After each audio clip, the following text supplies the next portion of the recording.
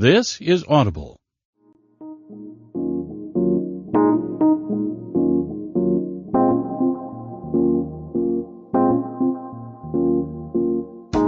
Brilliance Audio presents the unabridged recording of Captivated by You by Sylvia Day, performed by Jill Redfield and Jeremy York.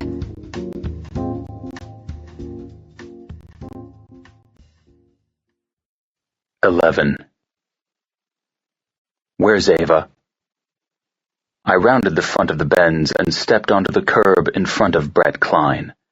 My fingers twitched, the habit of extending my hand in greeting ruthlessly suppressed. The singer's hands had touched my wife intimately in the past, and recently. I didn't want to shake them. I wanted to break them. "At our home," I answered, gesturing at the entrance to the Crossfire building. "Let's go up to my office." Klein smiled coldly. "You can't keep me from her." "You did that all by yourself." I noted the worn Pete's t-shirt he was wearing with black jeans and leather boots. Without a doubt, his choice of attire wasn't a coincidence. He wanted to remind Eva of their history together. Maybe even remind me, too. Had Yamara given him the idea? I wouldn't be surprised. It was the wrong move for both men to have made. He walked through the revolving doors ahead of me. Security took his information and printed out a temporary ID, then we headed through the turnstiles to the elevators. "You can't intimidate me with your money," he said tightly. I entered the car and hit the button for the top floor. There are eyes and ears all over the city. At least in my office, I know we won't be putting on a show. His lip curled in disgust. "Is that all you care about? Public perception?" An ironic question, considering who you are and what you want. "Don't act like you know me," he growled. "You know shit." In the confined space of the elevator car, Klein's aggression and frustration permeated the space between us. His hands gripped the handrail behind him, his stance hostile and expectant. From the platinum tips of his spiked hair to the black and gray tattoos covering his arms, the front man of 6/9 couldn't be more different from me in appearance. I used to feel threatened by that and his history with Eva, but no longer. Not after San Diego, and certainly not after last night. I could still feel the marks of Eva's nails in my back and ass. She'd pushed me to my limits all night and into the early hours of the morning. The insatiable hunger she felt for me left no room for anyone else. And the catch in her voice when she told me she loved me, the sheen of tears in her eyes when I yielded to what she did to me. I leaned back against the opposite wall and tucked my hands into the pockets of my sweats, knowing my nonchalance would goad him. "Does she know we're meeting like this?" he asked harshly. I figured I'd leave it up to you to decide whether to mention it. "Oh, I'm mentioning it all right." "I hope you do." We exited into the Cross Industries foyer, and I led him through the security doors and back to my office. There were a few other people at their desks, and I took note of them. Those who worked on their days off weren't always better employees than those who didn't, but I respected ambition and rewarded it. When we got to my office, I shut the doors behind us and frosted the glass. A folder sat on my desk, as I'd instructed before leaving the penthouse. I set my hand atop it and gestured for Klein to take a seat. He remained standing. "What the fuck is this about? I came into town to see Eva, and your goon brings me here instead." The goon was security provided by Vidal Records, but he wasn't wrong in thinking the man worked for me. "I'm prepared to offer you a great deal of money, along with other incentives, for the exclusive rights to the Yamara footage of you and Eva." He gave me a hard smile. Sam told me you were going to try this. That tape is none of your business. It's between me and Eva. And the entire world if it leaks, and that would destroy her. Does that matter to you at all, how she feels about it? It's not going to leak, and of course I give a shit about how she feels. It's one of the reasons we need to talk. I nodded. You want to ask her what you can use. You think you can talk her into letting you exploit some of it. He rocked back on his feet, a restless move that signaled a direct hit. You're not going to get the answer you hope for, I told him. The very existence of that tape horrifies her. You're an idiot if you think otherwise. It's not all sex. There's some good stuff of us hanging out. Her and I, we had something. She wasn't just a lay to me. Piece of shit. I had to control the impulse to deck him. He smirked. Not that you'd understand. You had no problem banging away at that brunette until I came back into the picture. Then you changed up your game. Ava's a toy you got bored with. Until someone else wanted her. His mention of Corinne hit a harsh chord. The charade of dating my ex had nearly cost me Eva, a close call that still haunted me. That didn't prevent me from noticing how good he was at shifting the blame. Eva knows what she means to me. He stepped closer to my desk. She's too blinded by your billions to realize there's something really wrong with you hiding that bogus wedding in a foreign country. Is it even legal? It was a question I'd anticipated. Absolutely legal. Opening the folder, I pulled out the photo inside. It was taken on the day of my wedding, at the very moment I first kissed Eva as her husband. The beach and the pastor who had officiated at the ceremony were behind us. I cupped her face, our lips touching softly. Her hands held my wrists, my ring sparkling on her finger. I turned the picture around so that it faced him. I slid a copy of the marriage license into place beside it. I used my left hand, proudly displaying my ruby-encrusted wedding band. I wasn't sharing such personal things to prove a point. I intended to provoke Klein, which I'd been deliberately doing from the moment he arrived in New York. When he reached out to my wife again, I wanted him off balance and at a disadvantage. So you and Eva are done, I said evenly. If you doubted it, now you know it for sure. In any case, I don't think you want my wife as much as you want the memory of her for the band's use. Klein laughed. Yeah, paint me as the sleaze. You can't handle the thought of her seeing that tape. You've never made her get that wild, and you never will. My forearms twitched with the need to pound the smugness out of his face. Believe what you like. Here are your options. You can take the $2 million I'm offering, give me the footage, and walk away. I don't want your damn money! Setting his hands on the edge of my desk, he leaned toward me.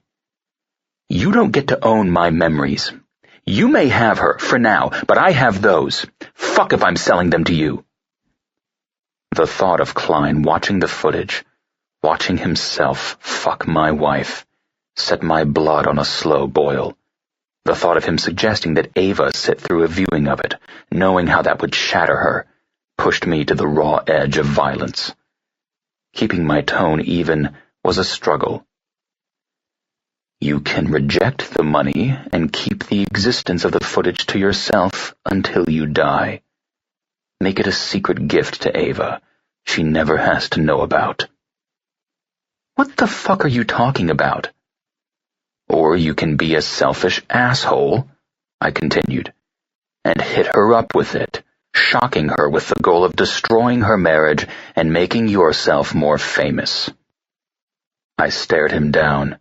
Klein stood his ground, but his gaze dropped for a fraction of a second. A small victory, for what it was worth. With a swipe of my hand, I withdrew the contract Arash had drawn up.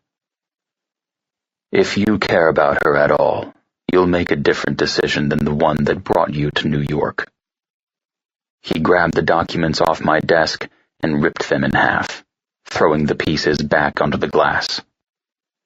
I'm not leaving until I see her. Klein strode out of my office, bristling with anger. I watched him go. Then I placed a call via a secure line. Did I give you enough time? Yes. We took care of the laptop and tablet in his luggage as soon as you took him upstairs. We're handling his email and backup provider servers as we speak, and the backups to those servers. We searched his residence over the weekend, but he hasn't been there in weeks. We cleaned everything on both Yamara and Klein's equipment, as well as the accounts and equipment of those who received teasers of the full-length footage. One of the execs at Vidal had a full copy on his hard drive, but we wiped it. We found no evidence that he forwarded it anywhere. Ice slid through my veins. Which executive? Your brother. Fuck. I gripped the edge of my desk so hard my knuckles cracked with the strain. I remembered the video of Christopher with Magdalena, knowing how perverse his hatred toward me was. Thinking about him seeing Eva so intimately, so vulnerable, took me to a place I hadn't been since I'd first heard about Nathan. I had to believe that the private military security firm I'd hired had dealt with the situation thoroughly. Their tech teams were trained to handle far more sensitive information. I shoved the mess on my desk into the folder. I need that footage to cease to exist anywhere. Understood. We're on it. Still, it's possible there's a hard copy floating around, although we've searched Klein and Yamara's transaction records for security deposit boxes and the like. We'll continue to monitor the situation until you say otherwise. I never would. I'd search for a lifetime if that was what it took, for any hint that the footage survived somewhere outside of my control. Thank you. Hanging up, I left my office and headed home to Eva. You're really good with those, Ireland said, eyeing Eva as she lifted a chopstick full of kung pao chicken from its white box to her mouth. I never got the hang of them. Here, try holding them like this. I watched my wife adjust my sister's grip on the slender sticks, her blonde head a bright contrast against Ireland's black hair. Sitting on the floor at my feet, they both wore shorts and tank tops, their tanned legs stretched out beneath the coffee table, one long and lean, the other petite and voluptuous. I was more of an observer than a participant, sitting on the couch behind them and envying their easy rapport, even while I was grateful for it. It was all so surreal. I hadn't ever imagined a night like that, a quiet evening at home with family. I didn't know how to contribute, or even if I could. What could I say? How should I feel? Besides awed and thankful, so very thankful for my amazing wife, who brought so much to my life. Not long ago, on a similar Saturday night, I would have been at a highly publicized social function or event, focusing on business unless or until a woman's keen interest spurred a need to fuck. Whether I returned to the penthouse by myself or ended up at the hotel with a one-night stand, I'd be alone. And since I hardly remembered what it felt like to belong anywhere, to anyone, I didn't know what I was missing. Ha! Look at that! Ireland crowed, holding up a tiny bit of orange chicken, which she promptly ate. Made it to my mouth! I swallowed the wine in my glass in a single gulp, wanting to say something. My mind raced with options, all of which sounded insincere and contrived. In the end, what came out was, the chopsticks have a large target. Ups your chances.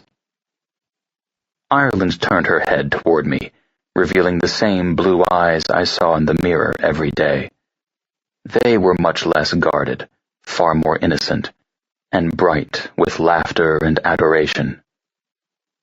"Did you just call me a big mouth?" Unable to resist, I ran my hand over the crown of her head, touching the silky, soft strands of her hair. Those, too, were like mine, and yet not. "Not my words," I said. "Not in so many words," she corrected, leaning briefly into my touch before turning back to Eva. Eva glanced up at me, offering an encouraging smile. She knew I drew strength from her, and she gave it unconditionally. My throat tight, I rose from the couch and grabbed Eva's empty wineglass. Ireland's glass of soda was still half full, so I left it and headed to the kitchen, trying to regain enough equanimity to make it through the rest of the evening. "Channing Tatum is so hot," Ireland said, her voice traveling from the living room. "Don't you think?" I frowned. My baby sister's idle question triggered uncomfortable thoughts of her dating. She had to have started a few years ago. She was 17. I knew it was unrealistic to want her to stay away from boys. I knew it was my fault that I'd missed so much of her childhood. But the thought of her having to deal with younger versions of men like me and Manuel and Carrie roused an unfamiliar defensive reaction. "He's very good-looking," Eva agreed. Possessiveness rose to join the mix. My gaze narrowed on the 2 glasses in front of me as I refilled them. "He's this year's sexiest man alive," Ireland said. "Look at those biceps." "Ah, now on that I have to totally disagree. Gideon is way sexier." My mouth curved. "You're such a goner," my sister teased. "Your pupils turn into little hearts when you think about Gideon. It's so cute." "Shut up." Ireland's musical laugh floated through the air. "Don't worry, he's goofy over you, too. And he's been on every sexiest man alive list for ages. I never hear the end of it from my friends." "God, don't tell me stuff like that. I'm jealous by nature." Laughing inwardly, I dropped the empty bottle into the recycling bin. "So is Gideon. He's going to flip out when you start hitting the hottest women alive lists. No way to avoid it now that everyone's heard of you." "Whatever," Eva scoffed. "They'd have to Photoshop 15 pounds off my ass and thighs to sell that." Have you seen Kim Kardashian? Or Jennifer Lopez?" I paused on the threshold of the living room, taking in the picture Ireland and Eva made over the rim of my glass. An ache bloomed in my chest. I wanted to freeze the moment, protect it, keep it safe forever. Ireland looked up and spotted me, then rolled her eyes. "What did I tell you?" she said. "Goofy." Sitting back in my chair, I sipped coffee and studied the spreadsheet on my monitor. I rolled my shoulders back, trying to loosen the kink in my neck. "Dude, what the hell? It's 3 a.m. I looked up to find Ireland standing in the doorway to my home office. "Your point?" "Why are you working so late?" "Why are you Skyping so late?" I countered, having heard her laughter and occasionally raised voice over the last hour or so since I'd left Eva sleeping. "Whatev," she muttered, coming in and dropping into one of the chairs in front of my desk. She slouched, her shoulders even with the chair back, and her legs sprawled out in front of her. "Can't sleep?" "No." She didn't know how literally true that was. With Ireland sleeping in Ava's bed and Eva sleeping in mine, I couldn't risk going to sleep myself. There was only so much I could expect Eva to take, only so many times I could frighten her before it destroyed the love she felt for me. "Christopher texted me a bit ago," she said. "Guess Dad's staying at a hotel." My brows rose. She nodded, her face forlorn. "It's bad, Gideon. They haven't spent a night apart ever, at least that I can remember." I didn't know what to say.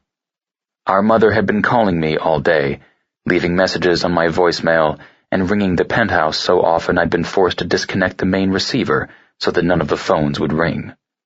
I hated that my mother was struggling, but I had to protect my time with Ireland and Eva. It felt heartless to focus on myself, but I'd already lost my family twice before, once when my father died, and again after Hugh. I couldn't afford to lose any more. I didn't think I could survive it a third time, not with Eva in my life. I just wish I knew what caused the fight, she said. I mean, as long as they didn't cheat on each other, they should be able to get through it, right? Exhaling roughly, I straightened. I'm not the person to ask about relationships. I have no idea how they work. I'm just stumbling my way through, praying not to fuck things up, and grateful that Eva is so forgiving. You really love her. I followed her gaze to the collage of photos on the wall. It hurts sometimes, looking at those pictures of my wife. I wanted to recapture and relive every moment. I wanted to hoard every second I'd ever had with her. I hated that time slipped away so quickly, and I couldn't bank it for the uncertain future. Yes, I murmured. I'd forgive Eva anything. There was nothing she could do or say that would break us apart, because I couldn't live without her. I'm happy for you, Gideon. Ireland smiled when I looked at her. Thank you. The worry in her eyes lingered and sparked restlessness. I wanted to fix the problems troubling her, but I didn't know how. Could you talk to Mom? She suggested. Not now, of course, but tomorrow? Maybe you can find out what's going on? I hesitated a moment, knowing a conversation with our mother was certain to be unproductive. I'll try. Ireland studied her nails. You don't like Mom very much, do you? Weighing my answer carefully, I said, We have a fundamental difference of opinion. Yeah, I get it. It's like she's got this weird form of OCD that applies to her family. Everyone has to be a particular way, or at least pretend to be. She's so worried about what people think. I saw an old movie the other day that reminded me of her. Ordinary People. Ever seen it? No, can't say I have. You should watch it. It has Kiefer Sutherland's dad in it and some other people. It's sad, but it's a good story. I'll look it up. Feeling the need to explain our mother, I tried my best. What she dealt with after my father died, it was brutal. She's insulated herself since then, I think. My friend's mother says Mom used to be different before. You know, when she was married to your dad. I set my cooled coffee aside. I do remember her differently. Better? That's subjective. She was more spontaneous, carefree. Ireland rubbed at her mouth with her fingertips. Do you think it broke her, losing your dad? My chest tightened. It changed her, I said quietly. I'm not sure how much. Ugh. She sat up, visibly shaking off her melancholy. You going to be awake a while? Probably all night. Want to watch that movie with me? The suggestion surprised me, and pleased me. Depends. You can't tell me what happens. No spoilers. She shot me a look. I already told you it's sad. If you want happily ever after, she's sleeping down the hall. That made me smile. Standing, I rounded my desk. You find the movie, I'll grab the soda. A beer would be good. Not on my watch. She pushed to her feet with a grin. Okay, fine. Wine, then. Ask me again in a few years. You'll have kids by then. It won't be as fun. I paused, hit by anxiety sharp enough to mist my skin with sweat. The thought of having a baby with Eva both thrilled and terrified me. It wasn't safe for my wife to live with me. How could it ever be safe for a child? Ireland laughed. Holy fuck, you should see your face! A classic case of Playboy panic. Didn't they tell you? First comes love, then comes marriage, then comes the baby in the baby carriage. If you don't shut up, I'm sending you to bed. She laughed harder and linked her arm with mine. You're a riot. Seriously, I'm just messing with you. Don't flip out on me. I've got enough family members doing that. I willed my heart to stop pounding so damn hard. Maybe you should have a drink, she suggested. I think I will, I muttered. I'm going to give major props to Eva for getting a ring out of you. Did you have a panic attack when you proposed, too? Stop talking, Ireland. Leaning her head against my shoulder, she giggled and led me out of my office. The sun had been up for over 2 hours by the time I returned to bed. I stripped silently, my gaze roaming over the delectable bump under the covers that was my wife. Eva was curled in a ball, mostly hidden except for the bright strands of hair splayed over the pillow. My mind filled in the blanks, knowing she was naked between the sheets. Mine. All mine. It killed me to sleep away from her. I knew it hurt her, too. Lifting the edge of the blankets, I slid in beside her. She gave a soft little moan and rolled toward me, her lush, warm body wriggling into place against me. I was instantly hard. Desire simmered in my blood. Awareness tingled along my skin. It was combustible sexual chemistry, but also something more, something deeper, a strange, wonderful, frightening recognition. She filled an emptiness in me I hadn't known was there. Eva buried her face in my throat and hummed softly, her legs tangling with mine, her hands gliding over my back. Hard and yummy all over, she purred. All over, I agreed, cupping her ass and pulling her tighter against my hard-on. Her shoulders shook with a silent laugh. We have to be quiet. I'll cover your mouth. Me? She nipped at my throat. You're the noisy one. She wasn't wrong. As rough and impatient as I could get when aroused, I'd never been loud until her. It was a struggle to be discreet when situations called for it. She felt too good, made me feel too much. So we'll take it slow, I murmured, my hands roaming greedily over her silky skin. Ireland will be sleeping for hours. There's no rush. Hours, huh? Laughing, she pulled back and rolled away from me, reaching for the nightstand drawer. Overachiever. Tension stretched across my shoulders as she dug out the breath mints she kept handy. I was reminded of similar situations when women had reached into the nightstand drawer for condoms. Eva and I had used condoms only twice.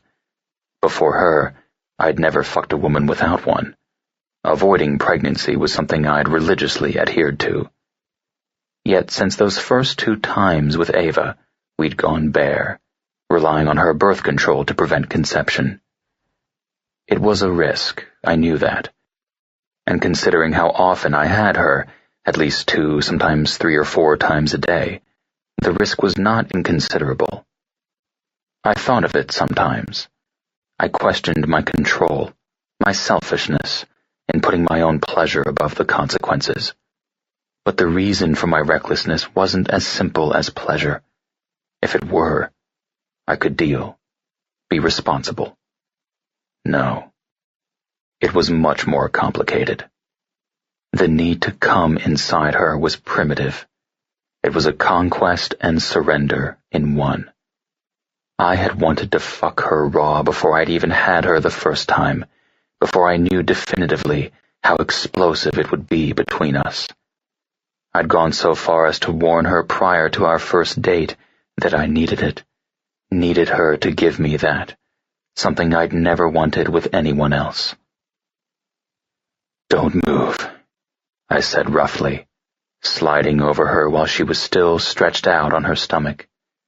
My hand pushed between her hip and the bed, reaching between her legs to cup her cunt in my palm. She was moist and warm. My stroking fingers made her slick and hot. She muffled a moan.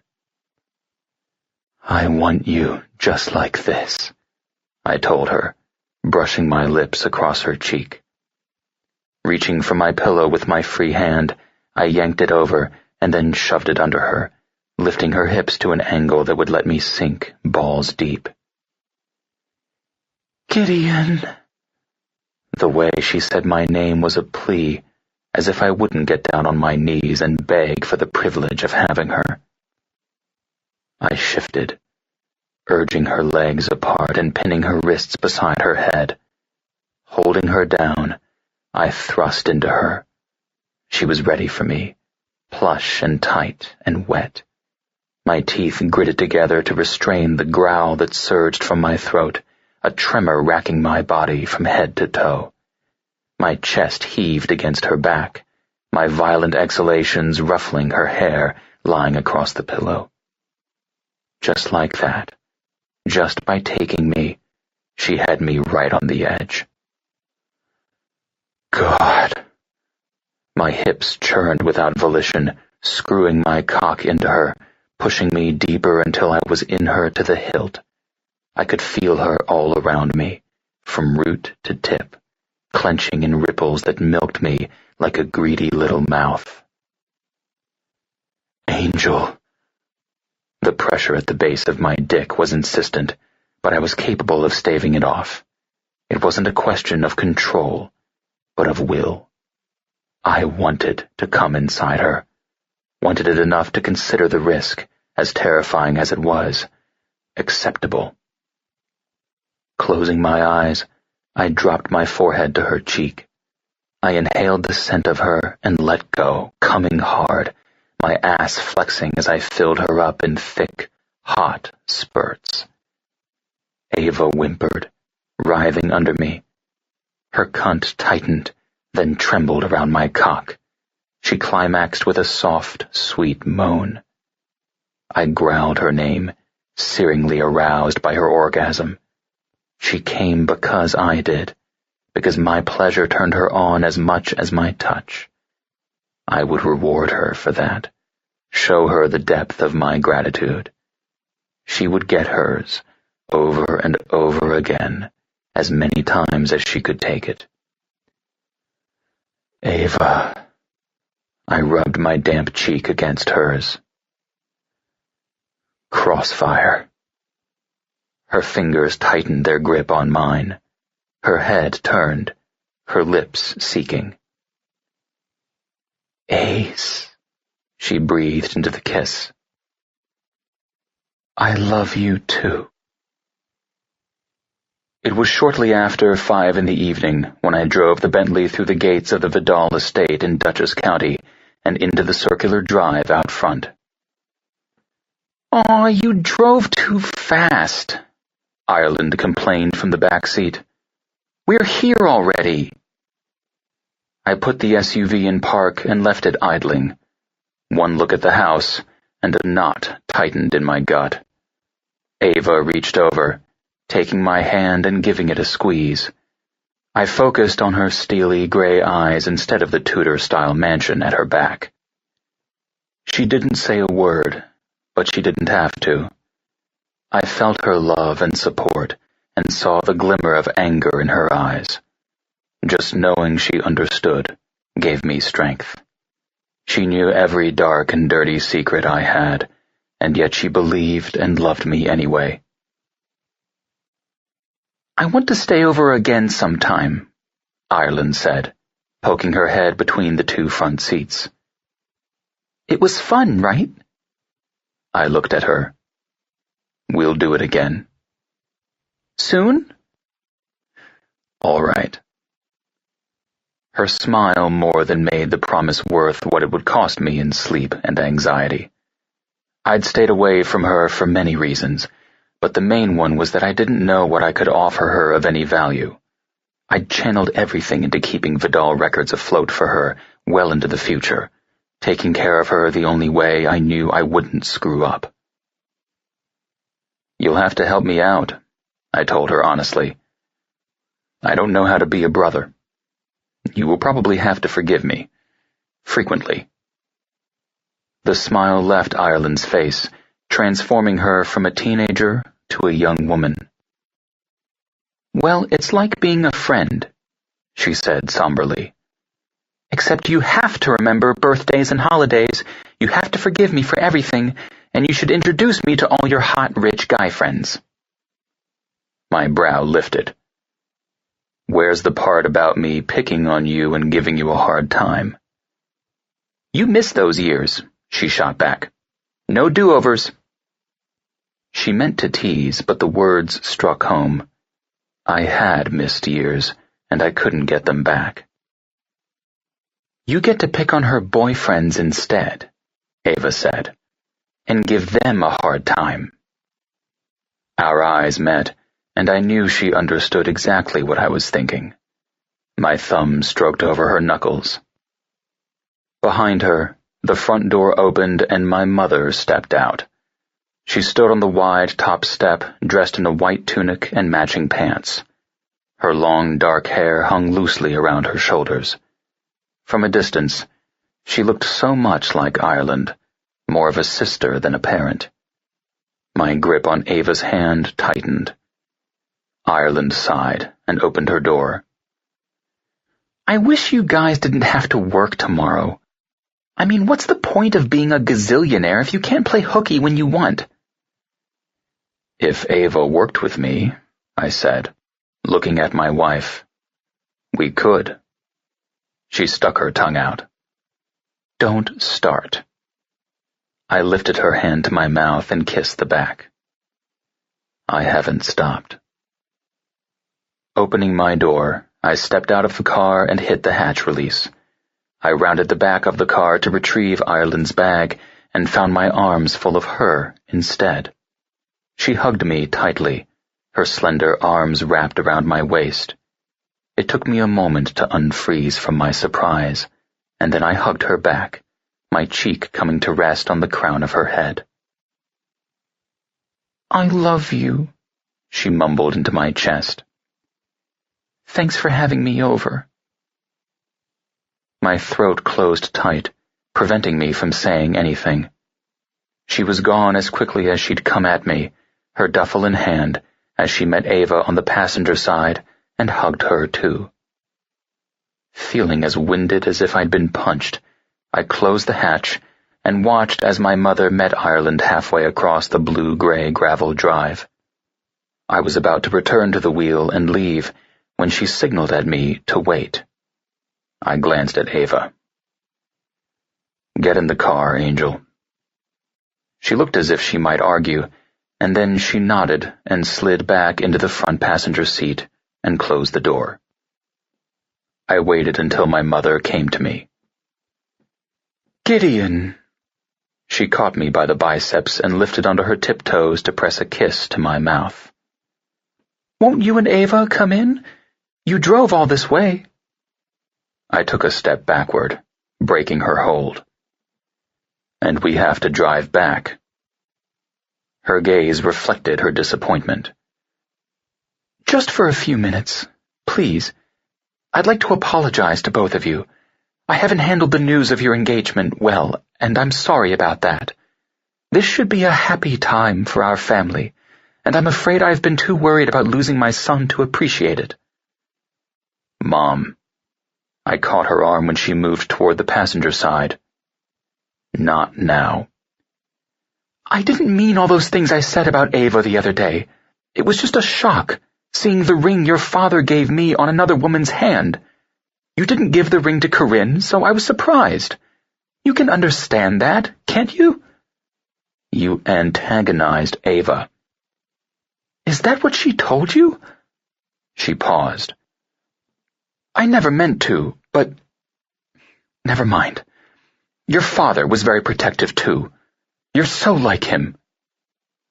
I looked away, gazing absently at the trees beyond the drive. I never knew how to take comparisons to Jeffrey Cross. Were they meant as praise or a backhanded compliment? There was no telling with my mother. Gideon, please, I'm trying. I said some things to Eva I shouldn't have, and she responded as any woman would under the circumstances. I just want to smooth things over. She set her hand over my heart. I'm happy for you, Gideon, and I'm so glad to see you in Ireland spending time together. I know it means so much to her. I pulled her hand away gently. It means a lot to me, too. And Eva made it possible in ways I won't explain, which is just one of the reasons I won't have her upset. Not now. She has to work in the morning. Let's make plans for lunch this week, then. Or dinner. Will Chris be there? Eva asked through the window before pushing the door open again and stepping out. She stood there, so small and bright against the dark, hulking SUV, formidable in the way her shoulders were set. My wife would fight the world for me. It was miraculous to know that. When no one else had fought for me, I'd somehow found the one soul who would. My mother's lips curved. Of course. Chris and I are a team. I noted the brittleness of her smile and doubted her, as I so often did. Still, I conceded. We'll make plans.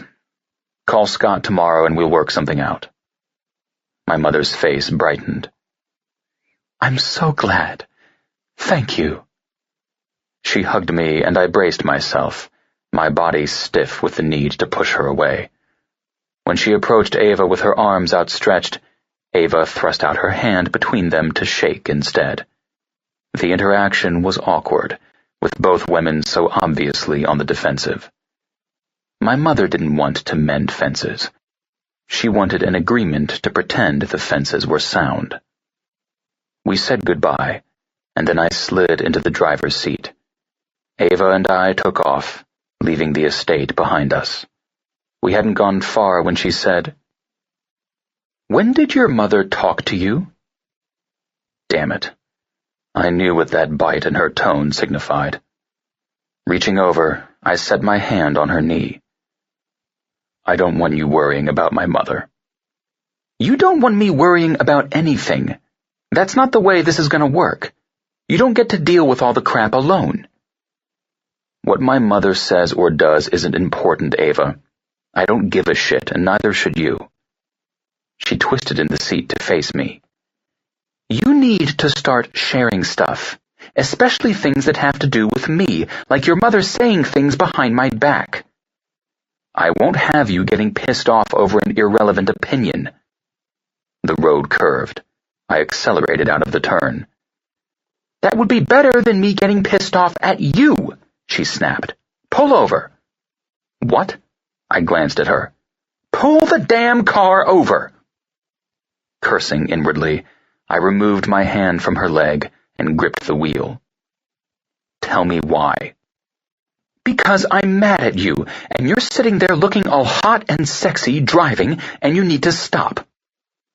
Amusement warred with exasperation. Stop what?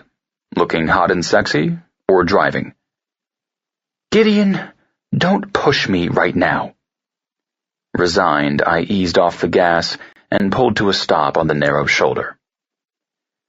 Better? She got out of the car and went around the hood. I stepped out, giving her a questioning glance. I'm driving, she announced when she was standing in front of me. At least until we get to the city. If that's what you want. I knew next to nothing about relationships, But it was a no-brainer to make concessions when your woman was mad at you. Especially when you entertained hopes of getting laid in a few hours, which I most definitely was. After spending the weekend with friends in Ireland, I was feeling a renewed need to show my wife just how much I appreciated her. "Don't look at me like that," she muttered. "Like what?" I raked her with a glance, admiring how pretty she looked in a strappy white sundress. The evening was hot and muggy, but she looked airy and fresh. I wanted to strip off my clothes and press up against her, cool off a little before heating things up. "Like I'm a ticking time bomb ready to go off." Her arms crossed. "I am not being irrational." "Angel, that's not the look I'm giving you." "And don't try to distract me with sex," she bit out, her jaw clenched, "or you won't get any for a week." My arms crossed too. "We've already talked about issuing ultimatums like that. You can bitch at me all you like, Eva, but I'll have you when I want you. Period." "Never mind whether I want you?" Asks the wife who gets wet watching me drive a damn car. I drawled. Her gaze narrowed. "I may just leave you here on the side of the road." Clearly, I wasn't navigating the situation well, so I switched tactics, taking the offensive position.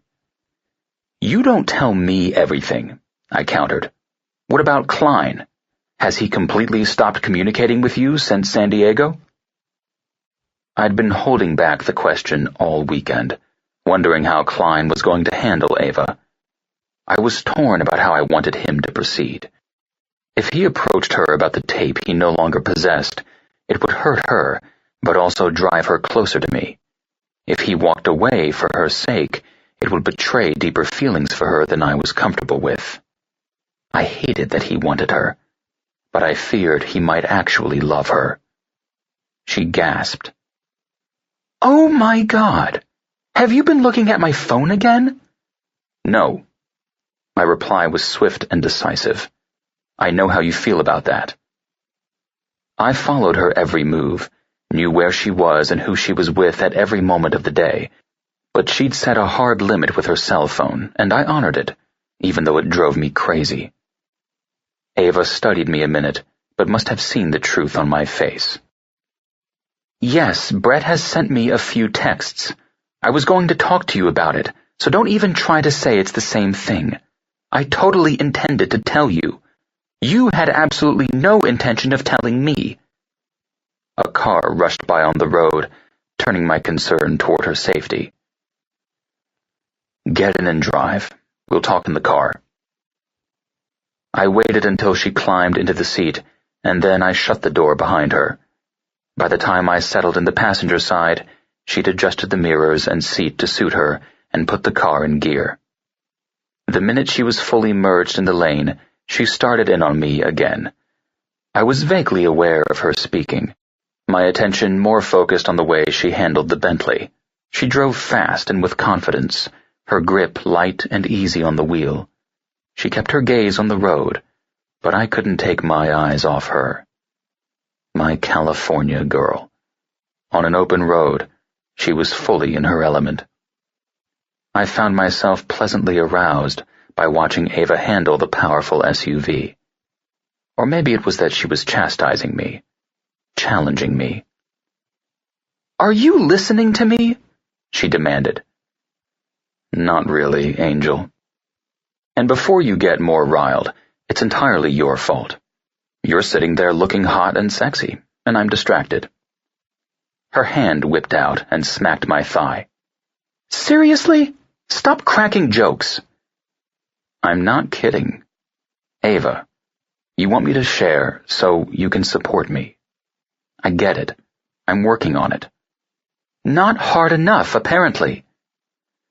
"I'm not going to share things that aggravate you unnecessarily. There's no point." "We have to be straight with each other, Gideon. Not just occasionally, but all the time." "Really? I don't expect the same from you.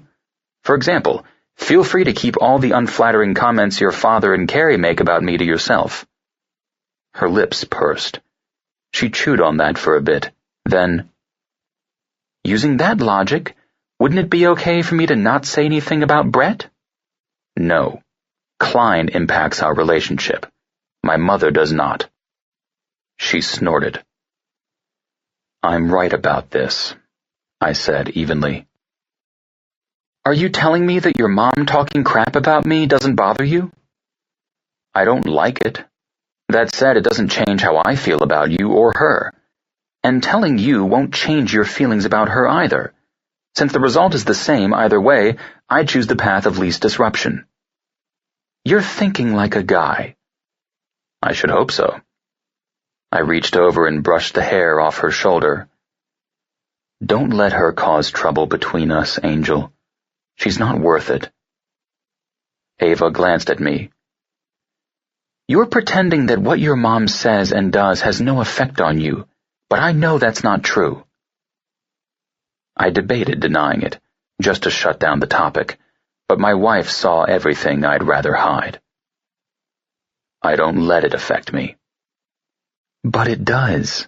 It hurts, and you push it into that place where you push everything you don't want to deal with. Don't analyze me, I said tightly. Her hand touched my thigh. I love you. I want to stop the pain. You already have. I gripped her hand.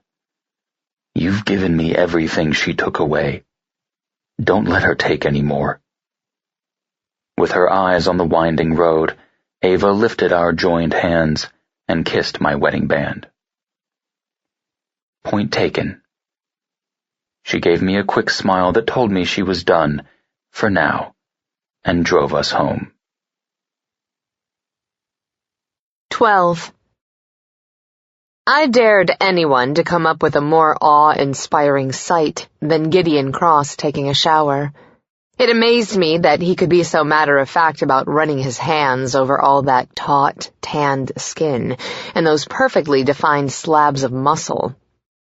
Through the misted glass of my bathroom shower, I watched the rivulets of soapy water run down the hard ridges of his abdomen and the length of his strong legs. His body was a work of art, a machine he kept in prime shape. I loved it. Loved looking at it, touching it, tasting it. Reaching out, he swiped a hand through the condensation, revealing that breathtaking face. One darkly winged brow arched in silent query. Just enjoying the show, I explained. The scent of his soap teased senses that had become trained to recognize the fragrance as belonging to my mate. The man who stirred and pleasured my body to delirium. I licked my lips when he casually stroked the heavy length of his cock. He'd once told me he used to masturbate every time he took a shower, a release he had considered as routine as brushing his teeth. I could see why, knowing how powerful his sexual appetite was. I would never forget the way he'd looked when he had jacked off in the shower for me, so virile and potent and hungry for orgasm. Since he'd met me, he didn't pleasure himself anymore. Not because he couldn't still satisfy me if he did, and not because I took care of him enough to make the effort redundant. For both of us, being ready for sex with each other was never a problem, because the hunger we felt was deeper than physical. Gideon teased me by saying he saved himself to satisfy my insatiability, but I saw the self-restraint for what it was. He gave me the right to his pleasure. It was mine and mine alone. He had none without me, which was a tremendous gift, especially in light of his past when sexual release had been used as a weapon against him. It's an interactive exhibition, he said, his eyes warm with amusement. Join me. You're an animal. My thighs were wet with his semen beneath my robe, since I was the lucky girl who woke up to his desire. Only for you. Oh, right answer. He smirked, his cock lengthened. You should reward me. I moved away from the threshold and stepped closer. How would you suggest I do that? Any way you like. That was a gift, too. Gideon rarely relinquished control, and then only to me. I don't have enough time to do you justice, Ace. I'd hate to cut things short when they're just getting interesting. I set my hand on the glass. How about we revisit after my workout tonight? You, me, and whatever I want to do to you? He shifted and faced me head-on, his hand lifting to press against mine through the glass. His gaze slid over my face in a heated caress that was damn near tangible. His face was impassive, a strikingly handsome mask that revealed nothing. But his eyes? Those stunning blue depths. They exposed tenderness and love and vulnerability. "I'm all yours, Angel," he said. His words so quiet, I saw them more than heard them. I pressed a kiss to the cool glass. "Yes," I agreed. "You are." New week. Same ultra-focused Gideon. He started working as soon as the Bentley pulled away from the curb, his fingers flying across the keyboard built into a drop-down tray table. I watched him, finding his intense concentration and confidence extremely sexy. I was married to a powerful, driven man, and watching him flex that ambition was a major turn-on. I was so into watching him that I jumped when my smartphone vibrated in my purse against my hip. "Geez," I muttered, digging it out. Brett's name and photo appeared on the lock screen. Knowing I needed to deal with him at some point if I expected him to stop calling, I answered. "Hey," I answered, cautiously. "Eva." The timbre of Brett's now famous voice hit me as forcefully as it always had, but not in the same way. I loved the way he sang, but that love wasn't intimate anymore. It was personal. I admired him the way I did a dozen other singers. "Damn it. I've been trying to reach you for a week." "I know. I'm sorry. I've been busy. How are you?" "I've been better. I need to see you." My brows rose. "When are you coming to town?" He laughed harshly, a humorless sound that rubbed me the wrong way. "Incredible. Listen, I don't want to get into it on the phone. Can we get together today? We need to talk." "You're in New York? I thought you were on tour." Gideon's rapid-fire typing didn't slow, and he didn't look at me, but I could feel his energy shift. He was paying attention, and he knew who was on the line. "I'll tell you what's going on when I see you," Brett said. I frowned out the window as we idled at a light, my gaze on the flood of pedestrians crossing the street. New York was teeming with life and frenetic energy, gearing up to do world-changing business. "I'm on my way to work. What's going on, Brett?" "I can meet you for lunch, or after you get off for the day." I debated saying no, but the determination in his tone gave me pause. "Okay." Reaching over, I set my hand on Gideon's thigh. The toned muscle was hard beneath my palm, even though he was at rest. The tailored suits polished his form into civility, but I knew the truth about the vigorously fit body that was only hinted at underneath. "I can see you at lunch, if we stick close to the Crossfire building." "All right. What time should I be there?" "A little before noon would be best. I'll meet you in the lobby." We hung up, and I dropped the phone back into my purse. Gideon's hand captured mine. I glanced at him, but he was reading a lengthy email, his head bent slightly so that the ends of his hair brushed his sculpted jaw. The warmth of his touch soaked into me. I looked down at the band he wore on his finger, the one that told the world he belonged to me. Did his business associates pay attention to his hands? They weren't those of a man who pushed paper and tapped on keyboards all day. They were the hands of a fighter, a warrior who practiced mixed martial arts and pounded out his aggression with both boxing bags and sparring partners. Kicking off my shoes, I curled my legs under me and leaned into Gideon's side, setting my other hand on top of his. I ran my splayed fingers between his knuckles and fingers, forward and back. carefully resting my head against his shoulder so that I didn't mess up his pristine black jacket with my makeup. I breathed him in, feeling the effect of him, his nearness, his support, permeate my being. The smell of his soap was muted now, the naturally seductive scent of his skin altering the fragrance into something richer and more delicious. When I was restless, he settled me. "There's nothing for him," I whispered, needing him to know that. "I'm too filled with you." His chest expanded abruptly, his sharp inhalation audible. He pushed the tray table up and away, then patted his lap in invitation. "Come here." I crawled into his lap, sighing happily when he shifted me into a spot that felt made for me. Every peaceful moment we had with each other was treasured. Gideon deserved the respite, and I longed to be that for him. His lips touched my forehead. "You okay, angel mine?" "I'm in your arms. Life doesn't get better than this." I spotted 3 paparazzi outside the crossfire when we arrived. With a hand at the small of my back, Gideon ushered me through the entrance ahead of him, escorting me quickly but unhurriedly into the cool lobby. "Vultures," I muttered. "Can't be helped that we're such a photogenic couple." "You're such a humble man, Gideon Cross." "You make me look good, Mrs. Cross." We stepped into the elevator with a few other people, and he took the rear corner, hooking me to him with an arm around my waist, his hand pressed flat against my belly, his chest warm and hard against my back. I savored those few minutes with him, refusing to think about work or Brett until we parted on the 20th floor.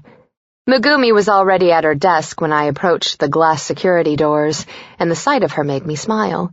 She'd trimmed her hair since I'd seen her Friday night, and polished her nails a bright red. It was good to see the small signs that she was reclaiming her spirit. "Hey, you!" she greeted me after buzzing me in, pushing to her feet. "You look great." Her smile widened. "Thanks. How did it go with Gideon's sister?" "Awesome. She's a lot of fun. It makes me melt seeing Gideon with her." "He makes me melt, period, you lucky bitch. Anyway, I put a call through to your line earlier. They wanted to leave a message." I shifted on my feet, thinking of Brett. "Was it a guy?" "No, a woman." I'll go check it out, thanks." I headed back to my desk and got settled in, my gaze coming to rest on the collage of photos of Gideon and me. I still needed to talk to him about Crossroads. There hadn't been a good time over the weekend. We'd had enough on our plates having Ireland over. He hadn't slept Saturday night. I'd hoped he would, but hadn't really expected him to. It was hard for me, thinking of his inner struggle, his worry and fear. He carried shame, too, and an inherent belief that he was broken, damaged goods. He didn't see in himself what I saw, a generous soul who wanted so much to belong to something greater than himself. He didn't recognize what a miracle he was. When he didn't know what to do in a given situation, he let instinct and his heart take over. Despite all he'd been through, he had such an amazing capacity to feel and to love. He'd saved me in so many ways. I was going to do whatever needed to be done to save him, too. I listened to my messages. When Mark came in, I stood and met him with a grin and bouncing anticipation. His brows rose. "What's got you so excited?" "A gal from Landcor called this morning. They want to meet with us sometime this week to talk a bit more about what they're hoping to achieve with the launch of the Phase 1 system." His dark eyes took on a familiar sparkle. He'd become a happier man overall since he and Stephen had become engaged. But there was a whole different energy to him when he was eager about a new account. "You and me, kid, we're going places." I hopped a little on my feet. "Yeah, you've got this. Once they meet with you in person, you'll have them eating out of your hand." Mark laughed. "You're good for my confidence." I winked at him. "I'm good for you, period." We spent the morning working on the Phase 1 RFP, putting together comps to better grasp how we might position the new gaming system against its competition. I had a momentary pause when I realized how much buzz surrounded the upcoming release of the next-generation Gen 10 console, which happened to be a product of Cross Industries, making it Phase 1's primary rival in the marketplace. Pointing the situation out to Mark, I asked, "Is it going to be a problem? I mean, could Landcorp possibly see a conflict of interest with me working for you on this?" He straightened in his chair, leaning back. He'd shucked his coat earlier, but remained smartly attired in a white dress shirt, bright yellow tie, and navy slacks. "It shouldn't be an issue, no. If our proposed positioning wins out over the other RFPs they're collecting, the fact that you're engaged to Gideon Cross isn't going to make a damn bit of difference. They're going to make their decision based on our ability to deliver their vision." I wanted to feel relieved, but I didn't. If we were awarded the Phase 1 campaign, I'd be helping one of Gideon's competitors steal some of his market share. That really bothered me. Gideon worked so hard and had overcome so much to lift the Cross name up from infamy to a level where it inspired awe, respect, and a healthy amount of fear. I never wanted to set him back. In anything. I'd thought I would have a little more time before I was forced to make a choice, and I couldn't help feeling like the choice to be made was between my independence and my love for my husband. The dilemma niggled at me all morning, chipping away at the excitement I felt over the RFP.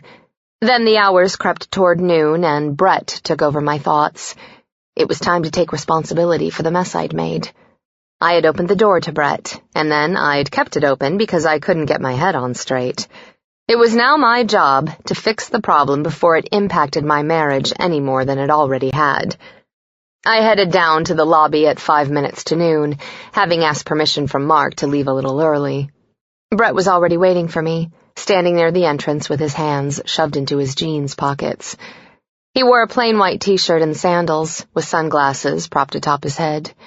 My stride faltered a little, not just because he was hot, which was undeniable, but because he looked so out of place in the crossfire. When he'd met me here before the video launch in Times Square, we had rendezvoused outside.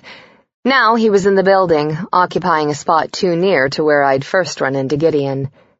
The differences between the two men were stark and didn't have anything to do with clothing or money. Brett's mouth curved when he saw me, his body straightening, shifting in that way men move when their sexual interest was piqued. Other men, but not Gideon. When I'd first met my husband, his body, his voice gave nothing away. Only his eyes had betrayed his attraction, and only for an instant.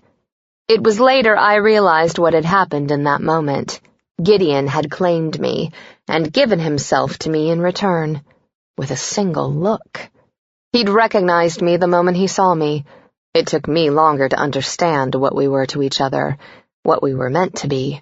I couldn't help but contrast the possessive, tender way Gideon looked at me against the earthier, lustful way Brett raked me from head to toe.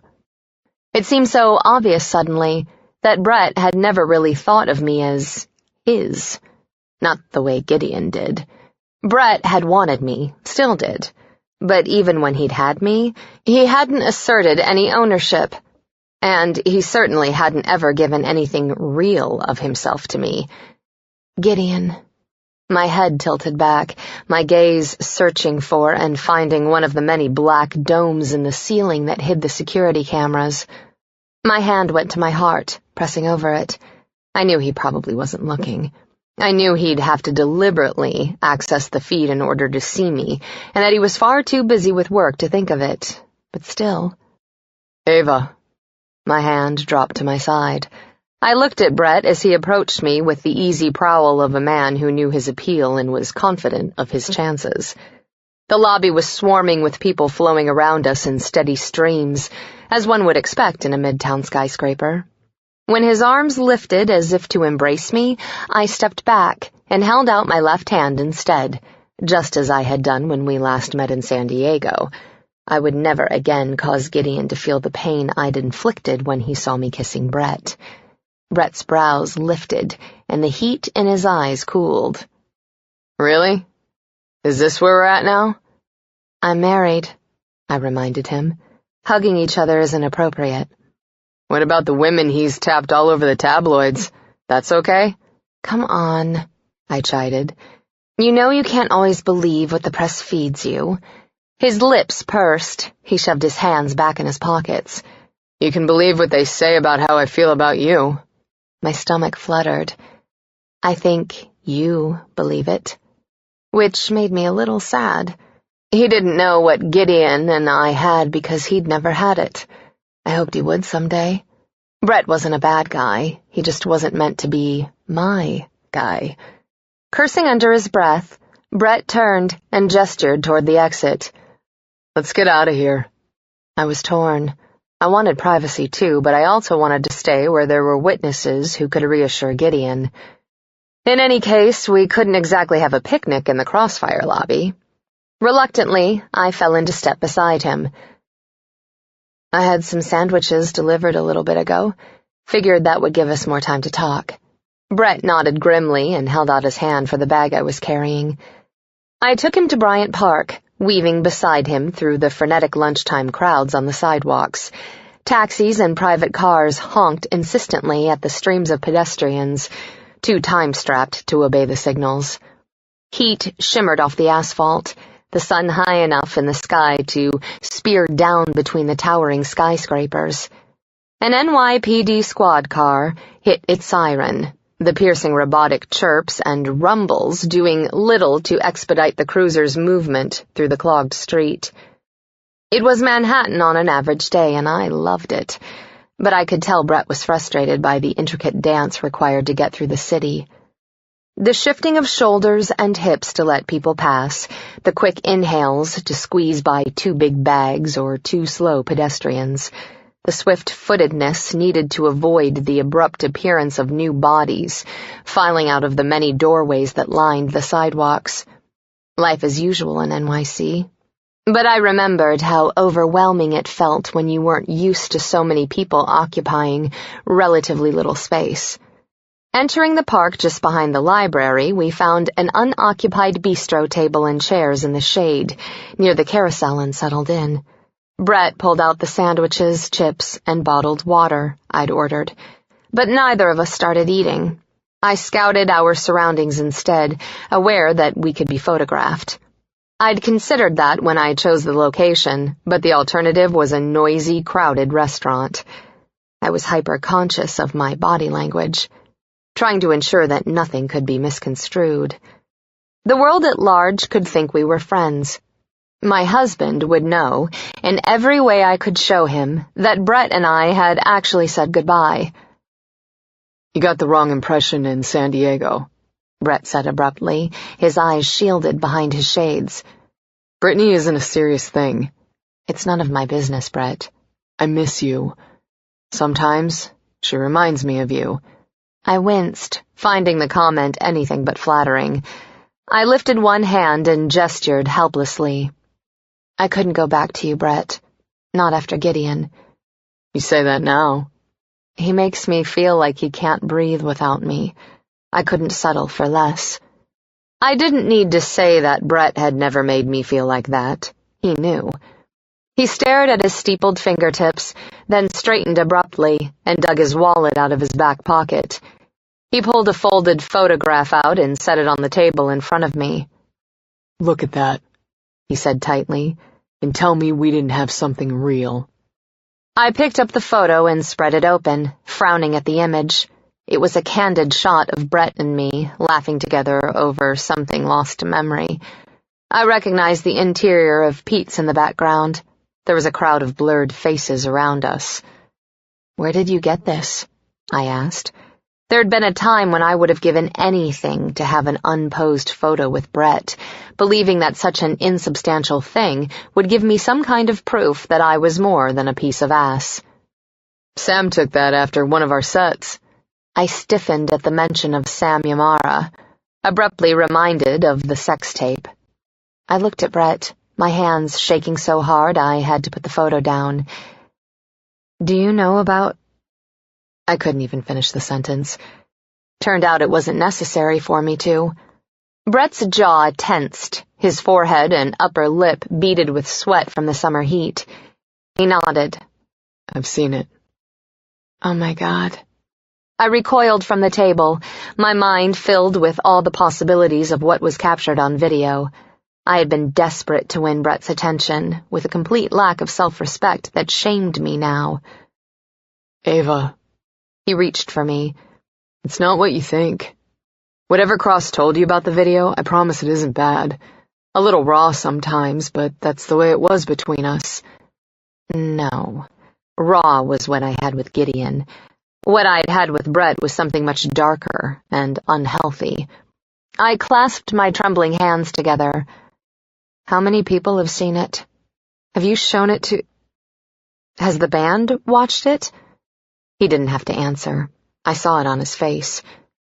Jesus. I felt sick. What do you want from me, Brett? I want... Shoving up his sunglasses, he rubbed at his eyes. Hell. I want you.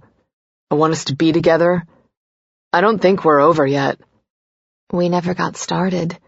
I know that's my fault. I want you to give me a chance to fix it. I gaped. I'm married. He's no good, Eva. You don't know him like you think you do. My legs quivered with the urge to get up and leave. I know he'd never show footage of us to anyone. He respects me too much. The whole point was to document the rise of the band, Eva. We had to sort through it all.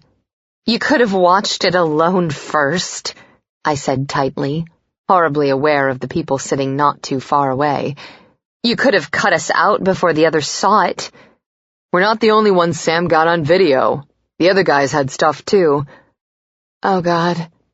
I watched as he shifted restlessly. Suspicion bloomed. And there were other girls with you, I guessed, my nausea worsening. What did it matter when I was just one of many? It mattered. He leaned forward. It was different with you, Eva. I was different with you. I was just too young and full of myself to appreciate it at the time. You need to see, Eva, then you'll understand. I shook my head violently. I don't want to see it. Ever. Are you crazy? That was a lie. What was in the video? How bad was it? God damn it! He yanked off his shades, throwing them on the table. I didn't want to talk about the fucking video. But there was a defensiveness to his posture that made me doubt him. His shoulders were high and tight, his mouth a hard line. Whatever Cross told you. He knew Gideon was aware of the tape. He had to know Gideon was fighting to keep it buried. Sam would have told him. What do you want? I asked again. What was so damned urgent you had to come out to New York? I waited for him to answer, my heart pounding. It was hot as hell and humid, but my skin felt chilled and clammy. He couldn't tell me he loved me, not after I'd caught him with Brittany. He couldn't warn me away from Gideon. I was already married. Brett was in Manhattan mid-tour, something the band had to agree with. And Vidal, why would they do that? What would they get out of interrupting their schedule? When Brett just sat there, his jaw working, I stood and turned blindly away, hurrying across the grass toward the nearest gate in the wrought iron fence. He called after me, but I kept my head down, achingly aware of the number of people in the park whose heads turned in my direction. I was making a scene, but I couldn't stop. I left my bag behind and didn't care. Get away. Get somewhere safe. Get to Gideon. Angel. The sound of my husband's voice made me stumble. I turned my head. He rose from a chair near the piano, by Bryant Park Grill, cool and elegant, seemingly impervious to the sultry heat. Gideon. The concern in his eyes, the gentle way he enfolded me in a hug, gave me strength. He'd known this meeting with Brett wouldn't go well, that I would be upset and needy, that I would need him.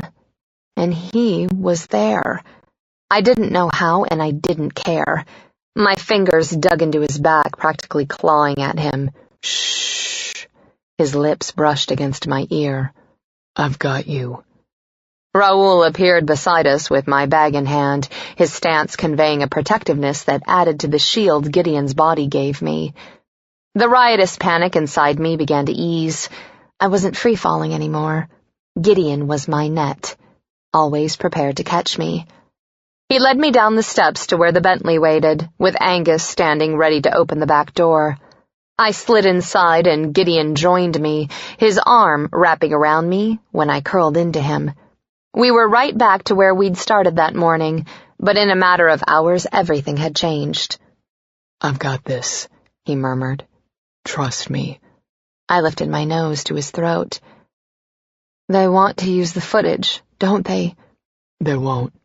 No one will." There was a razor-sharp edge to his words. I believed him, and I loved him more than I ever thought possible. What an afternoon. I avoided thinking about Brett by working hard on game console comps, including Gen 10. My mind was firmly on Gideon when 5 o'clock rolled around. It wasn't just Phase 1 that worried me anymore. It was also me, the girl I'd once been. The sex tape could do more damage to the cross name than anything a rival company could do. I texted Gideon. I hoped for a quick answer, but didn't expect one. "Are you in your office?" He replied almost instantly. "Yes." "Heading home," I typed back. "Want to say bye first." "Come up." I released the breath I hadn't realized I'd been holding. "See you in 10. Megumi was already gone when I passed reception, so I reached Gideon faster than I'd planned on. His receptionist was still at her station, her long red hair hanging sleekly around her shoulders. She gave me a curt nod, and I gave her a smile, unfazed. Scott wasn't at his desk when I got back there, but Gideon was standing at his hands on the desktop as he perused documents spread out in front of him. Arash was seated in one of the chairs, his posture relaxed and easy as he spoke. Neither of them wore a coat, and both of them looked mighty fine. Arash glanced at me as I came closer, and Gideon's head came up. My husband's eyes were so blue, the hue struck me even across the distance between us. His face remained austerely handsome, so classically Gideon, and yet his gaze softened at the sight of me. My mouth curved when he beckoned me with a crook of his finger. I entered his office and held out my hand to Arash when he stood. "Hey," I greeted him. "You keeping him out of trouble?" "When he lets me," the lawyer replied, catching my hand and pulling me in for an air kiss on my cheek. "Back off," Gideon said dryly, his arm sliding around my waist. Arash laughed. "This new jealous streak of yours is vastly entertaining." "Your sense of humor is not," Gideon shot back. I leaned into my husband, loving the feel of his hard body against mine. There was no give to him, no yielding, except when he looked at me. "I've got a meeting in 30, Arash said, "so I'll head out. Thanks for Friday night, Eva. I'd love to do it again sometime." "We will," I told him. "For sure." As he left the office, I turned to Gideon. "Can I hug you?" "You never have to ask." My heart felt squeezed by the warm indulgence in his eyes. "The glass is clear." "Let them see," he murmured, wrapping his arms around me. He exhaled long and slow when I clung to him. "Talk to me, Angel." "I don't want to talk." Didn't want to think about the mess I'd made of my life, which was now impacting the man I loved. "I want to hear your voice. Say something. I don't care." "Klein won't hurt you. I promise you that." My eyes squeezed shut. "Not about him. Tell me about work." "Eva." I felt the tension in his body, the strain of concern and worry, so I explained. "I just want to close my eyes for a minute and feel you, smell you, hear you. I need to just soak you in for a minute, and then I'll be okay." His hands rubbed up and down my back, his chin resting on the top of my head. "We're going away. Soon, for at least a week, although I'd prefer to. I was thinking we might go back to Crosswinds, spend the time naked and lazy." "You're never lazy, especially when you're naked." "Especially when you're naked," he corrected, nuzzling me. "But I've never had you that way for an entire week. You could wear me out." "I doubt that's possible, Fiend. But I'm willing to try my best." "It won't be our honeymoon per se. I want a month for that. A month? I pulled back and looked at him, my mood lifting. The entire economy of New York could collapse if you're out of the game that long. He cupped the side of my face, his thumb brushing over my brow. I think my highly capable team can manage a few weeks without me. I caught his wrist and let a little of my anxiety out. I couldn't manage it. I need you too much. Eva. He lowered his head and pressed his lips to mine, his tongue teasing them open. Gripping his nape in my hand, I held him still while I deepened the kiss, fell into it. He pulled me closer, lifting me onto my tiptoes. His head tilted, tightening the seal, until every breath was shared, every moan and whimper. I gasped when we broke for air. When will you be home? When you want me there? That would be when your day is done. You've lost enough time over me today. I smoothed his perfectly placed tie. You weren't just spying on me this afternoon. You knew my lunch with Brett was going to go south. It was a possibility. The spying? Or the heading south? He shot me a look. You're not going to give me a hard time about being there for you. You would have done the same had the situation been reversed. How did you know what he wanted? Was the video's existence eating at him too? What I'd done and who I'd been before? I know he's getting pressure from Christopher, who's also putting pressure on the rest of the band. Why? To get to you? In part. You're not just some random hot blonde. You're Eva Trammell. And you're news. Maybe I should dye my hair. Get rid of the golden. How about red? I couldn't go brunette, not with Gideon's history of dark-haired women. It would kill me to look in the mirror every day. His face shuddered, closed up like a steel trap even though nothing else about him gave away any tension. I got a tingle at the back of my neck, a prickling warning that something had shifted. Don't like the idea?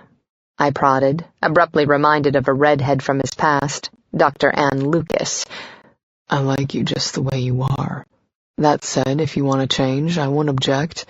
It's your body, your right. But don't do it just because of them. Would you still want me? The tightness around his mouth eased, the inflexibility on his face fading away nearly as swiftly as it had appeared. Would you still want me if I had red hair? I tapped my chin with my finger, pretending to contemplate the change. Maybe we should stick with what we've got. Gideon kissed my forehead. That's what I signed up for. You also signed up for letting me have my way with you tonight. Name the time and place. 8 o'clock? Your apartment on the Upper West Side? Our apartment. He kissed me softly. I'll be there. 13. By the way, congratulations on your engagement. My gaze shifted from the project engineer's face on my monitor to the photo of Eva blowing kisses. Thank you. I would much rather look at my wife. For an instant, I pictured Eva as she'd been the night before, those plush lips wrapped around my cock. I had given her carte blanche with my body, and all she'd wanted was to suck me off. Again and again, and again. Christ. I had been thinking about the night we'd had all day long. I'll keep you posted on the impact of the storm, he said, bringing my attention back to work. I appreciate you calling personally to check on us. The weather conditions may set us back a week or two, depending, but we'll open on time. We have a cushion. Take care of yourself and your crew first. Will do. Thanks. I closed the chat window and checked my schedule, needing to know exactly how much time I had to prepare for my next meeting with the lead R&D team at Posit. Scott's voice projected from my phone's speaker. Christopher Vidal Sr. is on line 1. It's his third call today. I've already told him you'll get back to him when you can, but he's insistent. How do you want me to handle? Calls from my stepfather never boded well, which meant delaying them ate into the time I had to fix whatever problem he needed to impose on me. I'll take it. I hit the speaker button. Chris, what can I do for you? Gideon, listen, I'm sorry to disturb you, but you and I need to talk. Would it be possible for us to meet today? Prodded by the urgency in his voice, I picked up the receiver and took him off speaker. My office or yours? No, your penthouse. I sat back, surprised. I won't be home until close to 9. That's fine. Is everyone all right? Yes, everyone's fine. Don't worry about that. It's Vidal, then. We'll take care of it. God. He laughed harshly. You're a good man, Gideon. One of the best I know. I should have told you that more often.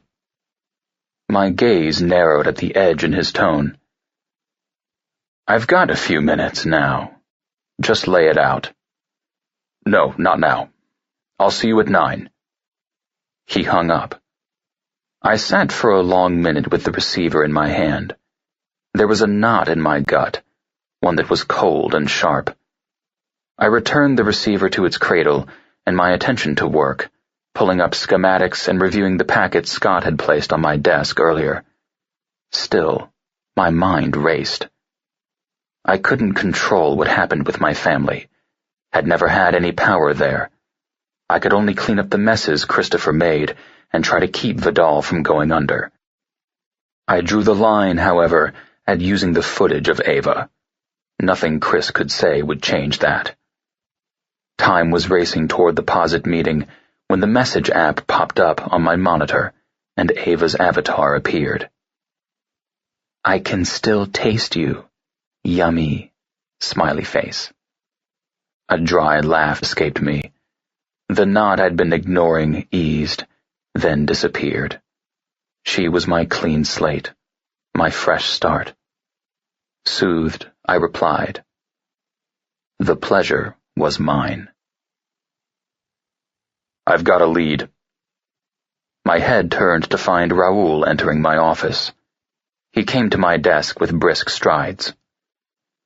I'm still running through the guest list for that event you attended a couple weeks ago. I've also been running twice-daily searches for photos. Got an alert on this one today. I secured a copy and made some zoom views. I glanced at the photos he slid across my desk. Picking them up, I examined them more closely, one by one. There was a redhead in the background. In each successive picture, she was brought closer to the fore. Emerald green dress, long red hair. This is the woman Eva saw. It was also Anne Lucas. Something about the way she was standing, with her face averted, spurred a familiar sickness in my gut. I looked up at Raoul. She wasn't on the guest list? Not officially, but she was on the red carpet, so I'm thinking she had to have been someone's +1. I don't know who her escort was yet, but I'm on it. Restless, I stood, shoving my chair back. She went after Eva. You need to keep her away from my wife. Angus and I are developing new protocols for event security. Turning, I retrieved my jacket from its hook. You'll tell me if you need more men. I'll let you know. He scooped up the photos and started toward me. She's at her office today, he said, accurately gauging my intention. Was still there when I headed up to see you. Good. Let's go. Excuse me. The petite brunette behind the desk stood in a rush as I walked by. You can't go in there. Dr. Lucas is with a patient now. I grabbed the knob and opened the door, walking into Anne's office without breaking stride. Her head snapped up, her green eyes widening the instant before her red mouth curved in a satisfied smile. The woman on the couch across from her blinked at me in confusion, swallowing whatever she'd been about to say. I'm so sorry, Dr. Lucas, the brunette said breathlessly. I tried to stop him. Anne slithered to her feet, her eyes on me. An impossible task, Michelle. Don't worry. You can go. The receptionist backed out. Anne glanced at her patient. "We'll have to cut today's appointment short. I apologize for this incredibly rude interruption." She glared at me. "And of course I won't charge you. Please talk to Michelle about rescheduling." I waited in the open door as the flustered woman gathered her stuff, and then I moved aside as she stepped out. "I could have called security," Anne said, leaning back against the front of her desk and crossing her arms. "After going to all the trouble of luring me here, you wouldn't." "I don't know what you're talking about." "Regardless, it's good to see you." She dropped her arms and gripped the edge of her desk in a deliberately provocative pose, exposing her bare thigh as the slit in her blue wrap dress slid open. "I can't say the same." Her smile tightened. "Break your toys, then throw them away. Does Eva know her days are numbered?" "Do you?" Unease dimmed her bright eyes and shook her smile. "Is that a threat, Gideon?" "You'd like for it to be." I stepped closer, watched her pupils dilate. She was becoming aroused, and that revolted me as much as the smell of her perfume. "Might make your game more interesting." She straightened and came toward me, her hips swaying, her red-soled black stilettos sinking into the plush carpet. "You like to play too, lover," she purred. "Tell me, have you tied up your pretty fiancée? Flogged her into a frenzy? Shoved one of your extensive array of dildos into her ass so that it fucked her while you pounded her pussy for hours? Does she know you, Gideon, the way I do?" "Hundreds of women know me the way you do, Anne. Do you think you were special? The only memorable thing about you is your husband and how it eats at him that I've had you." Her hand swung up to slap me, and I didn't stop her, taking the hit unflinchingly. I wish what I'd said were true, but I had been particularly depraved with her, seeing ghosts of her brother in the curve of her smile, her mannerisms. I caught her wrist when she made a grab for my cock. "Leave Eva alone. I won't tell you twice." "She's the chink in your armor, you heartless piece of shit. You've got ice in your veins, but she bleeds." "Is that a threat, Anne?" I asked, calmly tossing her words back to her. "Absolutely." She yanked free of my grip. "It's time to pay, and your billions won't cover the debt." Raising the stakes with a declaration of war. Are you that stupid? Or don't you care what this will cost you? Your career, your marriage, everything. I moved toward the door, my stride leisurely even as fury burned through me. I'd brought this down on Eva. I had to clean it up. "Just watch me, Gideon," she called after me. "See what happens." "Have it your way." I paused with my hand on the doorknob. "You've started this, but make no mistake, the final move will be mine." "Have you had any nightmares since we last saw each other?" Dr. Peterson asked, his demeanor laid back and quietly interested, the requisite tablet in his lap. "No." "How often would you say you have them?" I sat as comfortably as the easygoing doctor, but was irritably restless inside. I had too much to deal with to waste an hour of my time. "Lately, once a week. Sometimes a little longer in between." "What do you mean by lately?" "Since I met Eva." He jotted down something with his stylus. "You're facing unfamiliar pressures as you work on your relationship with Eva, but the frequency of your nightmares is lessening, at least for now." Do you have any thoughts as to why? I thought you were supposed to be explaining that to me. Dr. Peterson smiled. I can't wave a magic wand and give you all the answers, Gideon. I can only help you sort through it. I was tempted to wait for him to say more, make him do most of the talking. But the thought of Eva and her hopes that therapy was going to make some sort of difference goaded me to speak. I'd promised to try, so I would. To a degree. Things are smoothing out for us. We're in sync more than we're not. Do you feel that you're communicating better? I think we are better at gauging the motives behind each other's actions. We understand each other more. Your relationship has moved very quickly.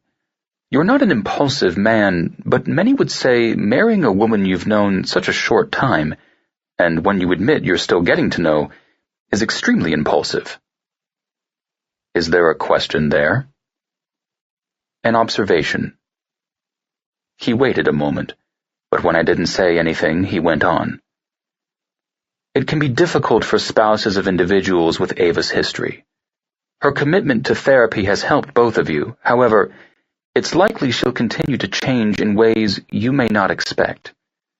It will be stressful for you. I'm no picnic myself, I said dryly. You're a survivor of a different sort. Have you ever felt that your nightmares were aggravated by stress? The question irritated me. What does it matter? They happen. You don't feel there are changes that can be made to lessen their impact? I just got married. That's a major life change, wouldn't you say, Doctor? I think that's enough for now. Why must there be a limit? You're a young man, Gideon. You have a variety of options available to you.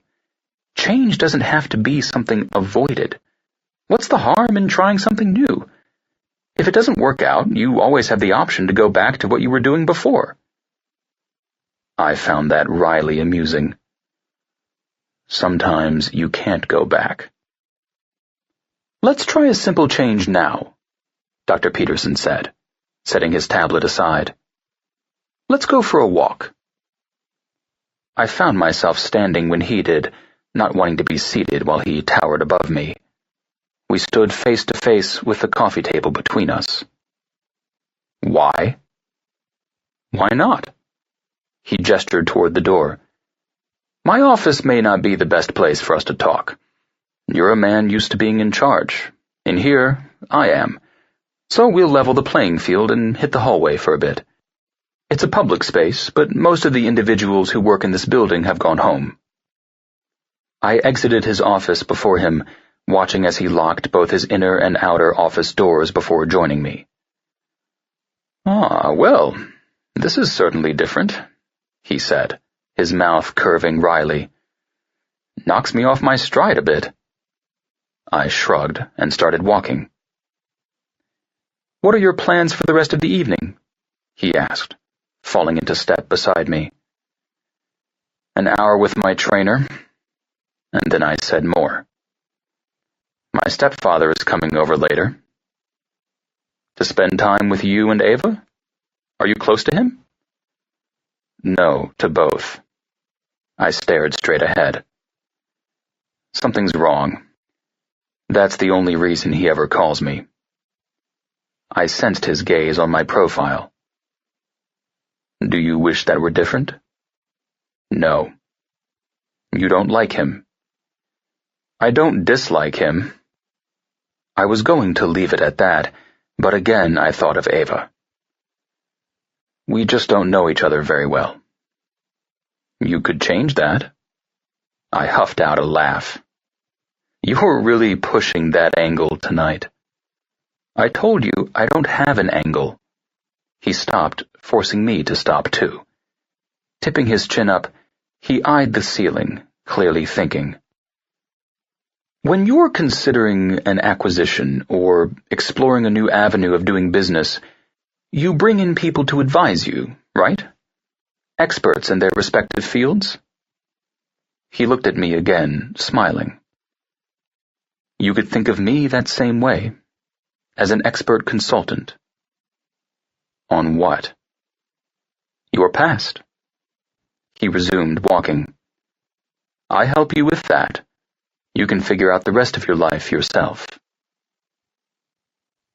Get your head in the game, Cross! My gaze narrowed. Across the mat, James Cho hopped on his bare feet, taunting me. He grinned evilly, knowing the unspoken challenge would spur me on. Half a foot shorter than me, and lighter by at least 30 pounds, the former MMA champion was lethally quick and had the belt to prove it. Rolling my shoulders back, I adjusted my stance. My fists came up, closing the opening that had allowed his last punch to connect with my torso. Make it worth my while, Cho, I fired back, irritated that he was right. My brain was still back in Dr. Peterson's office. A switch had been thrown tonight, and I couldn't get a handle on what it was or what it meant. James and I circled, feinting and striking out, neither of us scoring a hit. As always, it was just the two of us in the dojo. The driving beat of taiko drums rumbled in the background from speakers cleverly hidden in the floor-to-ceiling bamboo paneling. You're still holding back, he said. Falling in love turn you into a pussy? You wish. Only way you'd beat me. James laughed, then came at me with a roundhouse kick. I dropped low and swept him, taking him down. He scissored his legs with lightning speed, taking me down with him. We hopped back up, squared off again. You're wasting my time, he snapped, his fist lashing out. I ducked to the side.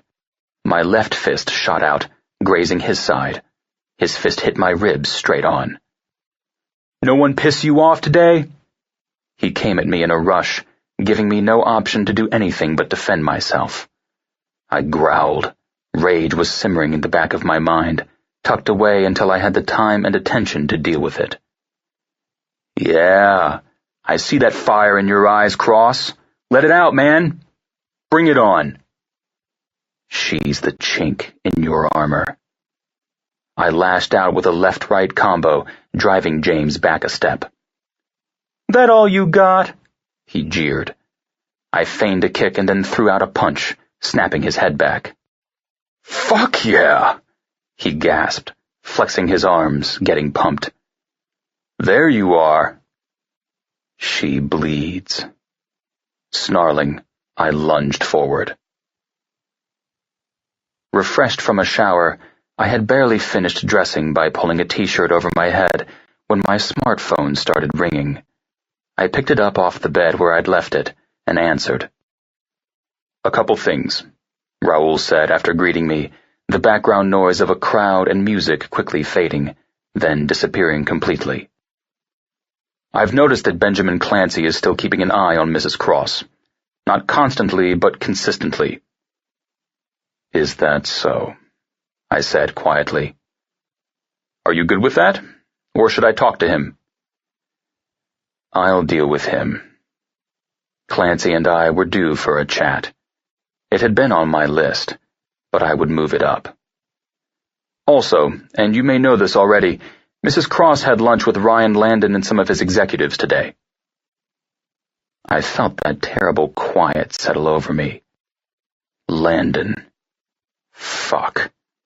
He'd slid in somewhere I hadn't been watching. Thank you, Raoul. I'll need a private number for Ava's boss, Mark Garrity. I'll text it to you when I have it. Ending the call, I shoved the phone in my pocket, barely resisting the urge to throw it at the wall instead. Arash had warned me about Landon, and I'd brushed his concerns off. I'd been focused on my life, my wife, and while Landon had a wife of his own, his primary focus had always been me.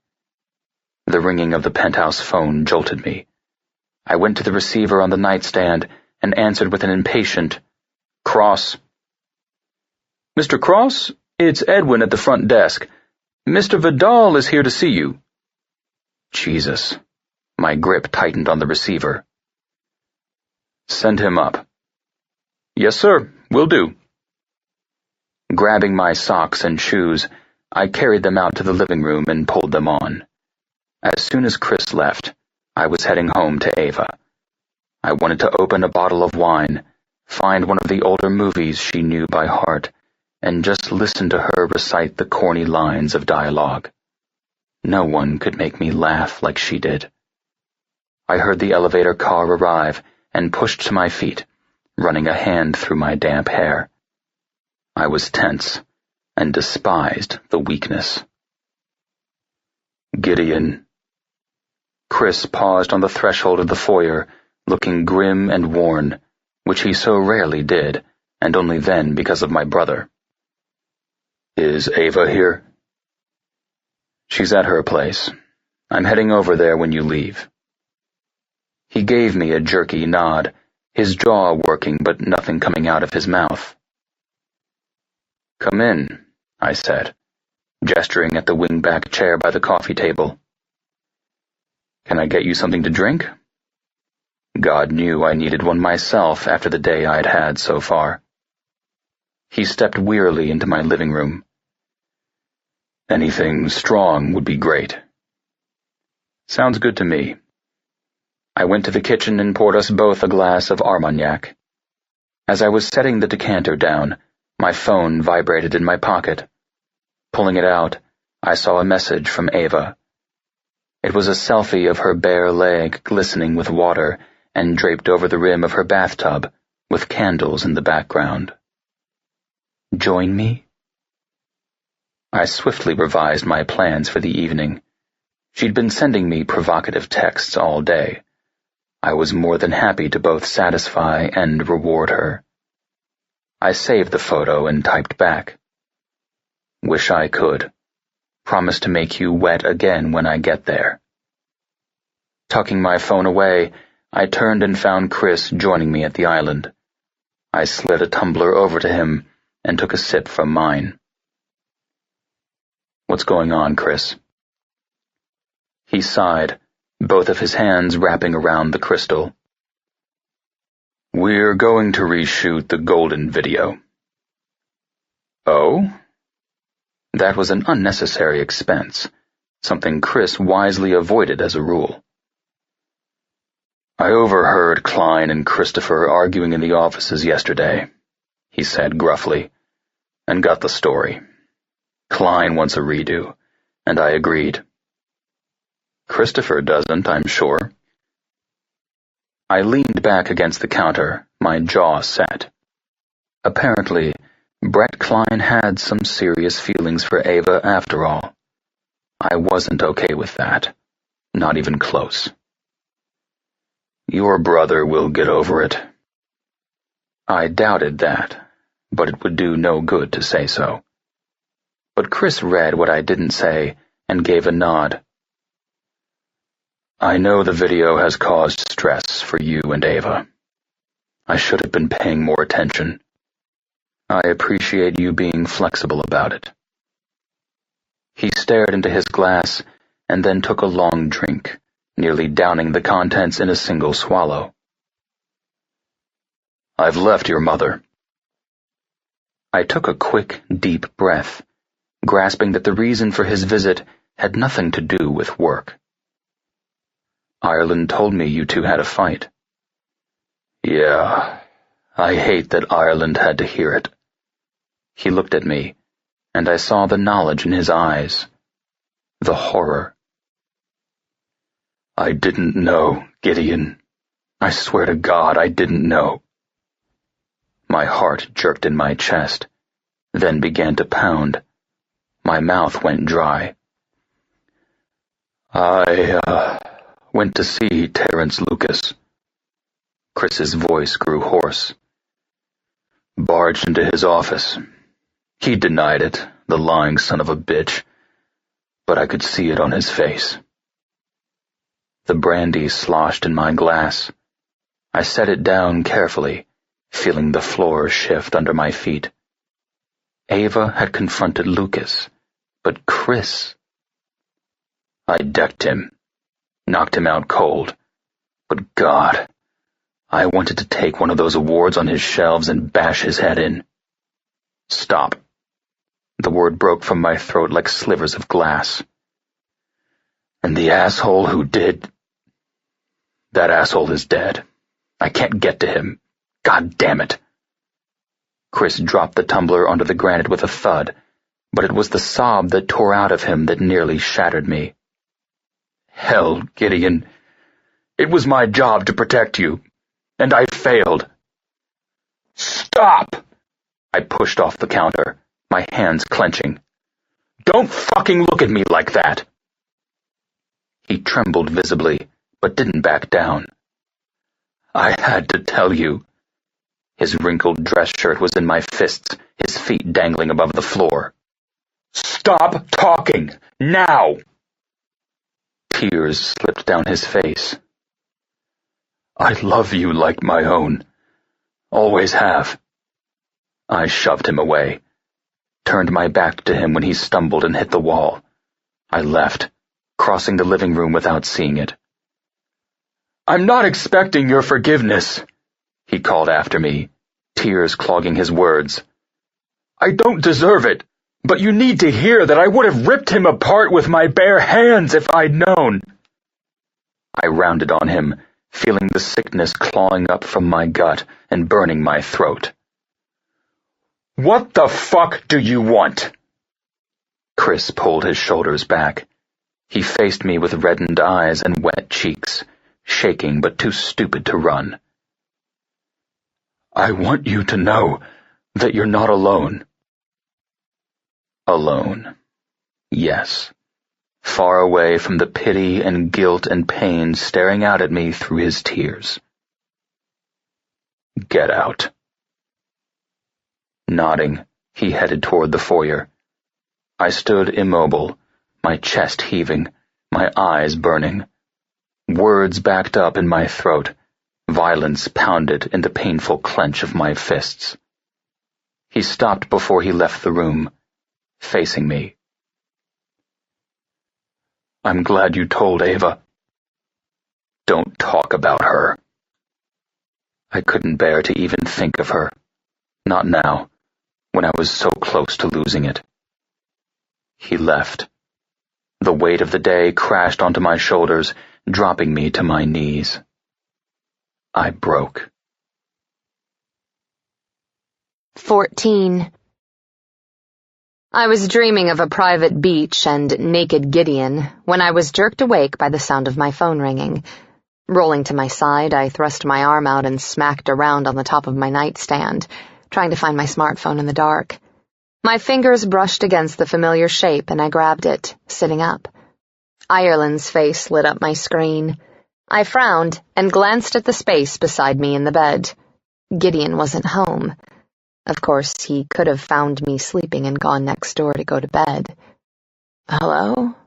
I answered, noting that the time on the cable box said it was after 11 o'clock. Eva, it's Chris Vidal. I'm sorry to call so late, but I'm worried about Gideon. Is he all right? My stomach dropped. What do you mean? What's wrong with Gideon? There was a pause. You haven't talked to him tonight? I slid out of bed and turned on the lamp. No. I fell asleep. What's going on? He cursed with an intensity that made the hairs rise on my arms. I met with him earlier about the things you told me. He didn't take it well. Oh my God. I spun around blindly. Something to wear. I needed something to put on over the racy teddy I'd planned to seduce Gideon with. You have to find him, Eva, he said urgently. He needs you now. I'm going. I tossed the phone on my bed and yanked a wool trench coat out of my closet before racing out of my room. I grabbed the keys to the next-door apartment from my purse and ran down the hall. Fumbling with the deadbolt, I took too long to open the door. The place was as shadowy and silent as a tomb, the rooms empty. "Where are you?" I cried into the darkness, feeling the scratch of panicked tears in my throat. I ended up back in my apartment, my fingers trembling as I opened the app on my smartphone that would track his. He didn't take it well. God, of course he didn't. He hadn't taken it well when I'd told Chris initially. Gideon had been furious, aggressive. He'd had a horrible nightmare. The blinking red dot on the map was right where I was hoping it would be. The penthouse. I shoved my feet into flip-flops and hurried back out to my purse. "What the hell are you wearing?" Carrie asked from the kitchen, jolting me. "Jesus! You scared the shit out of me!" He sauntered up to the breakfast bar in just his gray Isles boxer briefs, his chest and neck glistening with sweat. Since the air conditioning was working fine and Trey was spending the night, I knew exactly how and why Carrie was overheated. "It's a good thing I did. You can't go out like that," he drawled. "Watch me." I slung my bag over my shoulder and headed toward the door. "You're a freak, baby girl," he shouted after me. "A woman after my own heart." Gideon's doorman didn't bat an eye when I climbed out of the back of the taxi in front of his building. Of course, the man had seen me in worse shape before. So had the concierge, who smiled and greeted me by name as if I didn't look like a crazy homeless person, albeit one in a Burberry coat. I walked as fast as I could in flip-flops to the private penthouse elevator, waited for it to descend to me, then keyed in the code. It was a straight shot up, but the ride felt endless.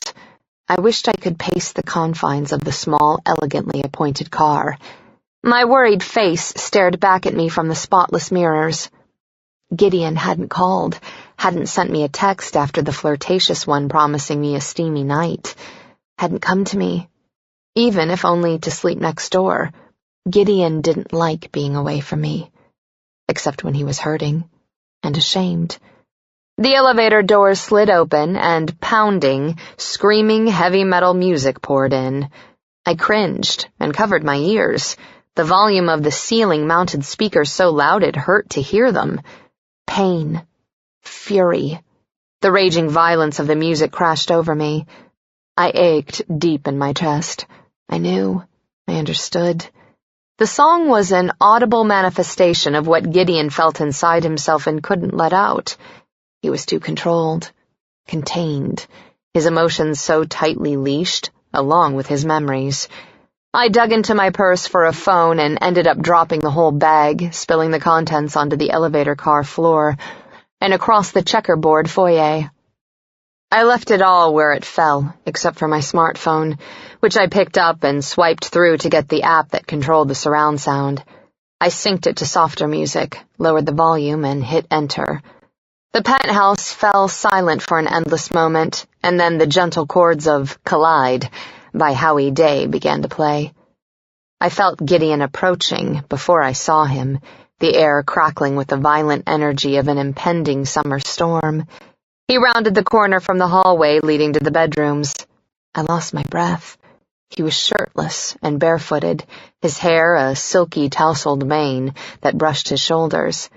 Black sweats clung to the lowest part of his hips, underlining the tight lacing of his abs. He was bruised on his ribs and up by his shoulder, the signs of battle only strengthening the impression of rage and ferocity tightly leashed. My choice of music clashed with the emotion seething from him. My beautiful, savagely elegant warrior. The love of my life. So tormented that the sight of him brought hot, stinging tears to my eyes. He jerked to a halt when he saw me, his hands clenching and releasing at his sides, his eyes wild and nostrils flaring. My phone slid out of my hand and hit the floor. "Gideon." He sucked in a breath at the sound of my voice. It changed him. I watched the shift come over him, like a door slamming shut. One moment he was bristling with emotion, the next he was cool as ice, his surface as smooth as glass.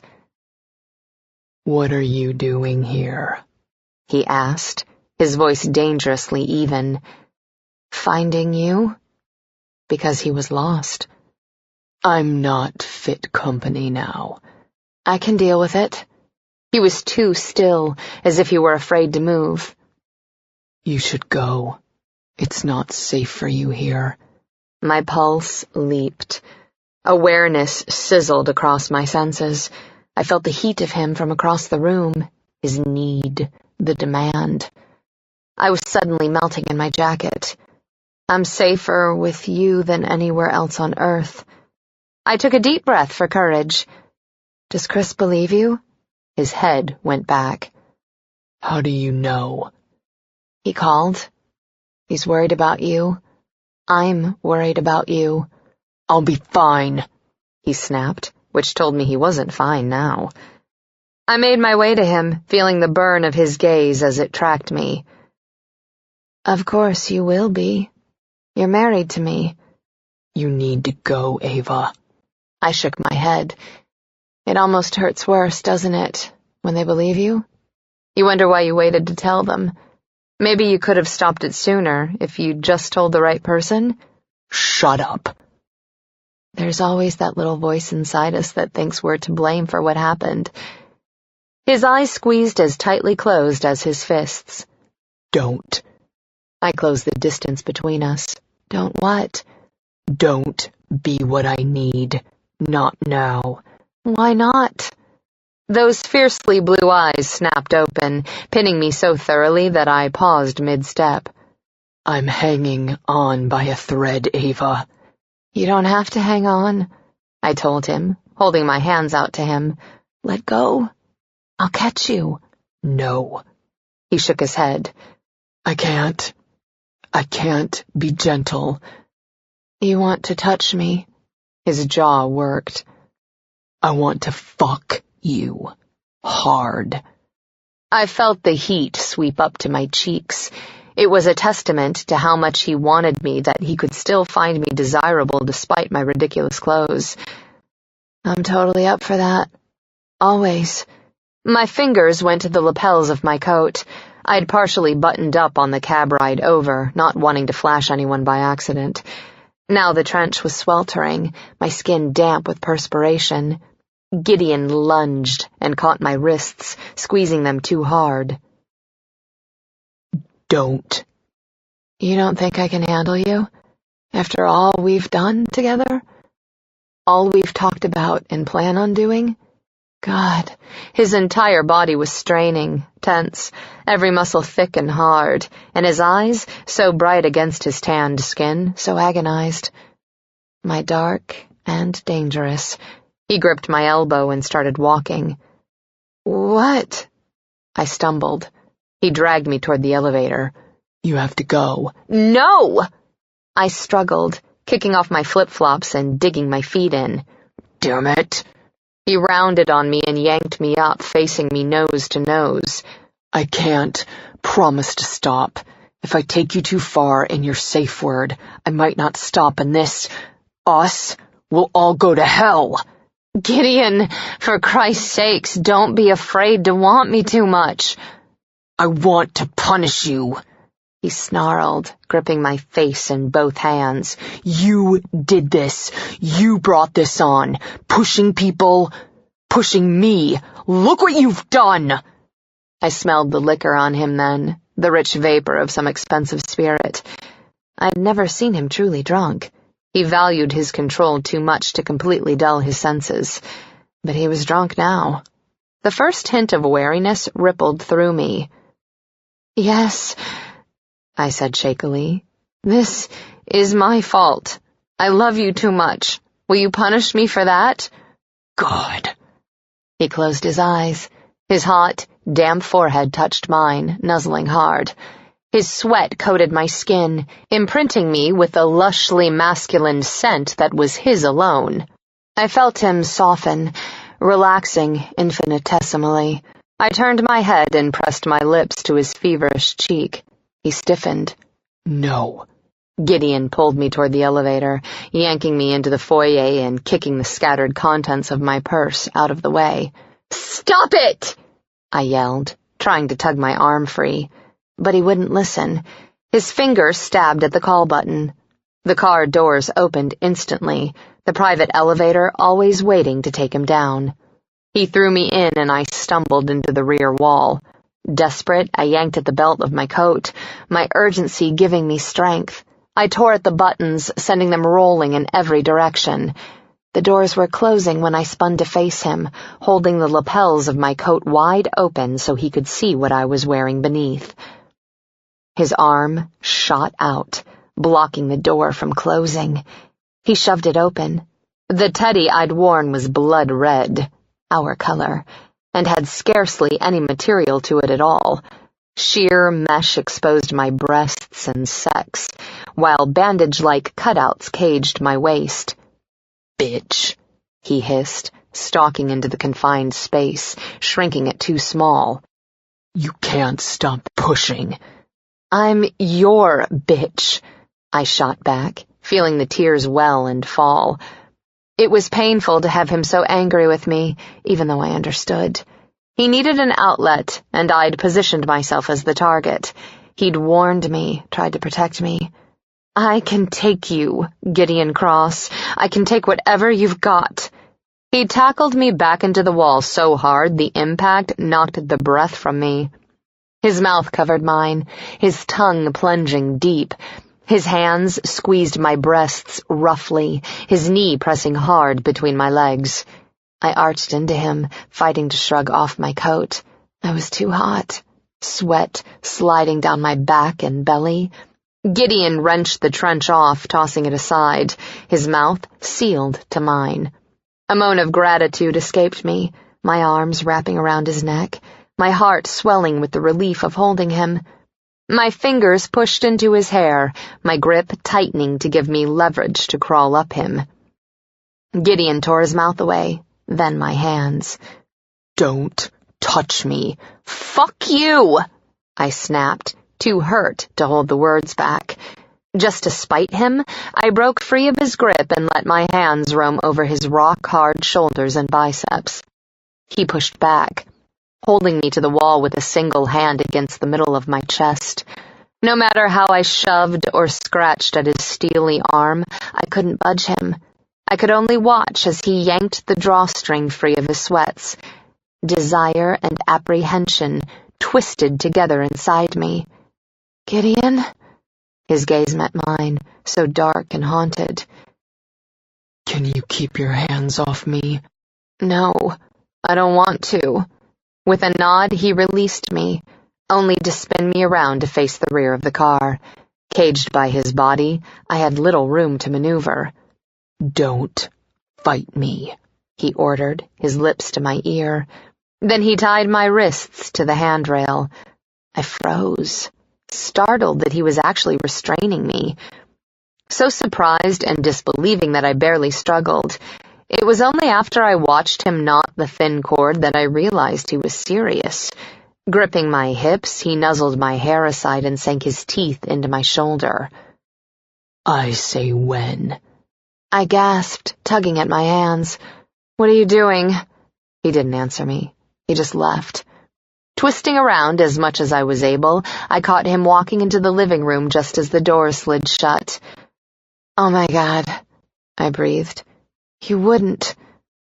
I couldn't believe he'd send me away like this, tied up in the elevator and only lingerie. He was presently screwed up in the head, yes, but I couldn't believe my wildly jealous husband would expose me that way to whoever might be in the lobby just to get rid of me. "Get in!" "God damn it! Don't you dare leave me in here like this! Do you hear me? Get your ass back in here!" I wrenched at the cord binding my wrists, but it was knotted tight. Seconds passed, then minutes. The car didn't move, and after screaming myself hoarse, I realized it wouldn't. It waited for the push of a button, standing by for Gideon's command. Just like I was going to kick his fucking ass when I got loose. I'd never been so pissed. "Gideon!" Bending over, I walked backward, then lifted and stretched one leg to reach the button that opened the doors. I pushed it with my big toe. As they slid open, I sucked in a deep breath to scream, then promptly lost it in a startled rush. Gideon strode through the living room toward the foyer, completely naked and drenched from head to toe. His cock was so hard it curved up to his navel. His head was tipped back as he guzzled bottled water, his stride loose and easy, yet entirely predatory. I straightened as he drew closer, panting from both the riot of my emotions and the depth of my hunger. Asshole or not, I wanted him with a ferocity I couldn't fight. He was complicated and sexy, damaged, and perfect. Here. He brought a crystal tumbler to my lips, and I hadn't noticed because I'd been too busy ogling his magnificent body. The glass was nearly full, the reddish-gold liquid sloshing against my lips as he tipped it. My mouth opened by instinct, and he poured the liquor in, the potent proof burning my tongue and throat. I coughed, and he waited, his gaze heavy-lidded. He smelled clean and cool, refreshed from a shower. Finish it. It's too strong, I protested. He simply poured another large swallow past my parted lips. I kicked at him, cursing when I hurt my foot, and didn't do any damage to him at all. Stop it! He dropped the empty water bottle and cupped my face in his hand. His thumb brushed away the drops of liquor on my chin. You need to let me settle, and you need to mellow out. We go at it like this, we'll tear each other apart. A stupid tear slipped out of the corner of my eye. Gideon groaned and bent toward me, his tongue licking the trail of the droplet off my cheek. I'm shattered, and you're beating at me with your fists. I can't take it, Eva. I can't take you shutting me out, I whispered, tugging at the damned cord. The liquor was spreading fire through my veins. I could feel the tendrils of intoxication curling around my senses already. He put his hand over mine, stilling my restless movements. Stop that. You'll hurt yourself. Cut me loose. You touch me and I can't keep it together. I'm hanging by a thread. He said again, sounding desperate. I can't snap. Not with you. With someone else? My voice became shrill. You need someone else! I couldn't keep it together either. Gideon was the rock in our relationship, the anchor. I thought I could be the same for him. I wanted to shelter him, be his haven, but Gideon didn't need shelter from the storm. He was the storm, and I wasn't strong enough to bear up under the weight of his crashing mood. No. Christ. He kissed me, hard.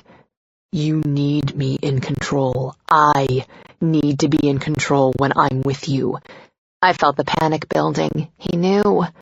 He knew I wasn't enough. You were different with the others. You didn't hold back. Fuck! Gideon spun away, slamming his fist into the control panel. The doors opened to the sound of Sarah McLachlan singing about possession, and he threw the tumbler, shattering it against the foyer wall. Yes, I was different. You made me different. And you hate me for that. I started crying, my body sagging into the car wall. No. He wrapped himself around me, his water-chilled body curving over my back. He rubbed his face against me, his embrace so tight I could barely breathe. I love you. You're my wife. My goddamn life. You're everything. I just want to help you, I cried. I want to be here for you, but you won't let me. God. Eva. His hands began to move, to pet and glide, to stroke, to soothe.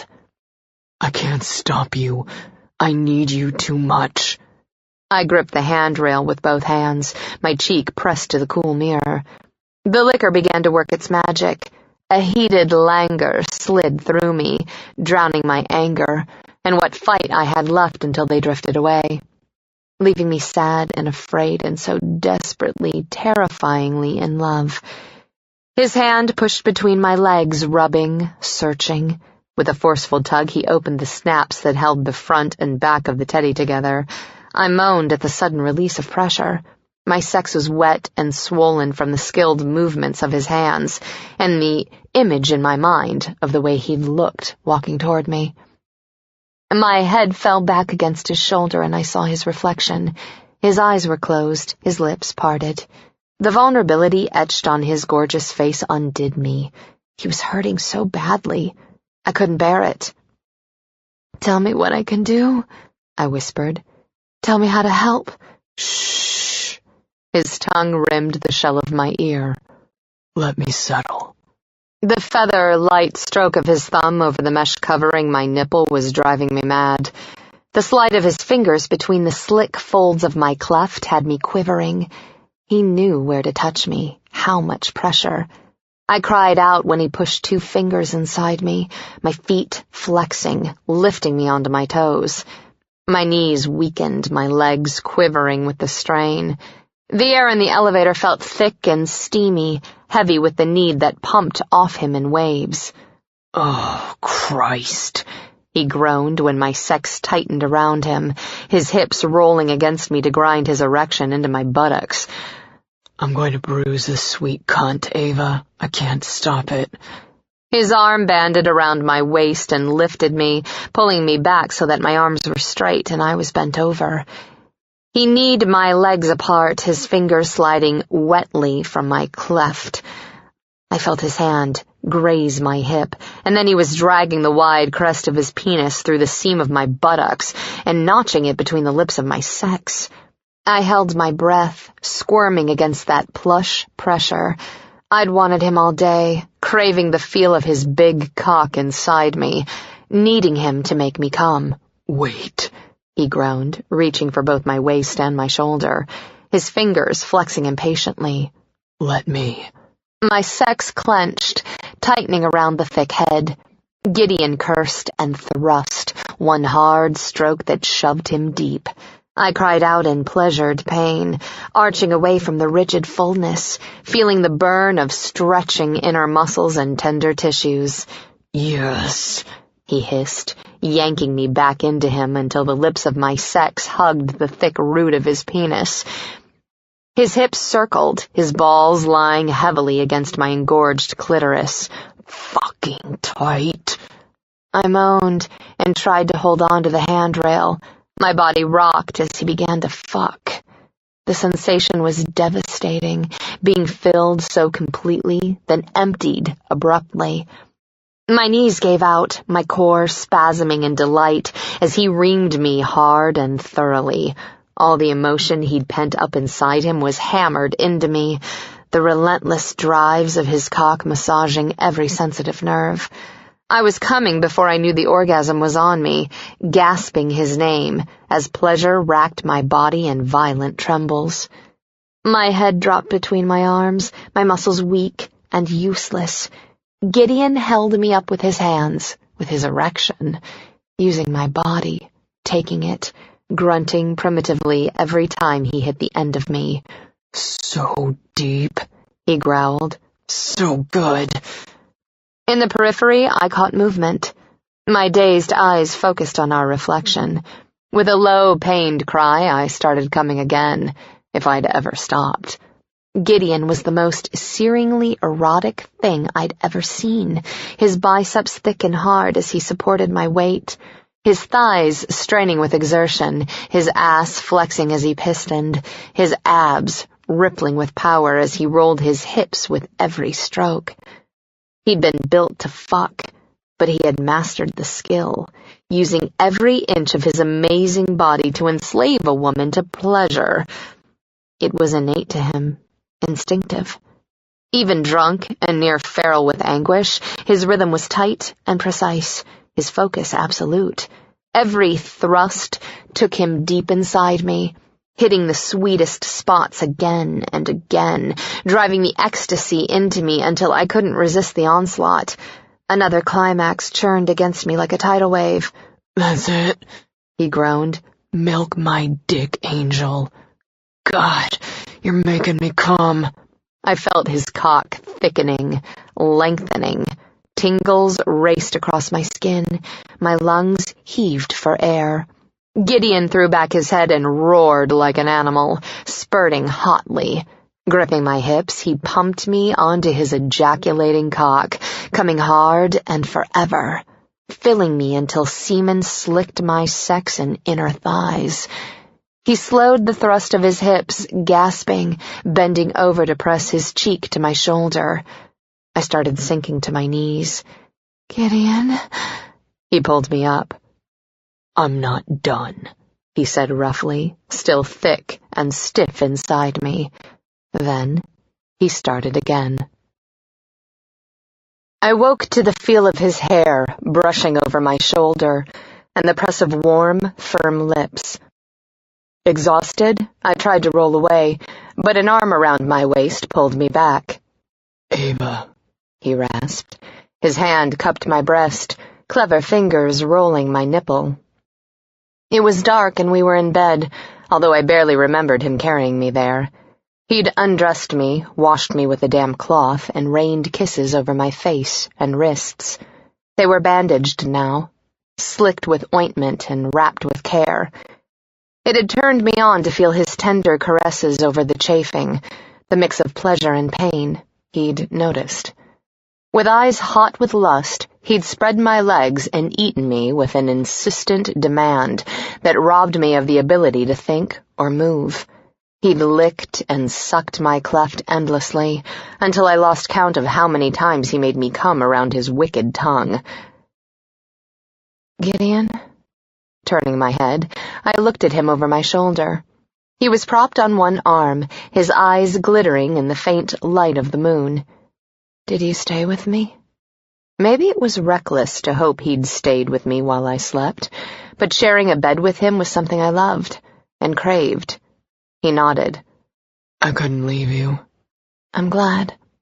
He rolled me over and into him, taking my mouth, kissing me softly. The coaxing licks of his tongue stirred me again, made me moan. I can't stop touching you, he breathed, gripping my nape to hold me still as he deepened the kiss, his teeth tugging gently on my lower lip. When I touch you, I don't think about anything else. Tenderness blended with the love. Can I touch you too? Closing his eyes, he begged. Please. I surged into him, my hand sliding into his hair to hold him as he held me. I brushed my tongue against his, our mouths hot and wet, our legs tangled, my body arching to press against the hardness of his. He hummed softly and slowed me down, rolling to pin me to the bed. Pulling back, he broke the seal of our mouths, nibbling, sucking, tracing the curves of my lips with the tip of his tongue. I whimpered in protest, wanting deeper, harder. Instead, he licked, leisurely, stroking the roof of my mouth, the lining of my cheeks. I tightened my legs, dragging him closer. He rocked his hips, pressing his erection into my thigh. Gideon kissed me until my lips were hot and puffy, and the sun was rising in the sky. He kissed me until he came in a hot rush against my skin, not once, but twice. The feel of him coming, the sound of his low, pained moans of pleasure, knowing I could bring him to orgasm with just my kiss. I slicked his thigh with my knead and ground against him until I climaxed. As the new day began, he closed the distance he'd put between us in the elevator. He made love to me without sex. He pledged his devotion by making me the center of his world. There was nothing beyond the edges of our bed, only us and a love that stripped us bare even as it made us whole. When I woke again, I found him sleeping beside me, his lips as kiss-swollen as mine. Gideon's face was soft in repose, but the faint frown between his brows told me he wasn't resting as deeply as I would wish. He lay on his side, his body stretched long and lean across the mattress, the sheet tangled around his legs. It was late, nearly 9, but I didn't have the heart to either wake him or leave him. I hadn't been at my job long enough to miss a day, but I decided to do it anyway. I'd been putting my needs first when it came to my career, giving it the power to someday put a wedge between us. I knew my desire to be independent wasn't wrong, but at that moment, it didn't feel right, either. Pulling on a t-shirt and boy shorts, I slipped out of the bedroom and down the hall to Gideon's home office, where his smartphone was bitching that he was ignoring the alarm to wake him up. I turned it off and went to the kitchen. Mentally checking off the things I needed to do, I called and left a message for Mark about missing work due to a family emergency. Then I called Scott's desk and left a message telling him that Gideon wasn't going to make it in by 9 and might not be there at all. I told him to call me and we could talk about it. I hoped to keep Gideon home all day, although I doubted he would agree to that. We needed time together, alone, time to heal. I retrieved my smartphone from the foyer and called Angus. He answered on the first ring. "Hello, Mrs. Cross. Are you and Mr. Cross ready to go?" "No, Angus. Right now we're staying put. I'm not sure we'll be leaving the penthouse today. I was wondering, do you know where Gideon gets those bottles of hangover cure?" "Yes, of course. Do you need one?" "Gideon might when he wakes up. Just in case, I'd like to have one waiting for him." There was a pause.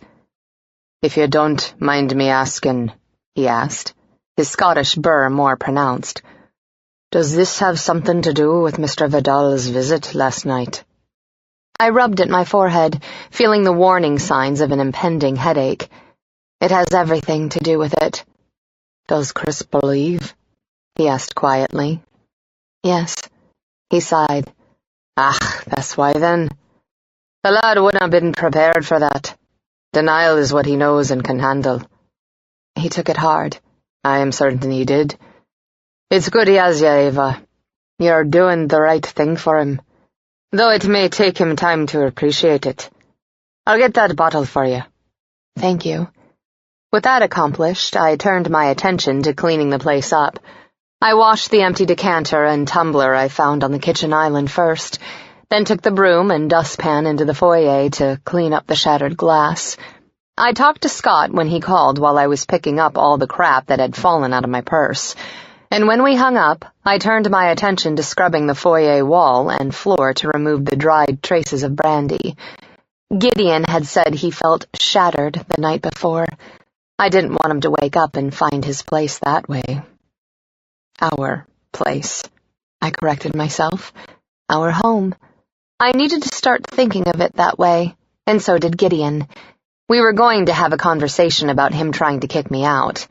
If I was going to make a better effort at entwining our lives, then he had to as well. I wish there was someone I could talk to about it all, a friend to listen and give sage advice, Carrie or Shauna, even Stephen, who had a way about him that made him so easy to talk to. We had Dr. Peterson, but that wasn't the same thing. For now, Gideon and I had secrets we could share only with each other, and that kept us isolated and codependent. It wasn't only innocence our abusers had taken away from us, they'd also taken our freedom. Even after the abuse was long over, we were still caged by the false fronts we lived behind, still caged by lies, but in a different way. I had just finished polishing all the smudges off the mirror in the elevator when it began descending with me inside, in only a t-shirt and underwear. "Seriously?" I muttered, yanking off my rubber gloves to try to put order to my hair. After rolling around with Gideon all night, I looked like an epic mess. The doors slid open and Angus started to step in, his footstep halting mid-air when he spotted me. I shifted position, trying to hide the cord still tied to the handrail behind me. Gideon had cut me loose with scissors, freeing my wrists but leaving the evidence. Hi," I said, squirming with embarrassment. There was no good way to explain how I happened to be in the elevator, scarcely dressed and holding yellow rubber gloves, when Angus had called it down to pick him up. To make things worse, my lips were so red and swollen from kissing Gideon for hours that there was no way to hide what I'd been up to all night. Angus's pale blue eyes lit with amusement. "Good morning, Mrs. Cross." "Good morning, Angus," I replied, with as much dignity as I could manage. He held out a bottle of the hangover cure, which I was pretty sure was just a shot of alcohol mixed with liquid vitamins. "Here you go." "Thank you." The words were heartfelt and carried additional gratitude for his lack of questions. "Call me if you need anything. I'll be nearby." "You're the best, Angus." I rode back up to the penthouse. When the doors opened, I heard the penthouse phone ringing.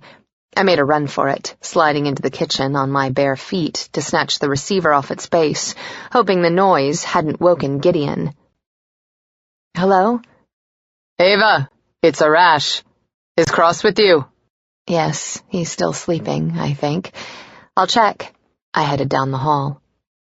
He's not sick, is he? He's never sick. There's a first time for everything. Peeking into the bedroom, I found my husband sprawled magnificently in sleep, his arms wrapped around my pillow with his face buried in it. I tiptoed over to put the hangover bottle on his nightstand, and then I tiptoed back out, pulling the door closed behind me. He's still crashed, I whispered. Wow. Okay, change of plan. There are some documents you both have to sign before 4 this afternoon. I'll have them messengered over. Give me a call when you're done with them and I'll send someone to pick them up. I have to sign something? What is it? He didn't tell you. He laughed. Well, I won't ruin the surprise. You'll see when you get them. Call me if you have any questions. I growled softly. Okay, thanks. We hung up and I stared down the hall toward the bedroom with narrowed eyes. What was Gideon up to? It drove me crazy that he set things in motion and handled issues without talking to me about them. My smartphone started ringing in the kitchen. I ran back across the living room and took a look at the screen. The number was an unfamiliar one, but clearly based in New York. Good grief, I muttered, feeling like I'd already put in a full day of work and it was just past 10:30 in the morning. How the hell did Gideon manage being pulled in so many directions at once? Hello? Eva, it's Chris again. I hope you don't mind that Ireland gave me your number. No, it's fine. I'm sorry I didn't call you back sooner. I didn't mean to make you worry. Is he okay then? I went to one of the bar stools and sat. No, it was a rough night. I called his office. They told me he was out this morning. We're home. He's still sleeping. It's bad then, he said. He knew my man. Gideon was a creature of habit, his life rigidly ordered and compartmentalized. Any deviation from his established patterns was so rare it was cause for concern. He'll be all right, I assured him. I'll make sure of it. He just needs some time. Is there anything I can do? If I think of anything, I'll let you know. Thank you. He sounded tired and worried. Thank you for saying something to me and being there for him. I wish I had been when it was happening. I'll have to live with the fact that it wasn't. We all have to live with it. It's not your fault, Chris. Doesn't make it easier, I know, but you need to keep it in mind or you'll beat yourself up. That won't help Gideon. You're wise beyond your years, Eva. I'm so glad he has you. I got lucky with him, I said quietly. Big time. I ended the call and couldn't help but think of my mother. Seeing what Gideon was going through made me appreciate her all the more. She had been there for me. She'd fought for me. She had the guilt, too, which made her overprotective to the point of craziness. But there was a part of me that hadn't gotten quite so damaged as Gideon because of her love. I called her and she answered on the first ring. Eva, you've been deliberately avoiding me. How am I supposed to plan your wedding without your input? There are so many decisions to make, and if I make the wrong one, you'll— Hi, Mom, I interrupted. How are you? Stressed, she said, her naturally breathy voice conveying more than a little accusation. How could I be anything else? I'm planning one of the most important days of your life all by myself, and I was thinking we could get together on Saturday and hash it all out, if that fits into your schedule. Really? The hopeful pleasure in her voice made me feel guilty. Yes, really. I had been thinking of the second wedding as being more for my mother than anyone else, but that was wrong. The wedding was important to Gideon and me, too, another opportunity for us to affirm our unbreakable bond. Not for the world to see, but for the two of us. He had to stop pushing me away to protect me, and I had to stop worrying that I would disappear when I became Mrs. Gideon Cross. That would be wonderful, Eva. We could have brunch here with the wedding planner, spend the afternoon going over all our options. I want something small, Mom, intimate. Before she argued, I pressed forward with Gideon's solution. We can go as crazy as you want with the reception, but I want our wedding to be private." "Ava, people will be insulted if they're invited to the reception and not the ceremony." "I really don't care. I'm not getting married for them.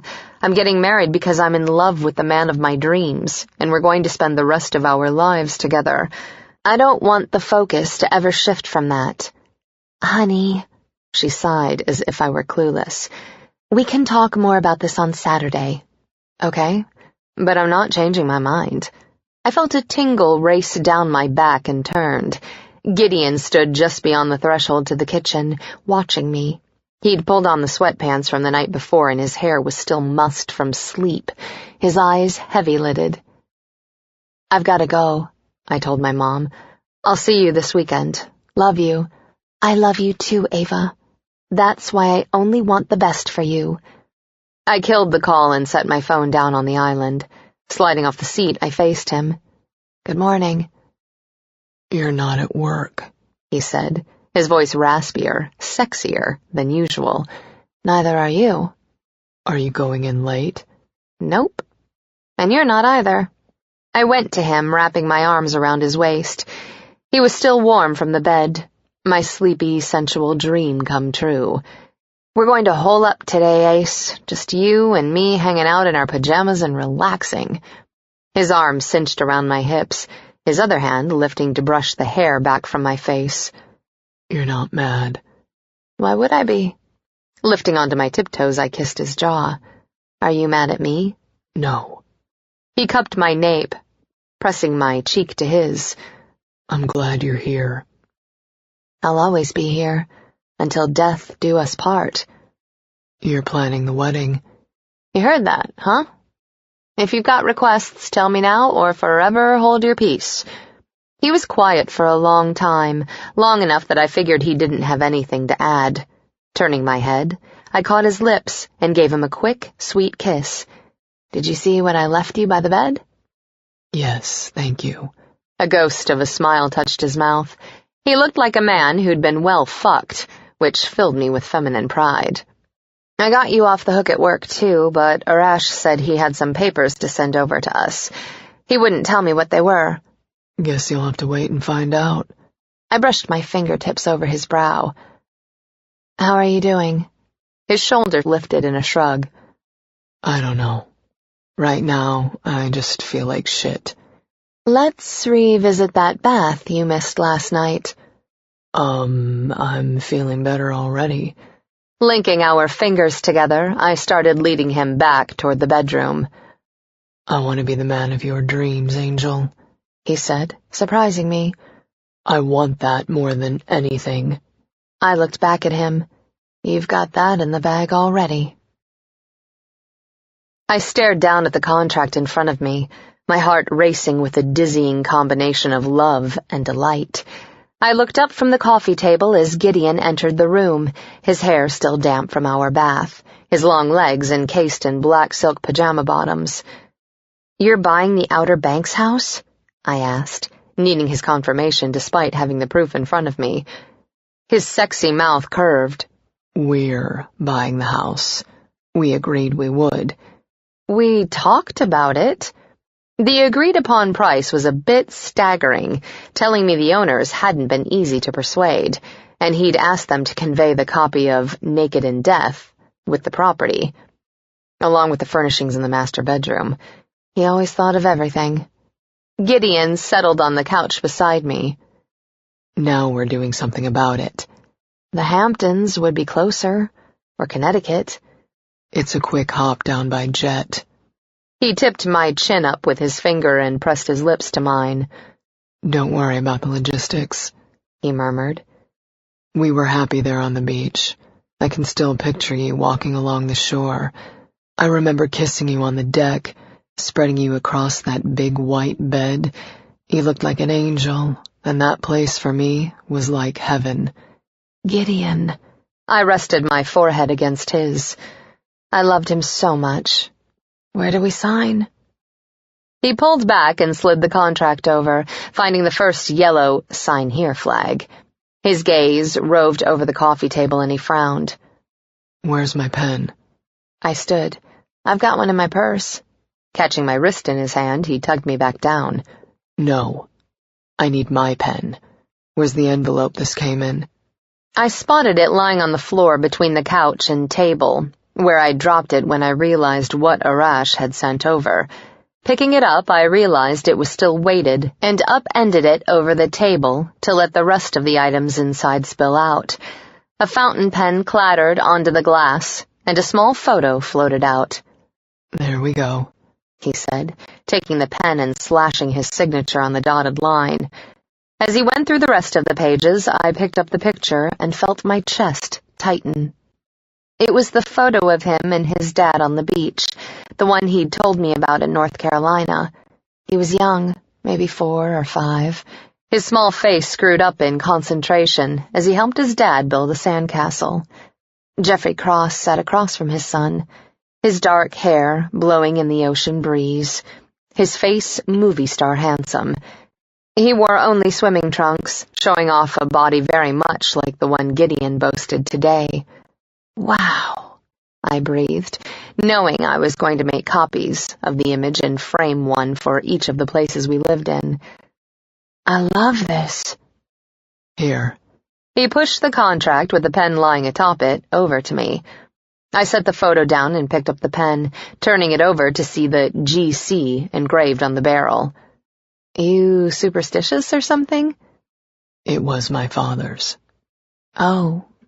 I looked at him. He signed everything with it. He never went anywhere without it tucked in his pocket. He raked his hair back from his face. He destroyed our name with that pen. I set my hand on his thigh. And you're building it back up with the same pen. I get it. His fingertips touched my cheek, his gaze soft and shining. I knew you would. 15.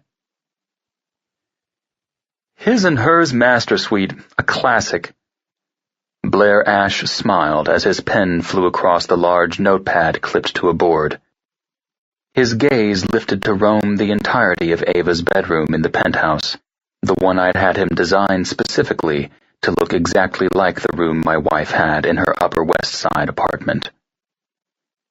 "How big a change are you looking for?" the designer asked.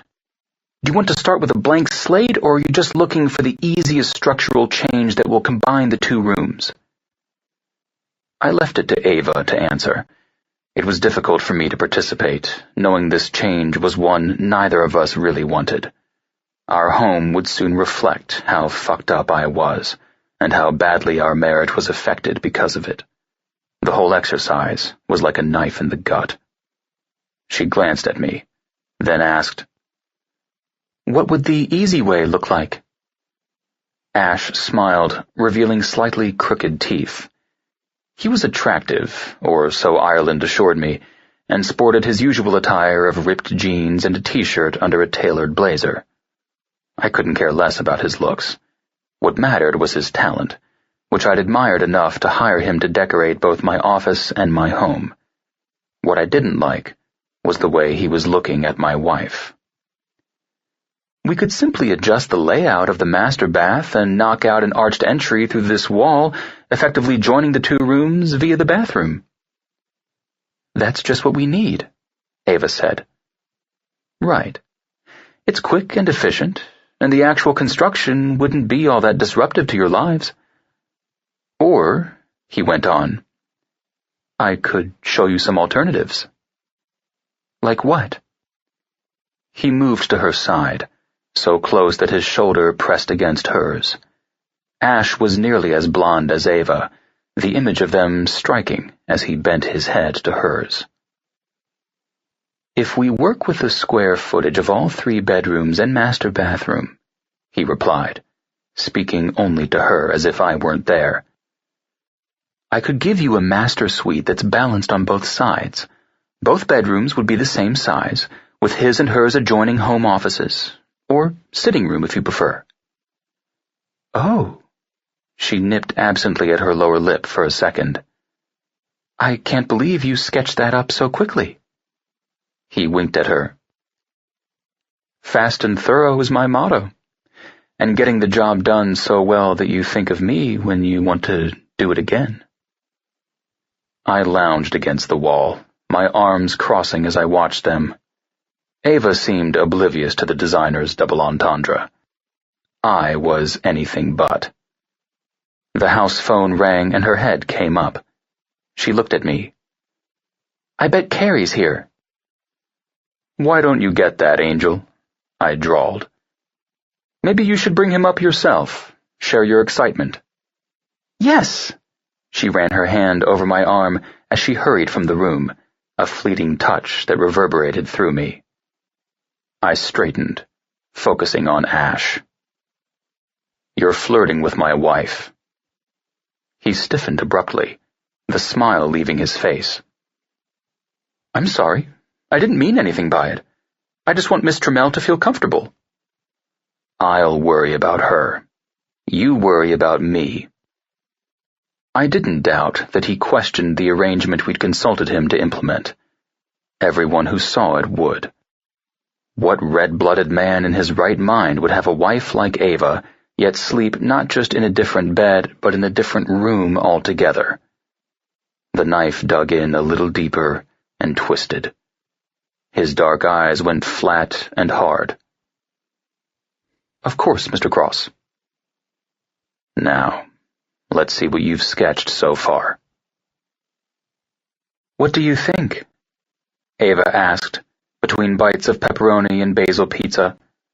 She leaned over the island, with one leg kicked up behind her, having chosen to stand on the opposite side from where Carrie and I sat.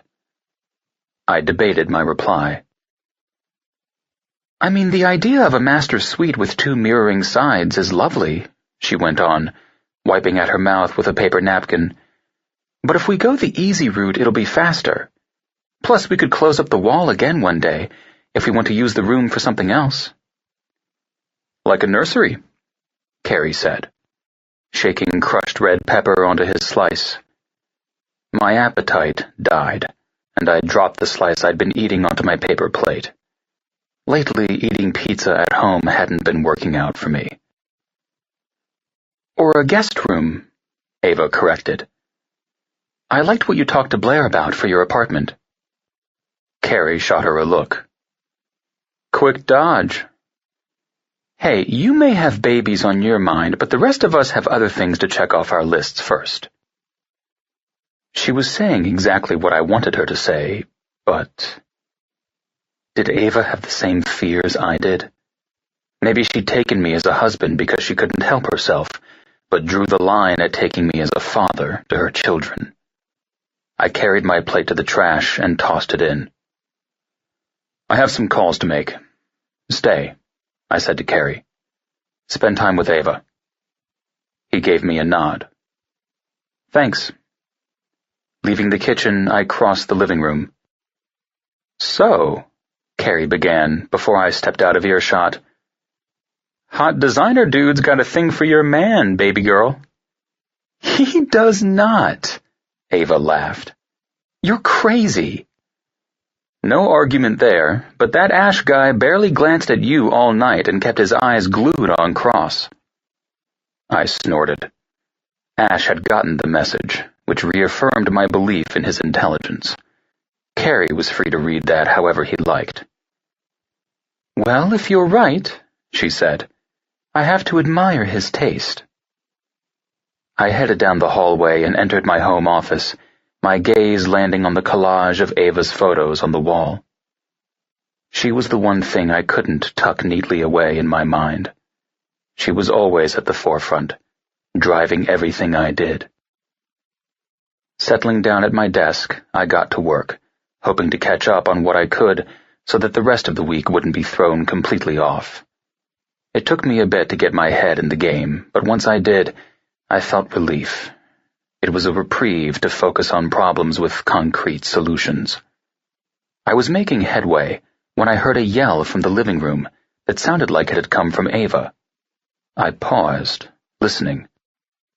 It was quiet a moment, and then I heard it again, followed by Carrie's raised voice. I went to the door and opened it. "You could talk to me, Carrie," my wife said angrily. "You could tell me what's going on." "You know what the fuck's going on," he retorted, the edge in his tone drawing me out of my office. "I didn't know you were cutting again!" I moved down the hall. Eva and Carrie squared off in the living room, the two friends glaring at each other across the span of several feet. "It's none of your business," he said, his shoulders high and chin canted defensively. He glanced at me. "Not yours either." "I don't disagree," I replied, although that wasn't quite true. How Carrie self-destructed wasn't my concern. How it affected Eva was. "Bullshit! That's total fucking bullshit!" Ava's gaze shot to me as she turned to bring me into their conversation. Then she looked back at Carrie. "I thought you were talking to Dr. Travis." "When do I have time for that?" he scoffed, raking his hair back off his forehead. "Between my work and tats plus trying to keep Trey, I don't have time to sleep." Eva shook her head. "That's a cop-out." "Don't lecture me, baby girl," he warned. "I don't need your shit right now." "Oh my God." She tipped her head back and looked at the ceiling. "Why the fuck do the men in my life insist on shutting me out when they need me most?" "Can't speak for Cross, but you're not around for me anymore. I'm getting by the best I can." Her head snapped down.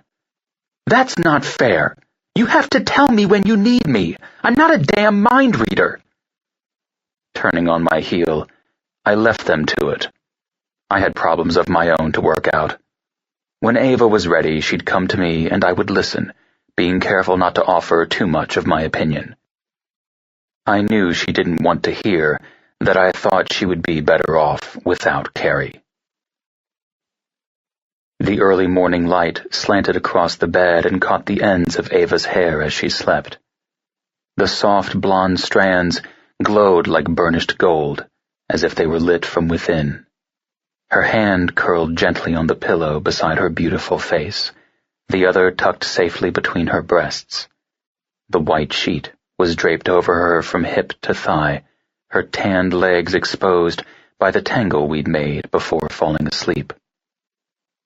I wasn't a man given to whimsy, but at that moment my wife looked like the angel I believed she was. I focused the camera on the sight she made, wanting to preserve that image of her for all time. The shutter snapped, and she stirred, her lips parting. I took another shot, grateful I'd bought a camera that just might do justice to her. Her eyelids fluttered open. "What are you doing, Ace?" she asked, in a voice as smoky as her irises. I set the camera on the dresser and joined her in the bed. "Admiring you." Her lips curved. "How are you feeling today?" "Better." "Better is good." Rolling, she reached for her breath mints. She turned back to me, smelling of cinnamon. Her gaze slid over my face. "You're ready to tackle the world today, aren't you?" "I'd much rather stay at home with you." Her eyes narrowed. "You're just saying that. You're itching to get back to global domination." Bending down, I kissed the tip of her nose. "You know me so well." It still amazed me how well she could read me. I was feeling restless, a bit shaky. Distracting myself with work, seeing concrete progress made on any of the projects I was personally overseeing, would ease that. Still, I pointed out, I could work the morning at home, and then spend the afternoon with you. She shook her head. "If you want to talk, I'll stay home. Otherwise, I've got a job to get back to." "If you worked with me, you could cybercommute too." "You'd rather push me on that, huh? That's the tack you want to take?" I rolled onto my back and slung a forearm over my eyes. She hadn't pushed me the day before, and I knew she wouldn't push me today. Or tomorrow. Like Dr. Peterson, she'd wait patiently for me to open up. But knowing she was waiting was pressure enough. "There's nothing to say," I muttered. It happened. Now Chris knows. Talking about it after the fact won't change anything. I felt her turn toward me. It's not talking about the events themselves that matters. It's how you feel about them. I don't feel anything. It surprised me. I don't like surprises. Now I'm over it. Bullshit! She slid out of bed faster than I could catch her. If you're just going to lie, keep your mouth shut. Sitting up, I watched her round the foot of the bed, the tight set of her shoulders doing nothing to detract from how stunning she was.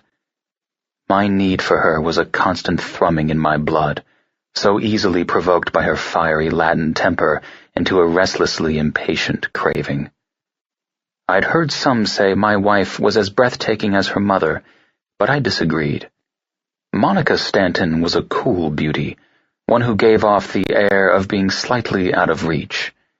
Eva was all heat and sensuality. You could reach her, but her passion would scorch you. I jumped out of bed and waylaid her before she reached the bathroom, gripping her by the upper arms. I can't fight with you right now, I told her honestly, staring down into the roiling depths of her turbulent gaze. If we're out of sync, I won't make it through the day. Then don't tell me you're over it when you're struggling to keep it together. I growled, frustrated. I don't know what to do with this. I don't see how Chris knowing changes anything. Her chin tilted up. He's worried about you. Are you going to call him? My head turned away. When I thought of seeing my stepfather again, my stomach churned. I'll talk to him at some point. We do manage a business together. You'd rather avoid him. Tell me why. I pushed back from her. We're not suddenly going to be the best of friends, Eva. We rarely saw each other before, and I see no reason for that to change. Are you angry with him? Jesus, why the fuck is it my job to make him feel better? I headed for the shower. She followed. Nothing is going to make him feel better, and I don't think he expects that of you. He just wants to know that you're back on your stride. I reached into the stall and turned the taps on. Her hand touched my back. Gideon, you can't just shove your feelings into a box, not unless you want an explosion like the other night, or another nightmare. It was the mention of my recurrent nightmares that had me rounding on her. We managed the last 2 nights just fine. Eva didn't back down in the face of my fury the way others did, which only aggravated me further, and seeing the myriad reflections of her naked body in the mirrors didn't help. You didn't sleep on Tuesday night, she challenged, and last night you were so exhausted I doubt you even dreamed at all. She didn't know I'd slept part of the night in the other bedroom, and I didn't see any reason to mention it. What do you want me to say? This isn't about me. It helps to talk things over, Gideon. Laying it all out helps us gain perspective. Perspective? I've got that just fine. There was no mistaking the pity on Chris's face last night. Or yours. I don't need anyone feeling sorry for me, damn it. I don't need their fucking guilt. Her brows shot up. I can't speak for Chris, but that wasn't pity you saw in me, Gideon. Sympathy, maybe, because I know what you're feeling, and pain, certainly, because my heart is connected to yours. When you're hurting, I'm hurting too. You'll have to learn to deal with that, because I love you, and I'm not going to stop. Her words ripped into me. Reaching out, I gripped the edge of the shower's floating glass. Relenting, she came to me, wrapped herself around me. My head bowed as I soaked her in. The smell of her, the feel. My free arm slid around her hips, my hand cupping the full curve of her ass. I wasn't the same man I'd been when we met. I was stronger in some ways, and weaker in others. It was the weakness I struggled with. I used to feel nothing. And now... "He doesn't see you as weak," she murmured, reading me the way she always could. Her cheek lay over my heart. "No one could. After what you've been through, to be the man you are today, that's strength, baby. And I'm impressed." My fingers flexed into her supple flesh. "You're biased," I muttered. "You're in love with me." "Of course I am. How could I be anything else? You're amazing and perfect," I grunted. "Perfect for me," she corrected. "And since you belong to me, that's a good thing." I tugged her back and into the shower, leading her under the pounding jets of warm water. "I feel like this changed things," I admitted. "But I don't know how." "We figure it out together." Her hands ran over my shoulders and down my arms. "Just don't push me away. You have to stop trying to protect me, especially from yourself." "I can't hurt you, Angel. Can't take any risks." "Whatever. I can take you down, Ace, if you get out of hand." If that were true, it might have been a comfort. I switched gears, hoping to avoid a fight that would send ripples through the rest of my day. "I've been thinking about the penthouse renovations." "You're changing the subject." "We exhausted the subject. It's not closed," I qualified. "Just tabled until there are additional variables to address." She eyed me. "Why does it turn me on when you go all alpha mogul on me like that?"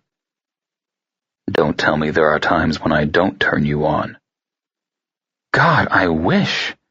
I'd be a more productive human being." I brushed the wet hair back from her forehead. "Have you thought about what you want?" "Whatever ends with your cock inside me." "Good to know. I was talking about the penthouse." She shrugged, her eyes lit with mischievous amusement. "Same goes either way." It was the sort of local eatery that tourists never spared a glance. Small and lacking in aesthetics, it boasted a vinyl marquee that did nothing to brand it as unique or welcoming. It specialized in soup, with sandwich options for those with heartier appetites. A cooler by the door offered a limited selection of beverages, while an ancient register was only capable of taking cash. No, travelers would never come to this place run by immigrants who decided to take a bite out of the Big Apple. They'd head to the spots made famous by movies or television shows, or those that dotted the garish spectacle of Times Square. The locals, however, knew the gem in their neighborhood and lined up outside the door. I slid through that line to reach the back, where a tiny room held a handful of chipped enamel-topped tables. A lone man sat at one of them, reading the day's paper, while steam curled out of his cup of soup. Pulling out the chair opposite him, I sat. Benjamin Clancy didn't look up when he spoke. "What can I do for you, Mr. Cross?" "I believe I owe you thanks." He folded the paper leisurely and then set it aside, his gaze meeting mine. The man was solidly built, thick with muscle. His hair was dark blonde, cut short in a military style. "Do you? Well then, I accept. Although I didn't do it for you." "I didn't think you did." I studied him. "You're still keeping watch." Clancy nodded. "She's been through enough. I'm going to see she doesn't go through any more." "You don't trust me to do that?" "I don't know you enough to trust you. In my opinion, neither does she. So I'll keep an eye on things for a while." "I love her. I think I've proven how far I'll go to protect her." His gaze hardened. "Some men need to be put down like rabid dogs. Some men need to be the ones to do it. I didn't peg you as one of those guys either way. That makes you rogue in my book. I take care of what's mine. Oh, you took care of it all right. His smile didn't quite reach his eyes. And I took care of the rest. As long as Eva is happy with you, we'll leave it at that. You decide someday she's not what you want, you cut her off clean and with respect. If you hurt her in any way at all, then you've got a problem, whether I'm still breathing or in the grave. You got me? You don't have to threaten me to be good to her, but I heard you. Eva was a strong woman, strong enough to survive her past and to pledge her future to me. But she was vulnerable, too, in ways most people didn't see.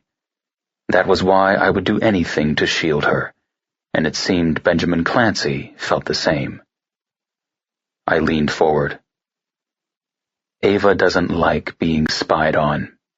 If you become a problem for her, we'll sit down like this again. You planning on making it a problem? No. If she catches you at it, it won't be because I tipped her off. Just keep in mind that she's spent her life looking over her shoulder and being suffocated by her mother. She's breathing easy for the first time. I won't let you take that away from her. Clancy narrowed his eyes. I guess we understand each other. I pushed back from the table and stood, extending my hand. I'd say we do. As my day ended and I cleared off my desk, I felt solid and settled. There in my office, at the helm of Cross Industries, I had a handle on every detail. I doubted nothing, least of all myself. The ground had leveled beneath my feet. I'd smoothed the feathers ruffled by my Wednesday cancellations while staying on track with my Thursday. Despite missing a full day, I was no longer behind. Scott walked in. I've confirmed your agenda for tomorrow. Mrs. Fadal will meet you and Miss Trammell at the Modern at noon. Shit. I'd forgotten about lunch with my mother. I glanced at him. Thank you, Scott. Have a good night. You too, Mr. Cross. See you tomorrow. Rolling my shoulders back, I walked over to the window and looked out at the city. Things had been easier before Eva. Simpler. During the day, while consumed with work, I'd taken a moment to miss that simplicity. Now, with the evening upon me and time to think, the prospect of major alterations to the home I'd come to see as a refuge bothered me more than I would admit to my wife. On top of the other personal pressures we faced, I felt almost crushed by the scale of the adjustments I was making. Waking up to Eva as she'd been that morning was worth it all, but that didn't mean I wasn't struggling with the aftermath of her entry into my life. Mr. Cross. I turned at the sound of Scott's voice and found him standing in the doorway to my office. You're still here. He smiled. I was on my way out to the elevators when Cheryl called me at reception. There's a Deanna Johnson in the lobby asking for you. I wanted to confirm that I should tell her you're no longer available today. I was tempted to turn her away. I had little patience for reporters, and even less for former lovers. They can send her up. Do you need me to stay? No, you can go. Thank you. I watched him leave, then watched Deanna arrive. She strode toward my office on long legs and high heels, her thin gray skirt skimming the tops of her knees. Long dark hair swayed around her shoulders, framing the zipper that gave her otherwise traditional blouse an edge. She tossed me a megawatt smile and held out her hand. Gideon, thanks for seeing me on such short notice. I shook her hand briefly and briskly. I expect you wouldn't go to the trouble of coming here directly unless it was important. The statement was both fact and a warning. We had come to an understanding, but it wouldn't last if she thought she could exploit our connection beyond what I'd already conceded. Worth it for the view? She said, her eyes on me for just a second too long before shifting sideways to the window. "I'm sorry, but I've got an appointment, so we'll have to make this quick." "I'm in a hurry, too." Tossing her hair over her shoulder, she moved to the nearest chair and sat, crossing her legs in a way that showed more of her toned thigh than I wanted to see. She started digging into her large bag. I pulled my smartphone out of my pocket, checked the time, and called Angus. "We'll be ready in 10, I told him when he answered. "I'll bring the car around." Ending the call, I glanced at Deanna, impatient for her to get to the point. "How's Eva?" she asked. "She'll be here in a few moments. You can ask her yourself." "Oh." She looked up at me, one eye hidden behind the fall of her hair. "I should probably be gone before she gets here. I think our history makes her uncomfortable." "She knows how I was," I said evenly, "and she knows I'm not that way now." Deanna nodded. "Of course she does. And of course you're not, but no woman likes when her man's past gets rubbed in her face." "Then you'll have to make sure you don't do that." Another warning. She withdrew a thin folder from her bag. Standing, she walked toward me. "I wouldn't. I accepted your apology and appreciate it." "Good." "It's Corinne Giroux you might want to worry about." What patience I'd had disappeared. Corinne is her husband's concern, not mine. Deanna held the folder out to me. I took it and opened it, finding a press release inside. As I read, my grip tightened until I crumpled the edges. "She's sold a tell-all book about your relationship," she said redundantly. "The release officially hits the wire Monday morning at 9. 16. Other couples meet, hit things off. Their friends nitpick a little, but are mostly supportive, and they coast for a while in that couple stage, just enjoying each other. I sighed and glanced at Gideon, who sat beside me on the couch. We, on the other hand, can't seem to catch a break. "What kind of breaks are you referring to?" Dr. Peterson asked, eyeing us with fond interest. That fondness gave me hope. As soon as Gideon and I had arrived, I'd noticed the change in the dynamic between him and Dr. Peterson. There was something looser between them, a new ease, less wariness. The only people who really want us to be together are my mother, who thinks us loving each other is a bonus to his billions, and his stepfather and sister. "I don't think that's a fair assessment of your mother," Dr. Peterson said, sitting back and holding my gaze. "She wants you to be happy." Yeah, well, a lot of being happy for my mom is being financially secure, which I just don't understand. It's not like she's ever struggled for money, so why is she so afraid of not having any? Anyway, I shrugged.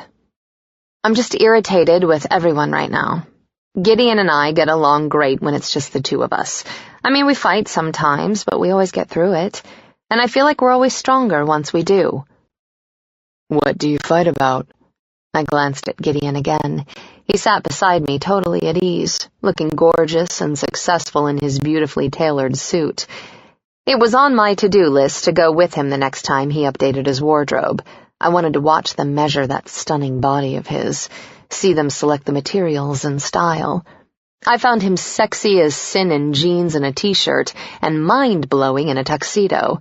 But I'd always have a special fondness for the three-piece suits he favored. They reminded me of how he'd been when I first met him, so beautiful and seemingly unattainable. A man I'd wanted so desperately that the need overrode even my sense of self-preservation. I looked back at Dr. Peterson. We still argue about the things he doesn't tell me, and we argue when he tries to shut me out. He turned his gaze to Gideon. "Do you feel the need to maintain a certain distance from Eva?" My husband's mouth curved, wryly. "There is no distance between us, Doctor. She wants me to dump everything on her that's an irritant to me, and I won't do that. Ever. It's bad enough if one of us has to bother with it. I narrowed my eyes at him. I think that's crap. Part of a relationship is sharing the load with someone else. Maybe sometimes I can't do anything about the problem, but I can be a sounding board. I think you don't tell me things just because you'd rather shove them into a corner where you can ignore them. People process information in different ways, Eva. I wasn't buying Gideon's dismissive reply. You're not processing, you're ignoring, and I'm never going to be okay with you pushing me away when you're hurting. How does he push you away? Dr. Peterson asked. I looked at him. Gideon separates himself. He goes somewhere else where he can be alone. He won't let me help him. Goes somewhere else how? Do you emotionally withdraw, Gideon, or physically? Both, I said. He shuts down emotionally and goes away physically. Gideon reached over and took my hand in his. I can't shut down with you. That's the problem. That's not a problem. I shook my head. He doesn't need space, I said to Dr. Peterson. He needs me, but he cuts me off because he's afraid he'll hurt me if he doesn't. How would you hurt her, Gideon? He exhaled harshly. Eva has triggers. I keep them in mind all the time. I'm careful. But sometimes when I'm not thinking clearly, it's possible I could cross the line. Dr. Peterson studied us. What lines are you worried about crossing? Gideon's grip tightened on my hand, the only outward sign he gave of uneasiness. There are times when I need her too much. I can be rough, demanding. Sometimes I don't have the control I need. You're talking about your sexual relationship. He returned Gideon's nod. We've touched on that briefly before. You said you have sex multiple times a day, every day. Is that still the case? I felt my face heat. Gideon's thumb stroked over the back of my hand. Yes. Dr. Peterson set his tablet aside. You're right to be concerned. Gideon, you may be using sex to keep Eva at an emotional distance. When you're making love, she's not talking, you're not answering. There's a point when you're not even thinking. Your body is in charge and your brain is just along for the endorphin ride. Conversely, sexual abuse survivors like Eva often use sex as a way to establish an emotional connection. Can you see the problem there? You may be trying to achieve distance through sex while Eva is trying to get closer. I've already told you there's no distance. Gideon leaned forward, pulling my hand into his lap. Not with Eva. So, tell me, when you're struggling emotionally and you initiate sex with Eva, what is it you're looking for? I twisted a little to look at Gideon, totally invested in his answer. I'd never questioned why he needed to be inside me, only how. For me, it was as simple as him needing and me giving. His gaze met mine. The shield over his eyes, that mask of his, slipped away. I saw the longing there, the love. The connection, he answered. There's this moment. She opens and I open and we're there, together. I need that. You need it rough? Gideon looked at him. Sometimes. There are times when she holds back, but I can get her there. She wants me to get her there, needs it like I do. I have to push, carefully, with control. When I don't have the control, I need to back off. How do you push? Dr. Peterson asked quietly. I have my ways. Dr. Peterson turned his attention to me. Has Gideon ever gone too far? I shook my head. Do you ever worry that he might? No. His gaze was soft and capped with a frown. You should, Eva. You both should. I was stirring vegetables and cubed chicken into a curry mix on the stove when I heard the front door opening.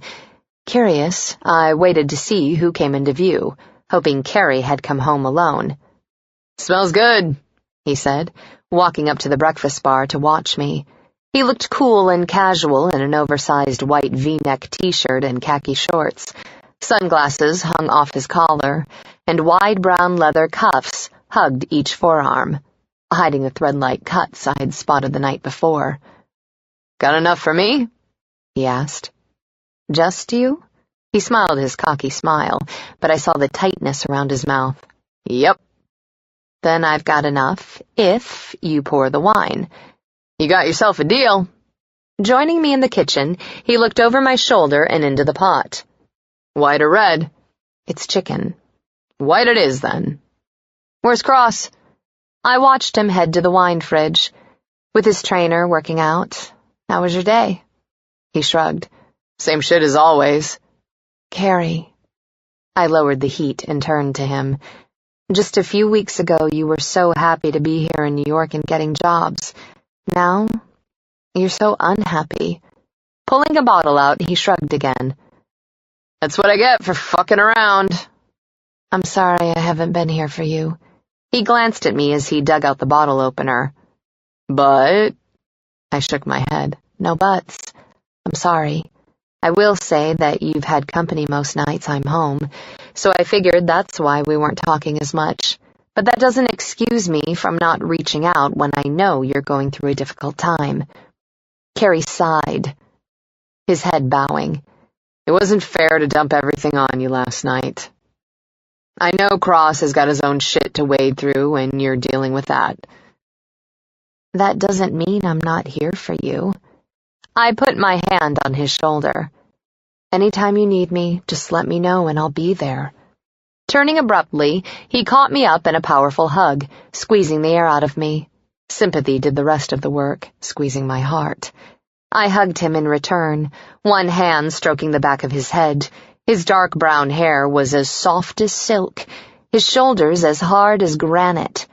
I guess they'd have to be to hold up the weight of the stress he was carrying. Guilt made me hold him even tighter. "God," he muttered. "I fucked this all up to hell and back." "What's going on?" He set me down, then turned back to the bottle to open it. "I don't know if it's hormones or what, but Tad is a raging fucking bitch right now. Nothing is good enough. Nothing makes her happy, especially being pregnant. What shot has the poor kid got with me as a father and a self-centered diva who hates him as his mother?"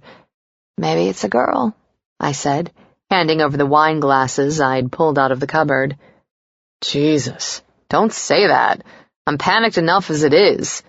He poured 2 hefty glasses, slid one over to me, and drank deep from his own. "And I feel like an asshole talking about the mother of my baby that way, but it's the truth. God help us, it's the damn truth." "I'm sure it's just the hormones. It'll all settle in, and then she'll get that glow and be happy." I took a sip, hoping like hell everything I was saying would come true. "Have you told Trey yet?" Carrie shook his head. "He's the one sane thing I've got going on right now. I lose him, I'll lose my mind." "He's stayed with you so far." "And I have to work for it, Ava, every day. I've never worked so hard, and I'm not talking about fucking." "I didn't think you were." I pulled 2 clean bowls out of the dishwasher, along with spoons. "What I think is that you're an amazing guy, and anyone would be lucky to have you. I'm pretty sure Trey feels the same way." "Don't, please." His gaze met mine. "I'm trying to be real here. I don't need you to blow smoke at me." "I'm not. Maybe what I said wasn't deep, but it's true." I paused in front of the rice cooker. "Gideon doesn't tell me what's going on with him a lot of the time. He says he's trying to protect me. But what he's really doing is protecting himself." And it took saying the words aloud to really make them sink in for me. "He's afraid that the more he tells me, the more reason he gives me to walk away. But it's just the opposite, Carrie. The more he doesn't say, the more I don't feel like he trusts me, and that's hurting us. You and Trey have been together as long as Gideon and I have." I reached out and touched his arm. "You have to tell him. If he finds out about the baby some other way, and he will, he might not forgive you." Carrie sagged against the island, suddenly looking so much older and so tired. "I feel like If I just had more time to get a handle on things, I could deal with Trey. Waiting isn't helping, I said gently, scooping rice into the bowls. You're backsliding. What else have I got? His voice came hard with anger. I don't fuck around anymore. A monk gets off more than I do. I winced, knowing Carrie was a man who exemplified what Dr. Peterson had talked about. When Carrie had sex, he could turn his brain off and let his body make him feel good, if only for a little while. He didn't have to think or feel beyond the sensory. It was a coping mechanism he'd had to perfect back when he was the one being fucked, long before he was old enough to even want to. You've got me, I countered. Baby girl, I love you, but you're not always what I need to get by. Cutting yourself and banging everyone who will let you isn't getting you by either. They certainly don't help you feel good about yourself. Something has to. I poured curry over the rice and passed the bowl over along with a spoon. Taking care of yourself will do it. Trusting the people you love will help too. Being honest with yourself and with them. Sounds simple, but we both know it's not. Still, it's the only way, Carrie. He flashed me a quick, sad smile and took the food I handed him. I'm scared. There, I said softly, returning his smile. That was honest. Would it help if I'm with you when you talk to Trey? Yeah. I'll feel like a pussy for not doing it alone, but yeah, it'd help. Then I'll be there. Carrie caught me in a hug from behind, his cheek resting against my shoulder. You really are always there for me. I love you for that. Reaching back, I ran my fingers through his hair. I love you too. The comforter lifted away from my skin, waking me. Then the mattress shifted under the weight of the man sliding into my bed. Gideon. Eyes closed, I turned to him. Breathing deep, I inhaled the scent of his skin. My hands found the cool strength of his body, slid over him, pulled him close to warm him. He took my mouth in a deep, urgent kiss. The shock of his hunger woke me the rest of the way. The greed in his touch sent my heart racing. He slid over me, then down, his mouth searing my nipples, then my belly, then my sex. I gasped and arched. He tongued my clit with demanding focus, driving me higher, his hands pinning my hips as I writhed under the lash of his tongue. I came hard, crying out. He wiped his lips on my inner thigh and rose, a seductive looming shadow in the dark of night. He mounted me, thrust hard inside me. Over my moan, I heard him growl my name as if the pleasure of taking me were too great to bear. I gripped his waist. He gripped the sheets. His hips surged and rolled, stroking that magnificent penis deep and tirelessly inside me. When I woke again, the sun was up, and the place beside me in the bed was cold and empty. 17. I was fixing a cup of coffee for Eva the next morning when my smartphone started ringing. Leaving the half and half on the counter, I crossed to the bar stool where I'd hung my coat and pulled my phone out of the pocket. Steeling myself, I answered. Good morning, Mother.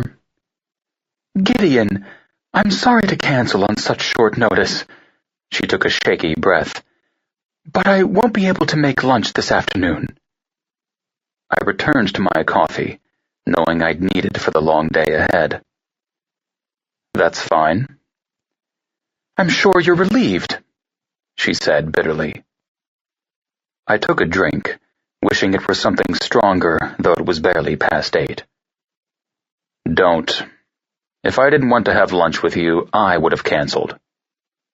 She was quiet a minute, then asked, Have you seen Chris lately?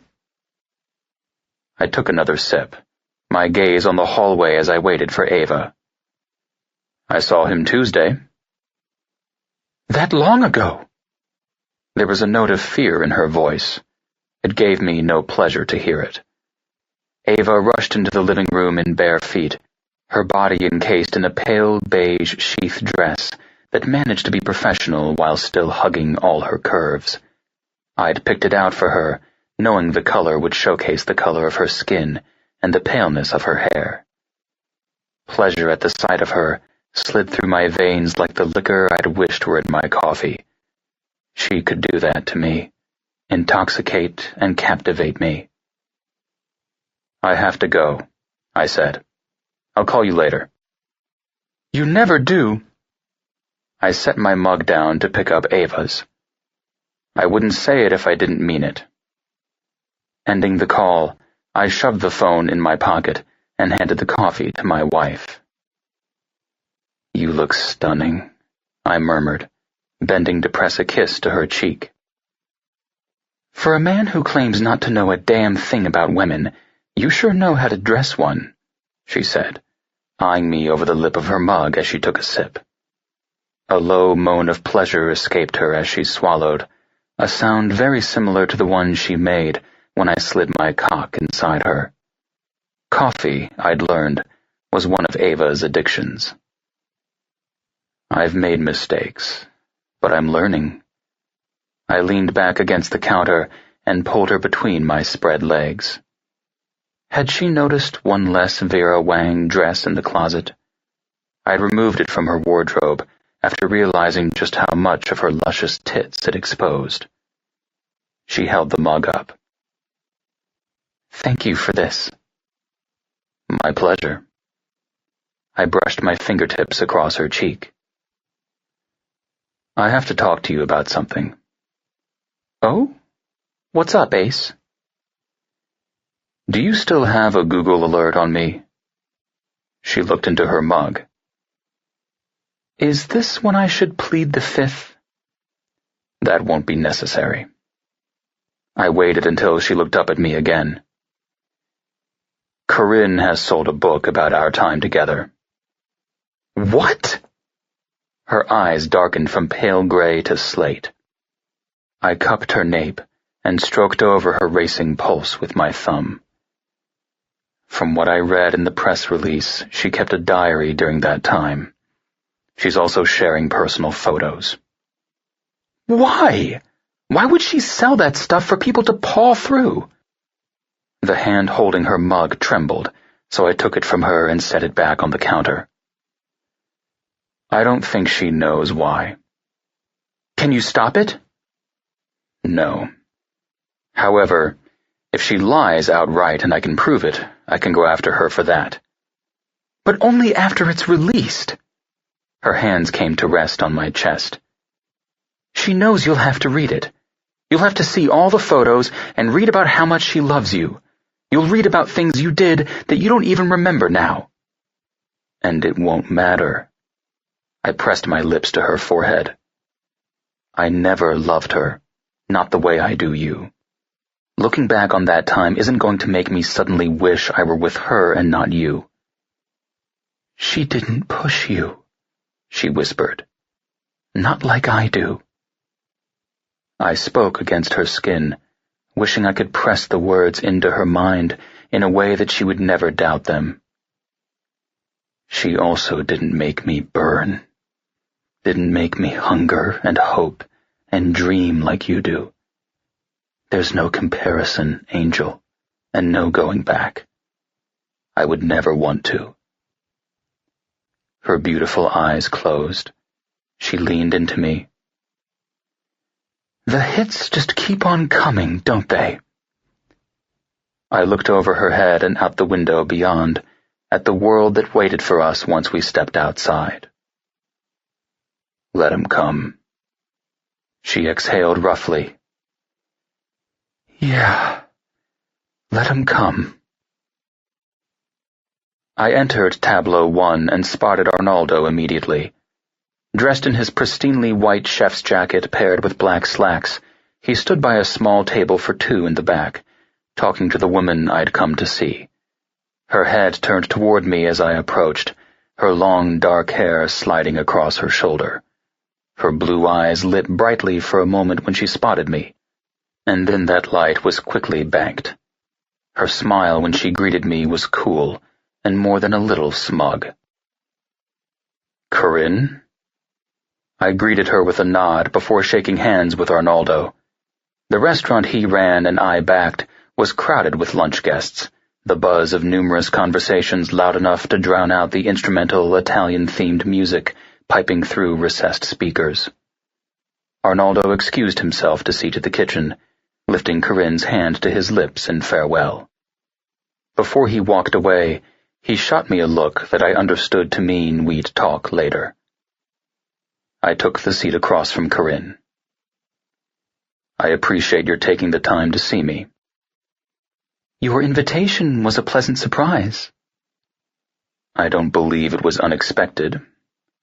I leaned back, absorbing the soft lilt of Corinne's speech. While Eva's throaty voice stirred a deep craving, Corinne's had always soothed me. Her smile widened as she brushed at an invisible speck on the plunging neckline of her red dress. No, I suppose not. Irritated by the game she was playing, I spoke curtly. What are you doing? You value your privacy as much as I do mine. Corinne's lips flattened into a firm line. I thought the exact same thing when I first saw that video of you and Eva arguing in the park. You say I don't know you, but I do.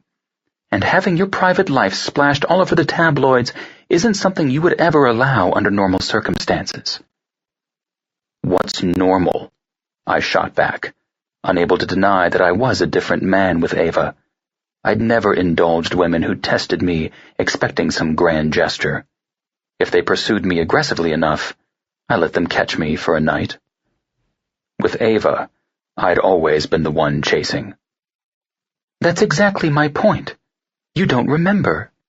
Because you're wrapped up in a passionate affair and you can't see beyond it. There is nothing beyond it, Corinne. I will be with her until the day I die. She sighed. You think so now, but stormy relationships don't last, Gideon. They burn themselves out. You like order and calm, and you won't have that with her. Ever. Somewhere inside you, you know that. Her words struck home. She had unwittingly echoed my own thoughts on the subject. A server came by our table. Corinne ordered a salad. I ordered a drink, a double. So you've sold a tell-all to do what? I asked when the server walked away. Get back at me? Hurt Eva? No. I want you to remember. This isn't the way. What is the way? I held her gaze. It's over, Corinne. Exposing your memories of us isn't going to change that. Maybe not, she conceded, sounding so sad it sent a pang of regret through me. But you said you never loved me. At the very least, I'll prove that wrong. I gave you comfort, contentment. You were happy with me. I don't see that same sort of tranquility when you're with her. You can't tell me you feel it. Everything you're saying tells me you don't care if I end up with you. But if you're leaving Giroux, maybe you care about the money. How much did they pay you to prostitute your love for me? Her chin lifted. That's not why I'm writing the book. You just want to be sure I don't end up with Eva. I just want you to be happy, Gideon. And since you've met her, I've seen you be anything but. How would Eva take the book when she read it? No better, I imagined, than I was taking Golden. Corinne's gaze dropped to my left hand, which rested on the tabletop. You gave Eva your mother's engagement ring. It hasn't been hers for a long time. She took a sip of the wine she'd had on the table when I joined her. Did you have it when you and I were together? Yes. She flinched. You can tell yourself that Eva and I are incompatible, I said tightly, that we're either fighting or fucking with nothing of substance in between. But the truth is that she's the other half of me, and what you're doing is going to hurt her, which will hurt me. I'll buy you out of the publishing contract if you'll withdraw the book." She stared at me for a long minute. I can't, Gideon." "Tell me why." "You're asking me to let you go. This is a way for me to do that." I leaned forward. "I'm asking you, Corinne, if you feel anything for me at all, to please drop this." "Gideon." "If you don't, you're going to turn what were good memories for me into something I hate." Her turquoise eyes shone with tears. "I'm sorry." I pushed back from the table and stood. "You will be." Turning away, I walked out of the restaurant to the waiting Bentley. Angus opened the door, his gaze shifting to look beyond me into Tableau 1's massive front window. "Damn it!" I slid into the back. "God fucking damn it!" People who felt I'd wronged them in some way were crawling out of the shadows like spiders, lured by the presence of Eva in my life. She was my biggest vulnerability, one I wasn't hiding well, and that was becoming a problem I had to get a handle on. Christopher, Anne, Landon, Corinne. They were only the beginning. There were others who had grievances against me, still more who held grudges toward my father. I'd long dared them all to come at me, enjoying the challenge. Now, the bastards were coming at me through my wife, all at once, and I was being stretched thin because of it. If I didn't have my guard up completely, my focus absolute, I would leave Eva open and unprotected. Whatever I had to do, I had to prevent that. "I still want to see you tonight," Eva said, her seductive voice drifting through the phone receiver like smoke. "That's not in question," I told her, leaning back in my desk chair. Outside the windows, the sun hung lower in the sky. The workday was over. Somewhere in the madness of the week, August had given way to September. "You deal with Carrie. I'll sit down with Arnaldo, and you and I will start the weekend when we're done." God, this week just flew by. I need to work out. I skipped too many days. "Spar with me tomorrow." She laughed. "Yeah, right." "I'm not joking." I thought of Eva in her sports bra and body-hugging pants, and my dick stirred with interest. "I can't fight you," she protested. "Of course you can." "You know too much. You're too good." "Let's put those self-defense skills of yours to the test, Angel." The idea I'd thrown out on a whim suddenly seemed like the best one I'd had all day. "I want to know you can take care of yourself in the unlikely case that you have to." She never would, but it would give me peace of mind to know that she could get away from a threat. "I've got wedding stuff tomorrow, but I'll think about it," she said. "Hang on." I heard the car door open and Eva greet her doorman. She said hi to her concierge, and then I heard the ding of an arriving elevator in her lobby. "You know," she sighed, "I'm putting on a brave face for Carrie, but I'm worried about what's going to happen with Trey. If he walks out, I think Carrie just might totally self-destruct." "He's asking a lot," I warned her, hearing another ding from the elevator. "Carrie's basically telling this guy that he's got a pregnant side piece that he intends to hang on to. No, scratch that. He's saying that Trey is going to be the side piece. I can't see that going over well with anyone." "I know." "I'll have my phone on me all night. Call me if you need me." "I always need you. I'm home, so I have to go. See you later. I love you." Would those words always hit me hard enough to steal my breath? We hung up just as a familiar figure rounded the corner leading to my office. I stood as Mark Garrity reached my open doorway, and I met him halfway with my hand extended. "Mark, thank you for making time for me." He smiled and shook my hand in a strong grip. "I'm the one feeling thankful, Mr. Cross. There are a large number of people in this city, in the world actually, who'd kill to be where I am right now." "Call me Gideon, please." I gestured toward the seating area. "How's Stephen?" "He's doing great, thank you. I'm beginning to think he missed a calling as a wedding planner." I smiled. Eva's about to dig into that this weekend. Unbuttoning his suit jacket, Mark tugged up the legs of his slacks and sat on the sofa. His gray suit contrasted well with his dark skin and striped tie, pulling together the appearance of an urban professional on the rise. "If she has half as much fun with it as Stephen," he said, "she'll have the time of her life." "Let's hope she doesn't have too much fun," I drawled, remaining on my feet. "I'd like to get past the planning and into the actual wedding." Mark laughed. "Can I get you something to drink?" I asked.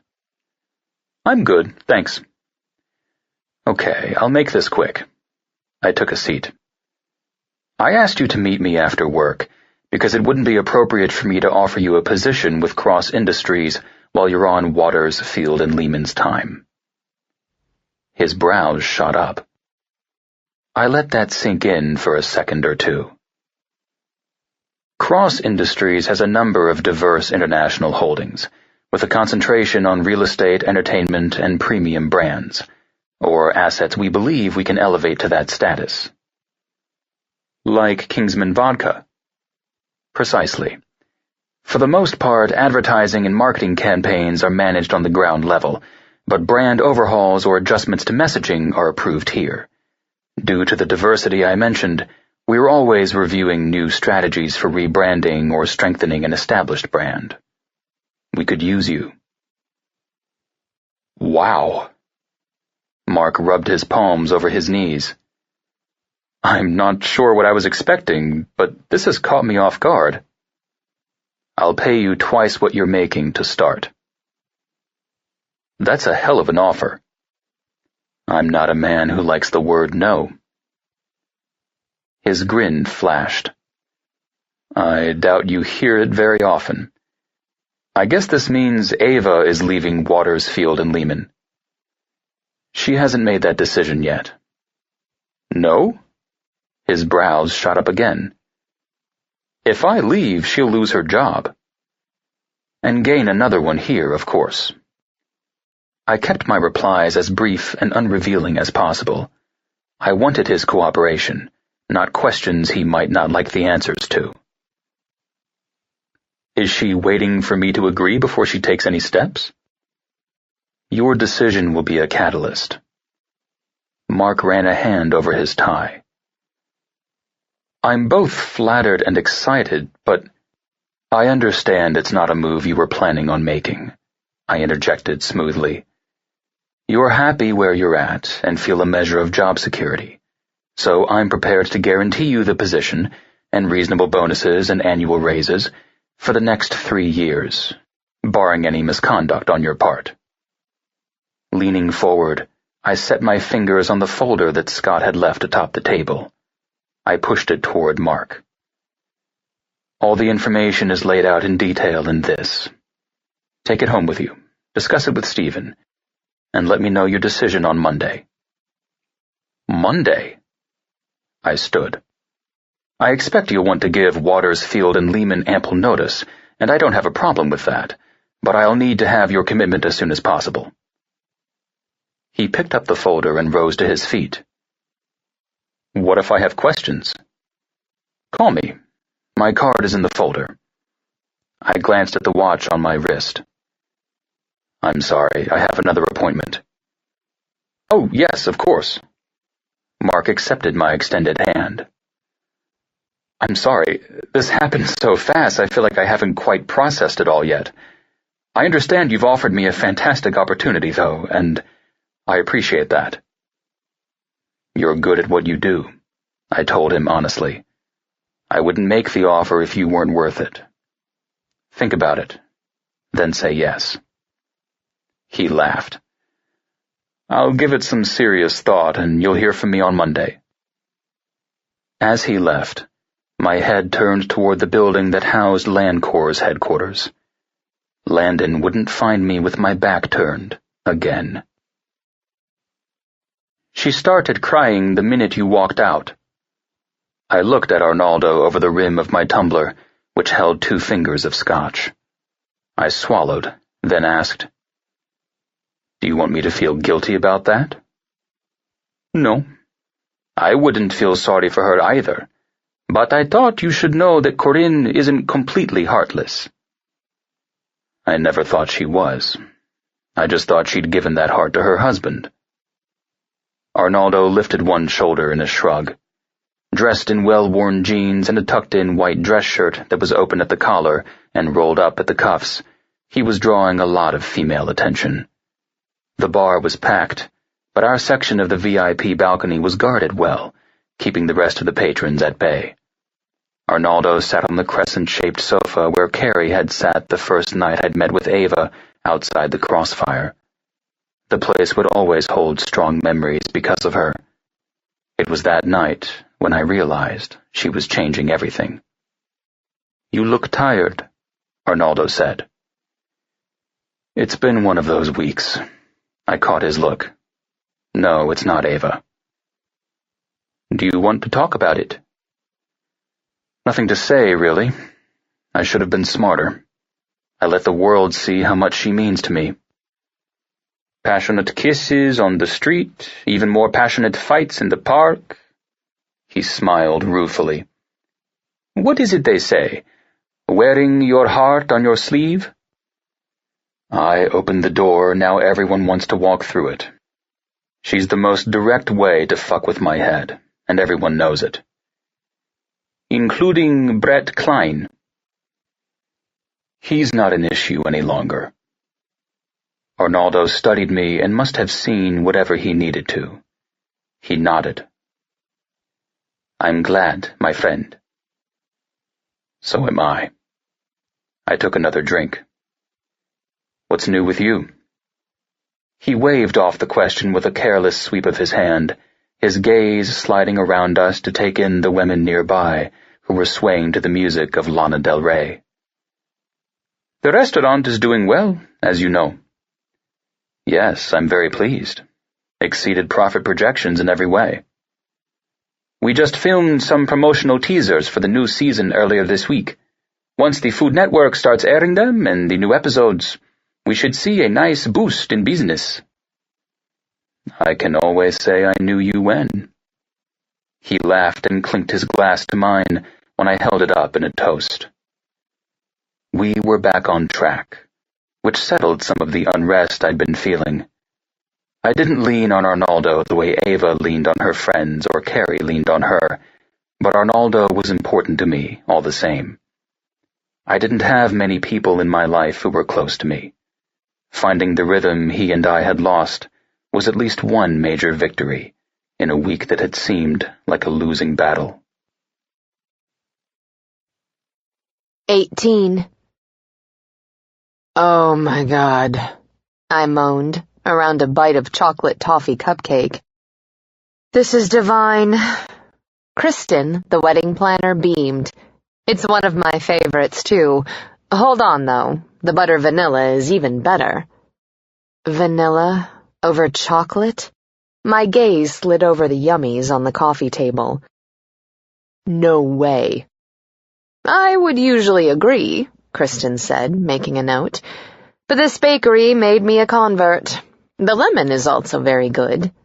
The early afternoon light poured in through the massive windows that made up one side of my mother's private sitting room, illuminating her pale gold curls and porcelain skin. She'd redecorated recently, opting for soft gray-blue walls that lent a new energy to the space and complemented her well. It was one of her talents, showcasing herself in the best light. It was also one of her major flaws, in my opinion.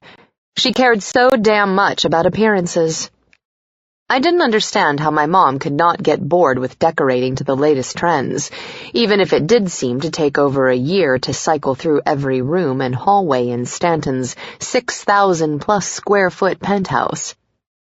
My one meeting with Blair Ash had been enough to tell me that the decorating gene had skipped my generation. I'd been interested in his ideas, but couldn't get worked up over the details. While I popped another mini cupcake into my mouth with my fingers, my mother daintily speared one of the coin-sized cakes with a fork.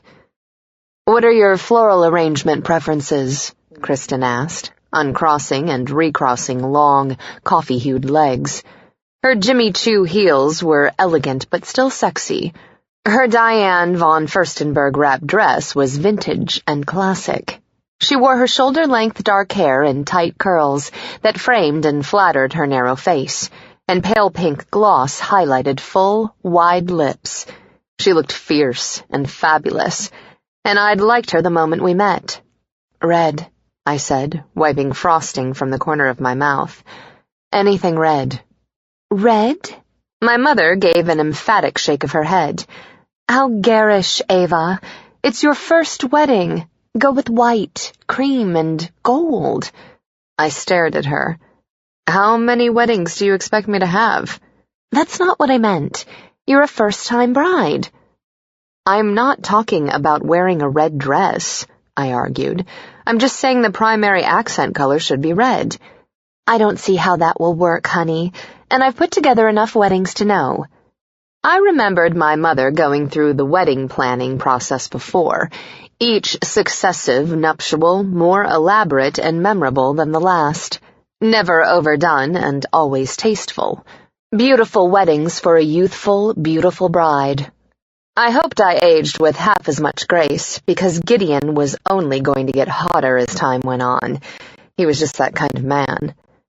"Let me show you what red can look like, Monica," Kristen said, pulling a leather portfolio out of her bag.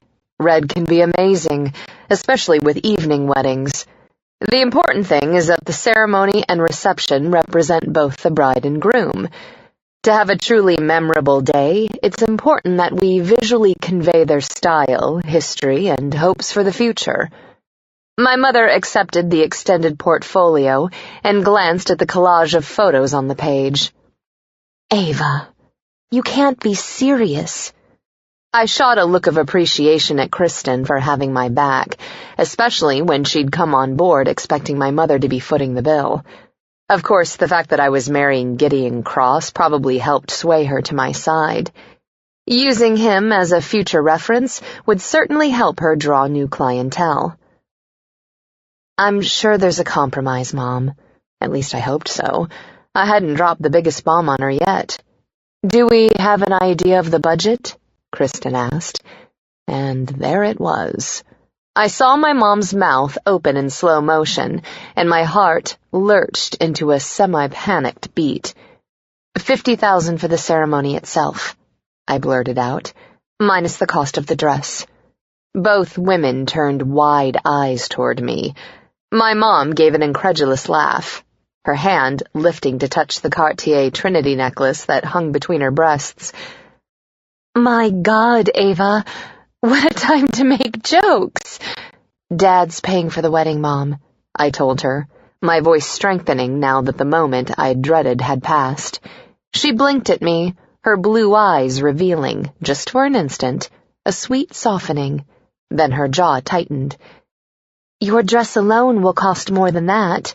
The flowers, the venue—" "We're getting married on the beach," I said, the idea just coming to me. "North Carolina, the Outer Banks, at the house Gideon and I just bought. We'll only need enough flowers for the members of the wedding party." "You don't understand." My mom glanced at Kristen for support. "There's no way that would work. You'd have no control." Meaning she wouldn't. "Unpredictable weather," she went on, "sand everywhere. Plus, asking everyone to travel that far out of the city will make it likely some won't be able to attend. And where would everyone stay?" "Who's everyone?" "I told you, the ceremony is going to be small, for friends and family only. Gideon's taking care of travel. I'm sure he'd be happy to take care of lodging arrangements, too. I can help with that, Kristen said. Don't encourage her, my mother snapped. Don't be rude, I shot back. I think you're forgetting that it's my wedding, not a publicity op. My mom took a deep, steadying breath. Ava, I think it's very sweet that you want to accommodate your father this way, but he doesn't understand what a burden he's placing on you by asking this. Even if I matched him dollar for dollar, it wouldn't be enough. It's plenty. My hands linked tightly together in my lap, pressing the rings on my fingers uncomfortably against the bone. And it's not a burden. You're going to offend people. You have to understand that a man in Gideon's position needs to take every opportunity to solidify his network. He's going to want to elope, I bit out, frustrated by the too familiar clash of our viewpoints. If he had his way, we'd run off somewhere and get married on a remote beach with a couple of witnesses and a great view. He may say that. No, Mother, trust me. That's exactly what he would do. If I may, Kristen leaned forward. We can make this work, Monica. Many celebrity weddings are private affairs. A limited budget will keep us focused on the details. And if Gideon and Eva are open to it, we can arrange to have select photographs sold to the celebrity lifestyle magazines, with the profits going to charity. Oh, I like that, I said, even as I wondered how that could work with the 48-hour exclusive deal Gideon had offered Deanna Johnson. My mom looked distraught. I've dreamed of your wedding since the day you were born, she said quietly. I always wanted you to have something fit for a princess. Mom. I reached over and took her hand in mine. You can go wild with the reception, okay? Do whatever you want. Skip the red, invite the world, whatever. As for the wedding, isn't it enough that I found my prince? Her hand tightened on mine, and she looked at me with tears in her blue eyes. I guess it'll have to be.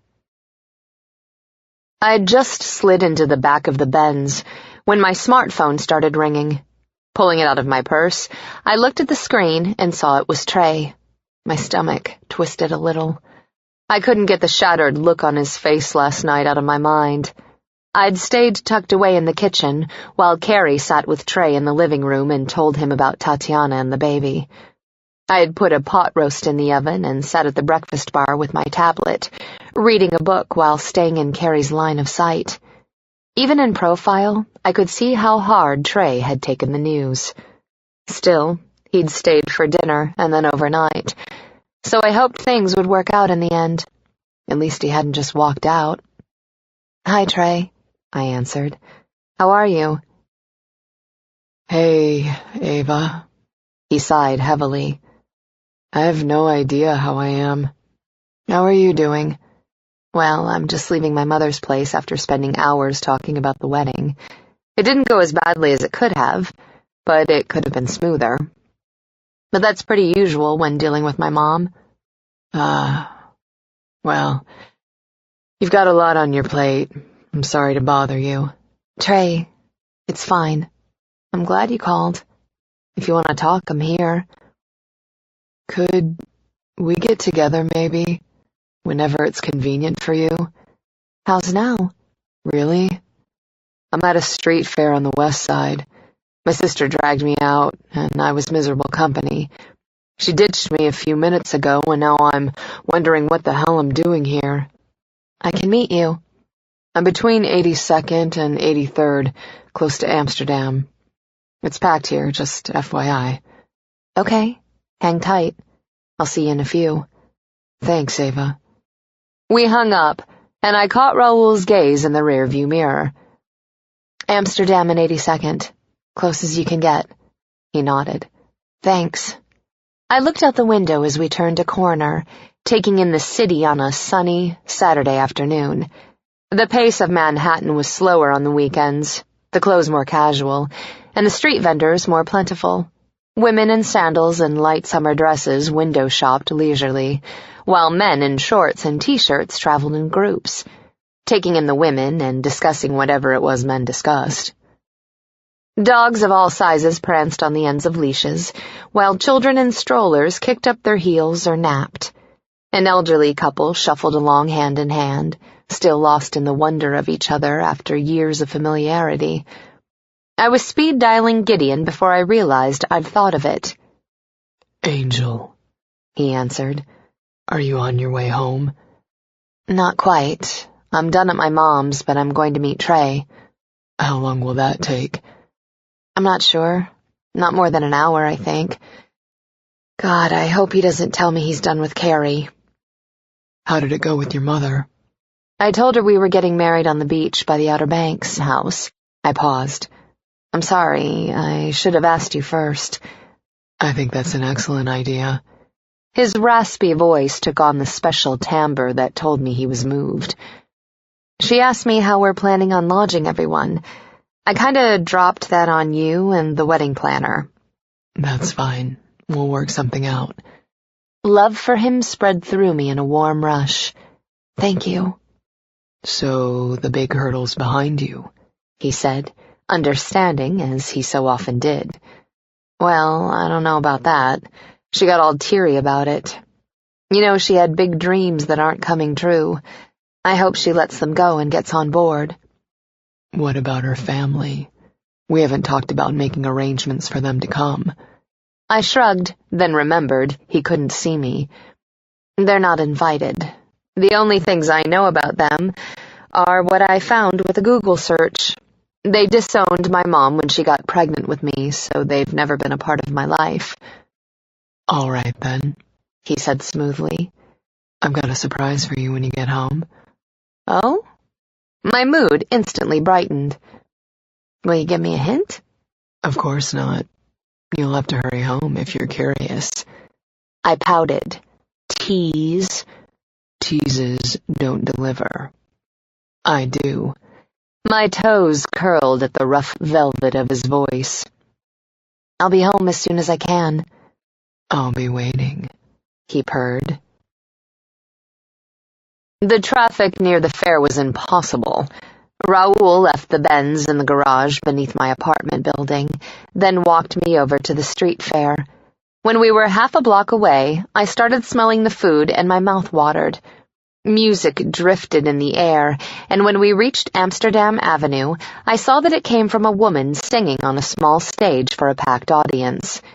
Vendors lined either side of the overflowing street, their wares and heads shielded from the sun by white tent tops. From scarves and hats to jewelry and art, to fresh produce and multinational eats, there was nothing one could want that couldn't be found. It took me a few minutes to spot Trey in the crowd. I found him sitting on the steps not too far from the corner we'd agreed upon. He was dressed in loose jeans and an olive-hued t-shirt, with sunglasses perched on the crooked bridge of his once-broken nose. His blonde hair was as unruly as ever, his attractive mouth tightened into a firm line. He stood when he saw me, holding out his hand for me to shake. I pulled him into a hug instead, holding him until I felt him relax and hug me back. Life flowed by around us. New Yorkers were comfortable with all sorts of public displays. Raoul moved a discreet distance away. "I'm a fucking mess," Trey muttered against my shoulder. "You're normal." I pulled back and gestured toward the steps where I'd found him. Anyone would be reeling right now. He sat down on the middle step. I perched next to him. "I don't think I can do this, Eva. I don't think I should.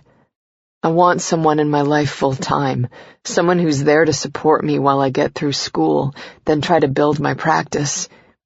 Carrie's going to be supporting that model instead and fitting me in when he can. How am I not going to resent that?" "That's a valid question," I said, stretching out my legs in front of me.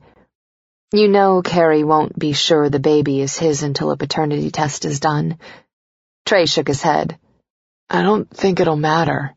He seems invested." "I think it'll matter. Maybe he won't just walk away. Maybe he'll play uncle or something. I don't know." For now, we have to go with the assumption that he's the dad. But maybe he's not. It's a possibility. So you're telling me to hang in there for another 6 months? No. If you want me to give you answers, I don't have any. All I can tell you for sure is that Carrie loves you. More than I've ever seen him love anyone. If he loses you, it's going to break him. I'm not trying to guilt you into staying with him.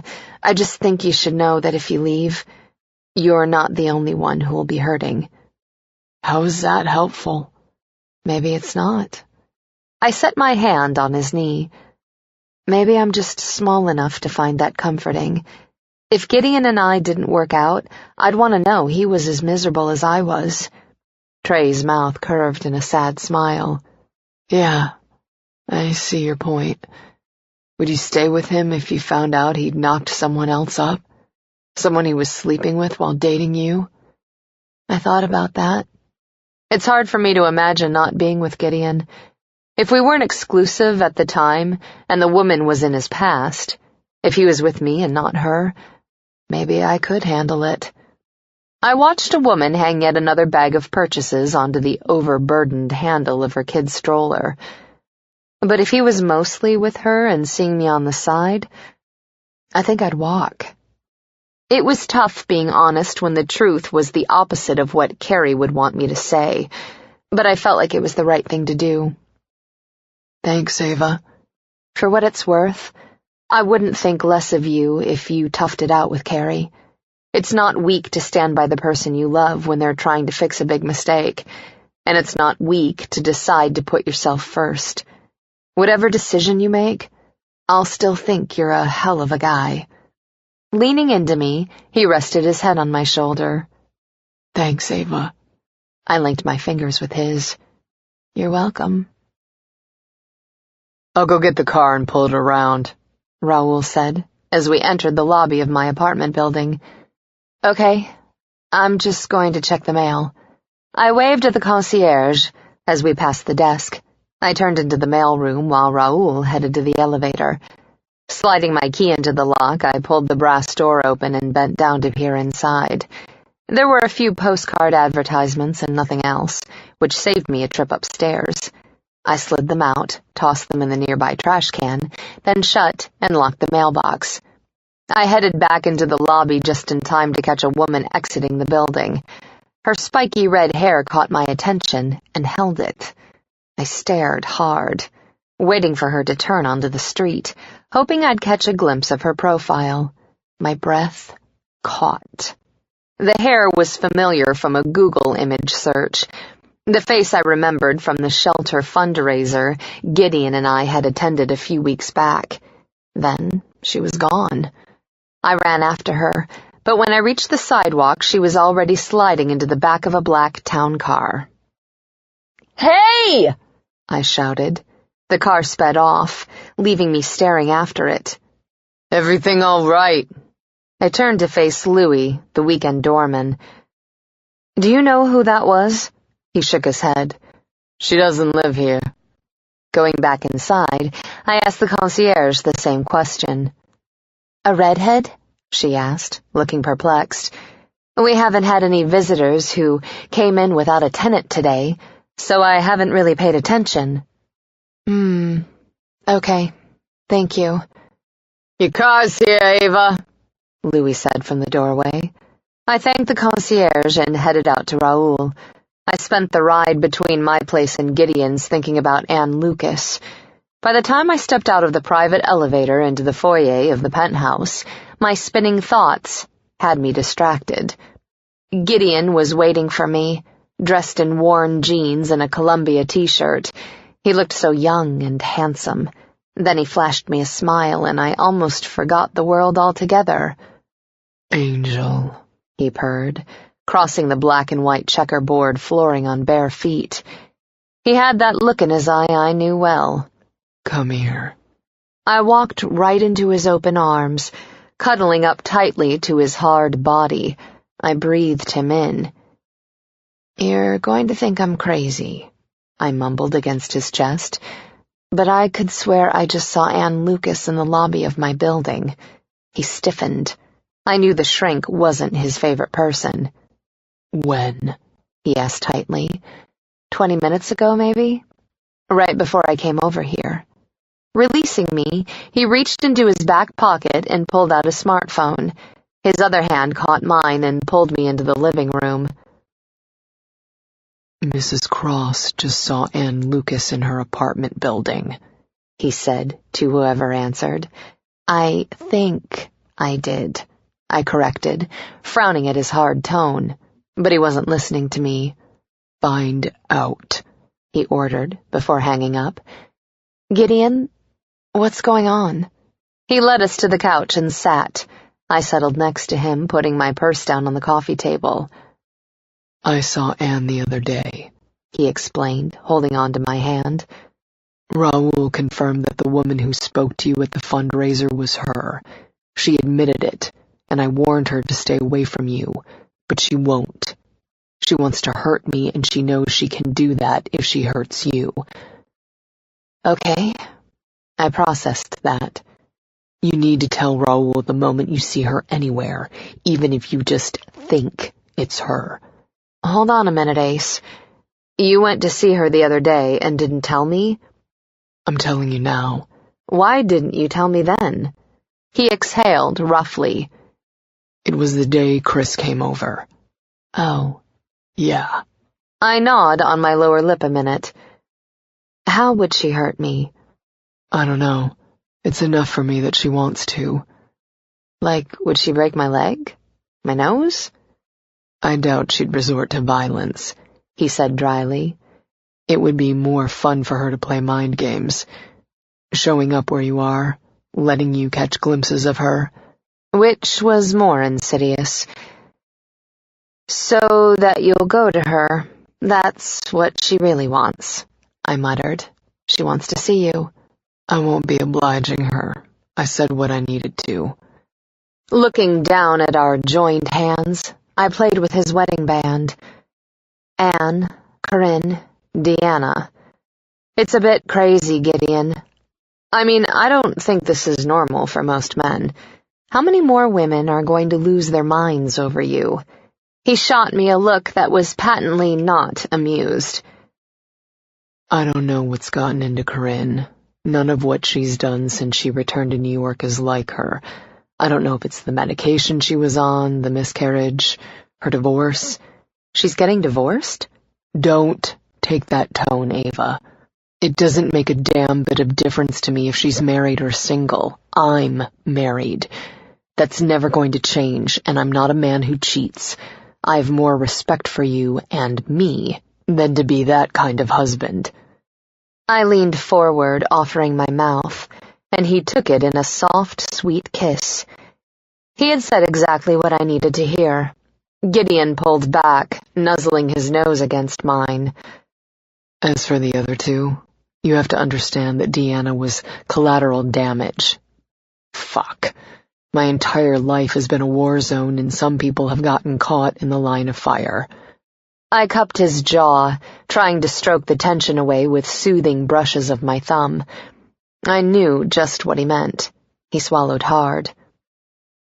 If I hadn't used Deanna to send a message to Anne that the door was closed between us, she would have been just a one-night stand. Over and done with. But she's okay now? I think so. His fingertips brushed my cheek, the touch reflecting the one I'd given him. Since I'm sharing, I'll say that I don't think she'd turn me down if I tried to hook up, which I won't, but I don't think she falls in the woman scorned category any longer. Yeah, I knew she'd hit the sheets with you again if she could. Not that I blame her. Do you have to be so damn good in bed? Isn't it enough that you're hot and have an amazing body and a huge cock? He shook his head, clearly exasperated. It's not huge. Whatever. You're hung. And you know how to use it. And women don't get awesome sex very often, so when we do, we can go a little nuts over it. I guess that answers my question about Anne, since she had you repeatedly. She never had me. Gideon sat back, slouching, scowling. At some point, you're going to get sick of hearing what an asshole I am. I curled into his side, resting my head on his shoulder. You're not the first insanely hot guy on the planet to use women, and you won't be the last. It was different with Anne, he grumbled. It wasn't just about her husband. I stilled, then forced myself to relax so that I didn't make him any more nervous than he already was. He sucked in a quick, deep breath. She reminds me of you sometimes, he said in a rush. The way she moves, some of the things she says. There's a familial resemblance. And more. I can't explain it. Then don't. Sometimes the line between them blurred in my mind. It was like I was punishing you through Anne. I did things to her I've never done with anyone else. Things that made me feel sick when I thought about them later. Gideon. I slid my arm around his waist. He hadn't told me this. He'd said before that it was Dr. Terence Lucas he was punishing, and I was sure that was part of it. But now I knew it wasn't all of it. Gideon sat back. It was twisted between Anne and me. I twisted her. If I could go back and do things differently. We'll deal with it. I'm glad you told me. Had to. Listen, Angel. You need to tell Raoul the moment you see her anywhere, even if you're not sure. And don't go anywhere alone. I'll figure out how to deal with her. In the meantime, I need to know that you're safe. Okay. I wasn't sure how that plan would work over the long haul. We lived in the same city with the woman and her husband, and Lucas himself had approached me before. They were a problem, and we needed a solution. But we weren't going to come up with it today. Saturday. One of the 2 days of the week I most looked forward to because I got to spend so much private time with my husband. So, I began, sliding my hand up beneath Gideon's shirt to touch his warm skin. Where's my surprise? Well... The sexy rasp in his voice deepened. Let's wait a bit before that. How about we start with some wine? Tilting my head back, I looked up at him. Are you trying to seduce me, Ace? He kissed my nose. Always. Go right ahead. I knew something was up when Gideon didn't join me in the shower. The only time he missed an opportunity to put his hands on me while drenched and dripping was in the mornings after he'd already had his way with me. When I came back out to the living room dressed in shorts and tank top sans bras, he was waiting for me with a glass of red wine. We settled on the couch with 3 days to kill, which only proved to me that my husband knew me well. It was just the sort of movie I enjoyed, a bit funny, a lot over the top, and it had Kevin Costner, who was always a win for me. Still, as much fun as I had just being lazy with Gideon, the anticipation started to make me twitchy as the hours passed. And Gideon, the devious man, knew it. He built on it. He kept my wine glass full and his hands on me, tangled in my hair, brushing over my shoulder, running along my thigh. By 9 o'clock, I was crawling all over him. I slid into his lap and pressed my lips to his throat, my tongue darting out to stroke over his pulse. I felt it leap, then accelerate, but he made no move in response. He sat as if absorbed in the rerun we'd channel surfed to after the movie ended. Gideon, I whispered in my fuck-me voice, my hand sliding between his legs to find him as hard and ready as always. I caught the lobe of his ear in my teeth, tugging gently. Would you mind if I fucked myself on your big cock while you're watching TV? His hand rubbed absently down my back. I might not be able to see around you, he replied, sounding distracted. Maybe you better get on your knees and suck it instead. Pulling back, I gaped at him. His eyes laughed at me. I shoved at his shoulder. You're terrible. My poor angel, he crooned. Are you horny? What do you think? I gestured at my chest. My nipples were hard and tight, straining against the thin cotton in a silent demand for his attention. Cupping my shoulders, he pulled me closer and caught the tip of my breast in his teeth, his tongue stroking softly. I moaned. He released me, his eyes now so dark they were like sapphires. Are you wet? I was getting there, fast. Whenever Gideon looked at me like that, my body softened for him, grew moist and eager. Why don't you find out? I teased. Show me. The authoritative bite in his command made me hotter. I slid off him carefully, feeling inexplicably shy. He pushed the coffee table back with one foot, giving me more room to stand in front of him. His gaze slid over me, his face expressionless. The lack of encouragement made me even more anxious, which I guessed was his intention. He was pushing in that way he had. Rolling my shoulders back, I caught his gaze with my own and ran my tongue along my bottom lip. His eyes became heavy-lidded. I slid my thumbs beneath the elastic waistband of my athletic shorts and pushed them down, wriggling my hips a little to make it look more like a striptease and less like I was feeling awkward. No panties, he murmured, his gaze on my sex. You're a bad girl, Angel. I pouted. I'm trying to be good.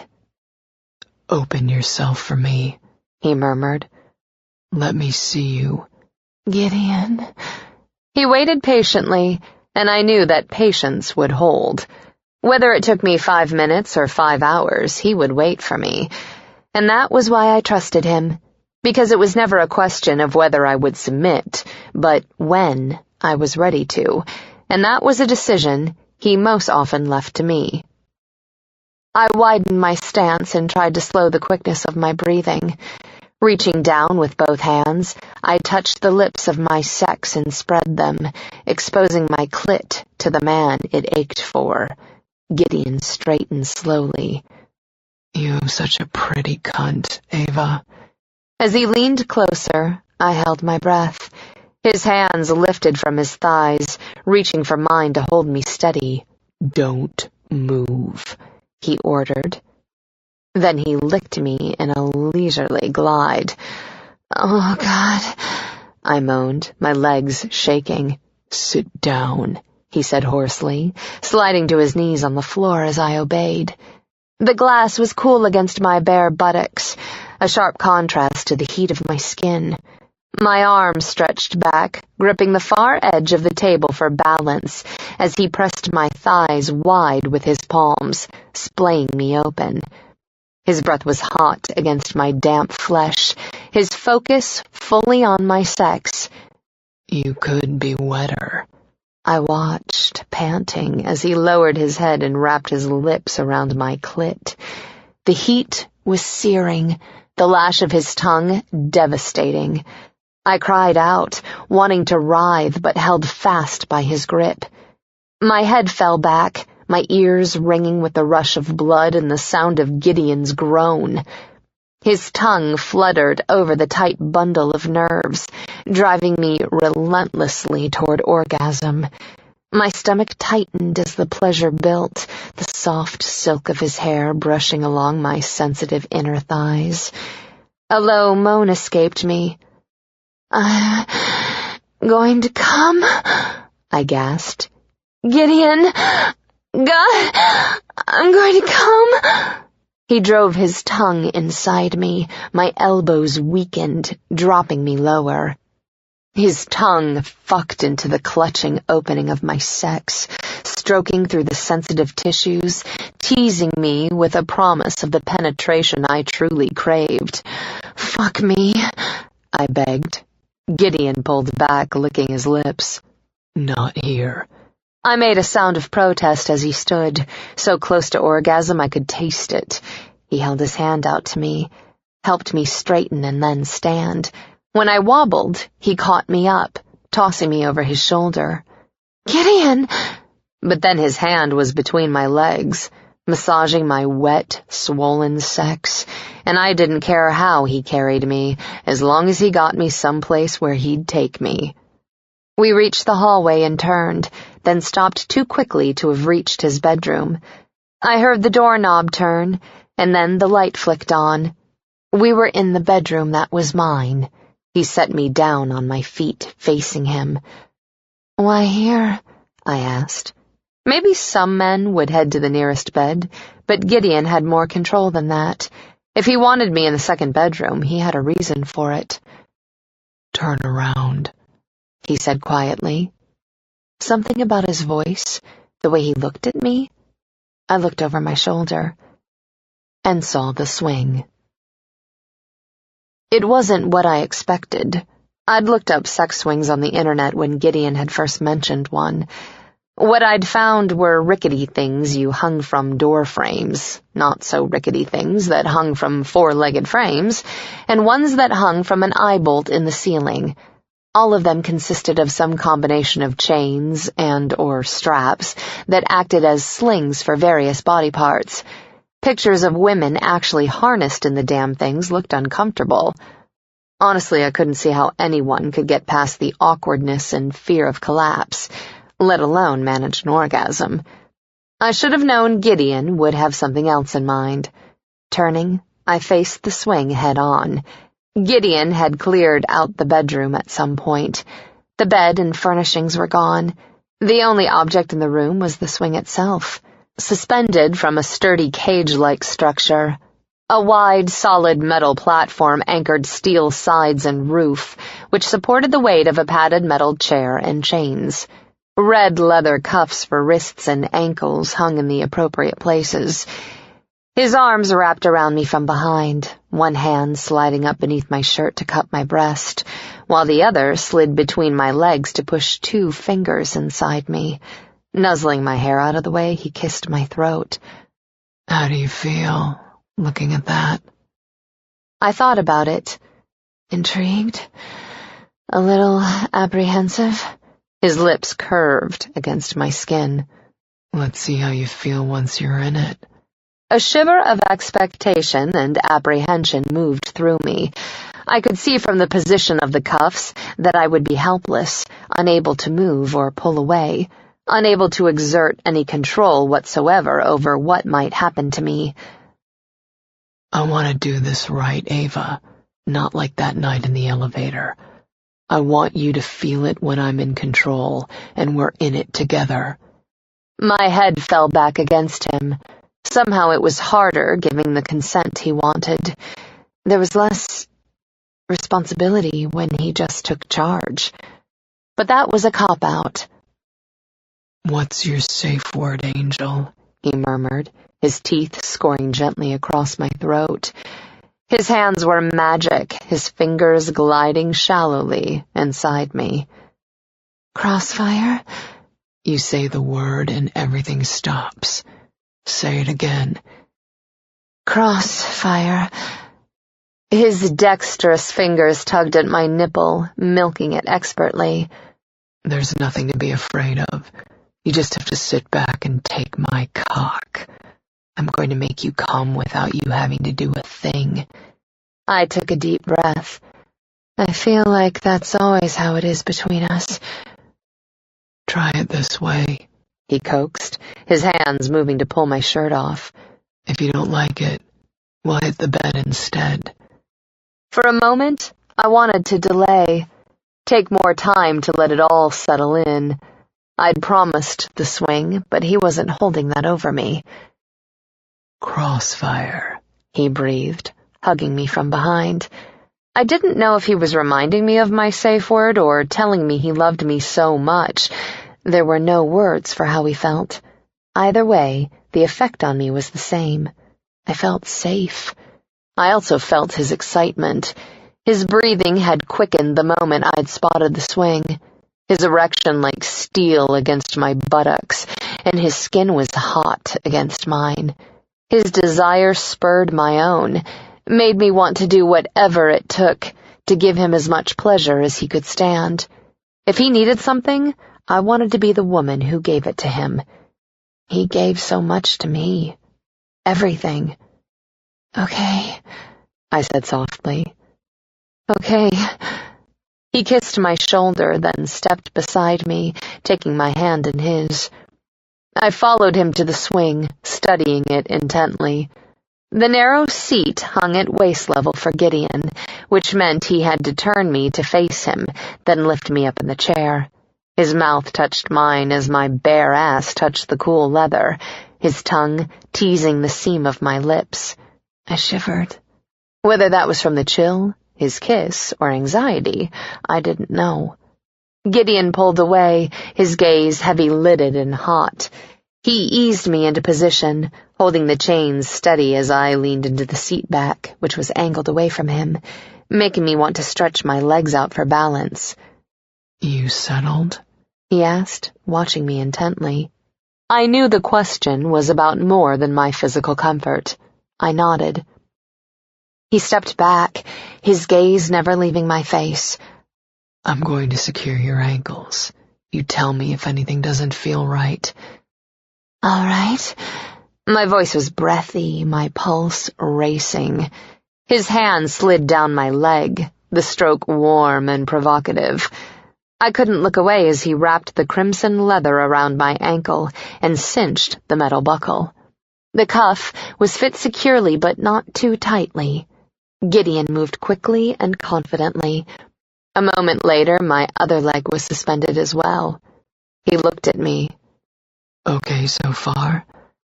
"You've done this before," I pouted. His actions seemed too practiced to be those of a beginner. He didn't answer. Instead, he began to strip as slowly and methodically as he'd restrained me. Mesmerized, I greedily drank in every inch of skin he revealed. My husband had such an amazing body. He was so hard and tight, so virile. It was impossible not to become aroused seeing him naked. His tongue slid along the bottom curve of his mouth in a leisurely erotic caress. "Still good, Angel?" Gideon knew exactly what the sight of him did to me, and it turned me on even more that he was arrogant enough to use that weakness against me. God knew I did the same to him when I could. "You are so fucking hot," I told him, licking my own lips. He smiled and came toward me, his thick, long cock curving upward to his navel. "I think you'll really enjoy this." I didn't have to ask why he said so, because it was evident as he reached me and took my hands in his. My vantage of him from the swing seat was completely unhindered. From the thighs upward, he was totally exposed between the spread of my legs. He bent and kissed me again, softly, sweetly. I moaned at the unexpected tenderness and the lushness of his flavor. Releasing one of my hands, he reached between us, gripping his cock and angling it downward to stroke between the lips of my sex. The wide head slid through the slickness of my desire, then nudged against my exposed clit. Pleasure rippled through me, and I discovered just how vulnerable I was. I couldn't arch my hips. I couldn't tighten my inner muscles to chase the sensation. A low whimper escaped me. I needed more, but could only wait for him to give it to me. "You trust me," he whispered against my mouth. It wasn't a question, but I answered anyway. "Yes," Gideon nodded. "Grab the chains." There were wrist restraints above my head. I wondered why he didn't use them, but I trusted him to know best. If he didn't think I was ready, it was because he knew me so well. In some ways, he knew me better than I knew myself. The love I felt for him unfurled in my chest until it filled me, pushing aside the vestiges of fear that hovered in the dark corners of my mind. I'd never felt so close to him, never known it was possible to believe in someone so completely. I did as Gideon ordered and gripped the chains. He stepped close again, his abs glistening with the first mist of perspiration. I could see his pulse throbbing in his neck, his arms, his penis. His heart was racing like mine. The head of his cock was as wet with excitement as my sex.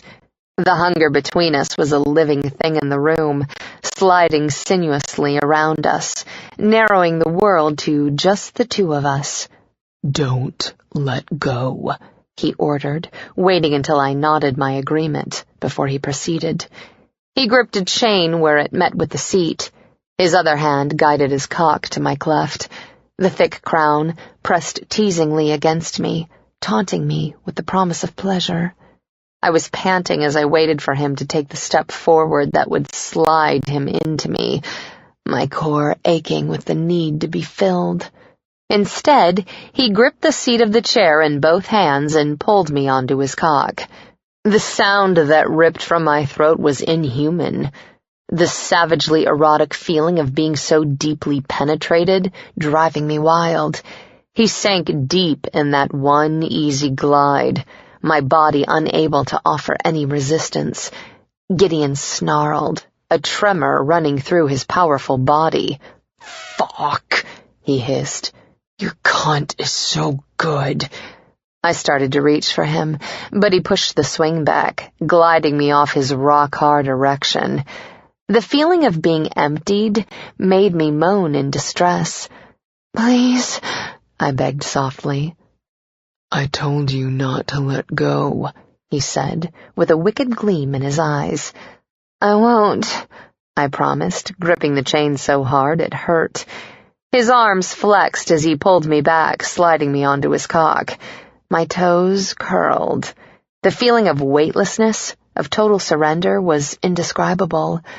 "Talk to me," he bit out. "Tell me you like this."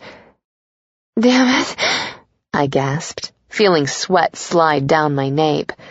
"Don't stop." One moment I was held stationary. The next I was swinging fluidly, my sex sliding on and off Gideon's rigid cock with breathtaking speed. His body worked like a well-oiled machine, his arms, chest, abs, and thighs straining with the exertion of masterfully handling the swing. The sight of his powerful movements, the intensity of his focus on pleasuring us both, the feel of him pumping so deep and fast into me, I orgasmed with a scream, unable to contain the rush that surged through me.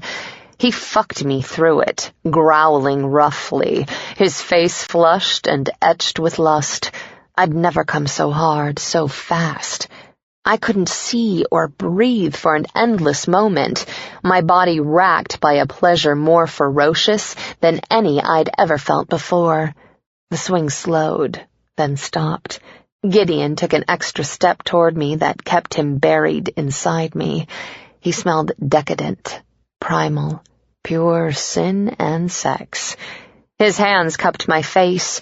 His fingers brushed tendrils of hair off my damp cheeks. My sex spasmed around him, all too aware of how hard and thick he still was. "You didn't come," I accused, feeling far too vulnerable after the insanity of my orgasm. Gideon took my mouth in a harsh, demanding kiss. "I'm going to restrain your wrists. Then I'm going to come in you." My nipples tightened into painful points. "Oh, God." "You trust me," he said again, his gaze searching my face. I touched him while I still could, my hands sliding over his sweat-slick chest, feeling the desperate beat of his heart. "More than anything." 19. Good morning, Ace. I looked over my shoulder at the sound of Ava's voice, smiling as I watched her circle the island on her way to the coffee maker. Her hair was a wild tangle, her legs sexy beneath the hem of the t-shirt she wore. Returning my attention to the stove and the French toast I was browning in the pan, I asked, "How are you feeling?" I looked at her again and found her blushing. "I'm sore," she said, inserting a coffee pod into the machine. "Deep inside." I grinned. The swing had positioned her perfectly, allowing for optimal penetration. I'd never been as deep in her before. I had been thinking about it all morning and decided that I would be speaking to Ash about his plans for the renovations. One of the bedrooms would need to have 2 closets, one for clothes, the other for the swing. "Geez," she muttered. "Look at that cocky smirk.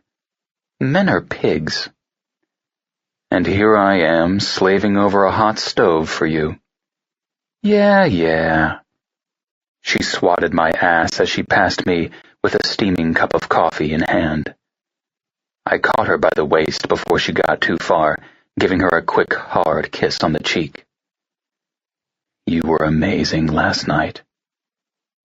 I'd felt something click into place between us so strongly that the change had been as tangible as the rings I wore on my fingers, and I cherished it as dearly. She flashed me a dazzling smile, then opened the fridge to pull out the carton of half and half. While she took care of that, I plated the finished French toast. "I've been wanting to talk to you about something," she said, joining me at the island and wriggling onto a bar stool. My brows lifted. "Okay." "I'd like to become involved with the Crossroads Foundation, financially and administratively." "That could encompass a lot of things, Angel. Tell me what you have in mind." Shrugging, she picked up her fork.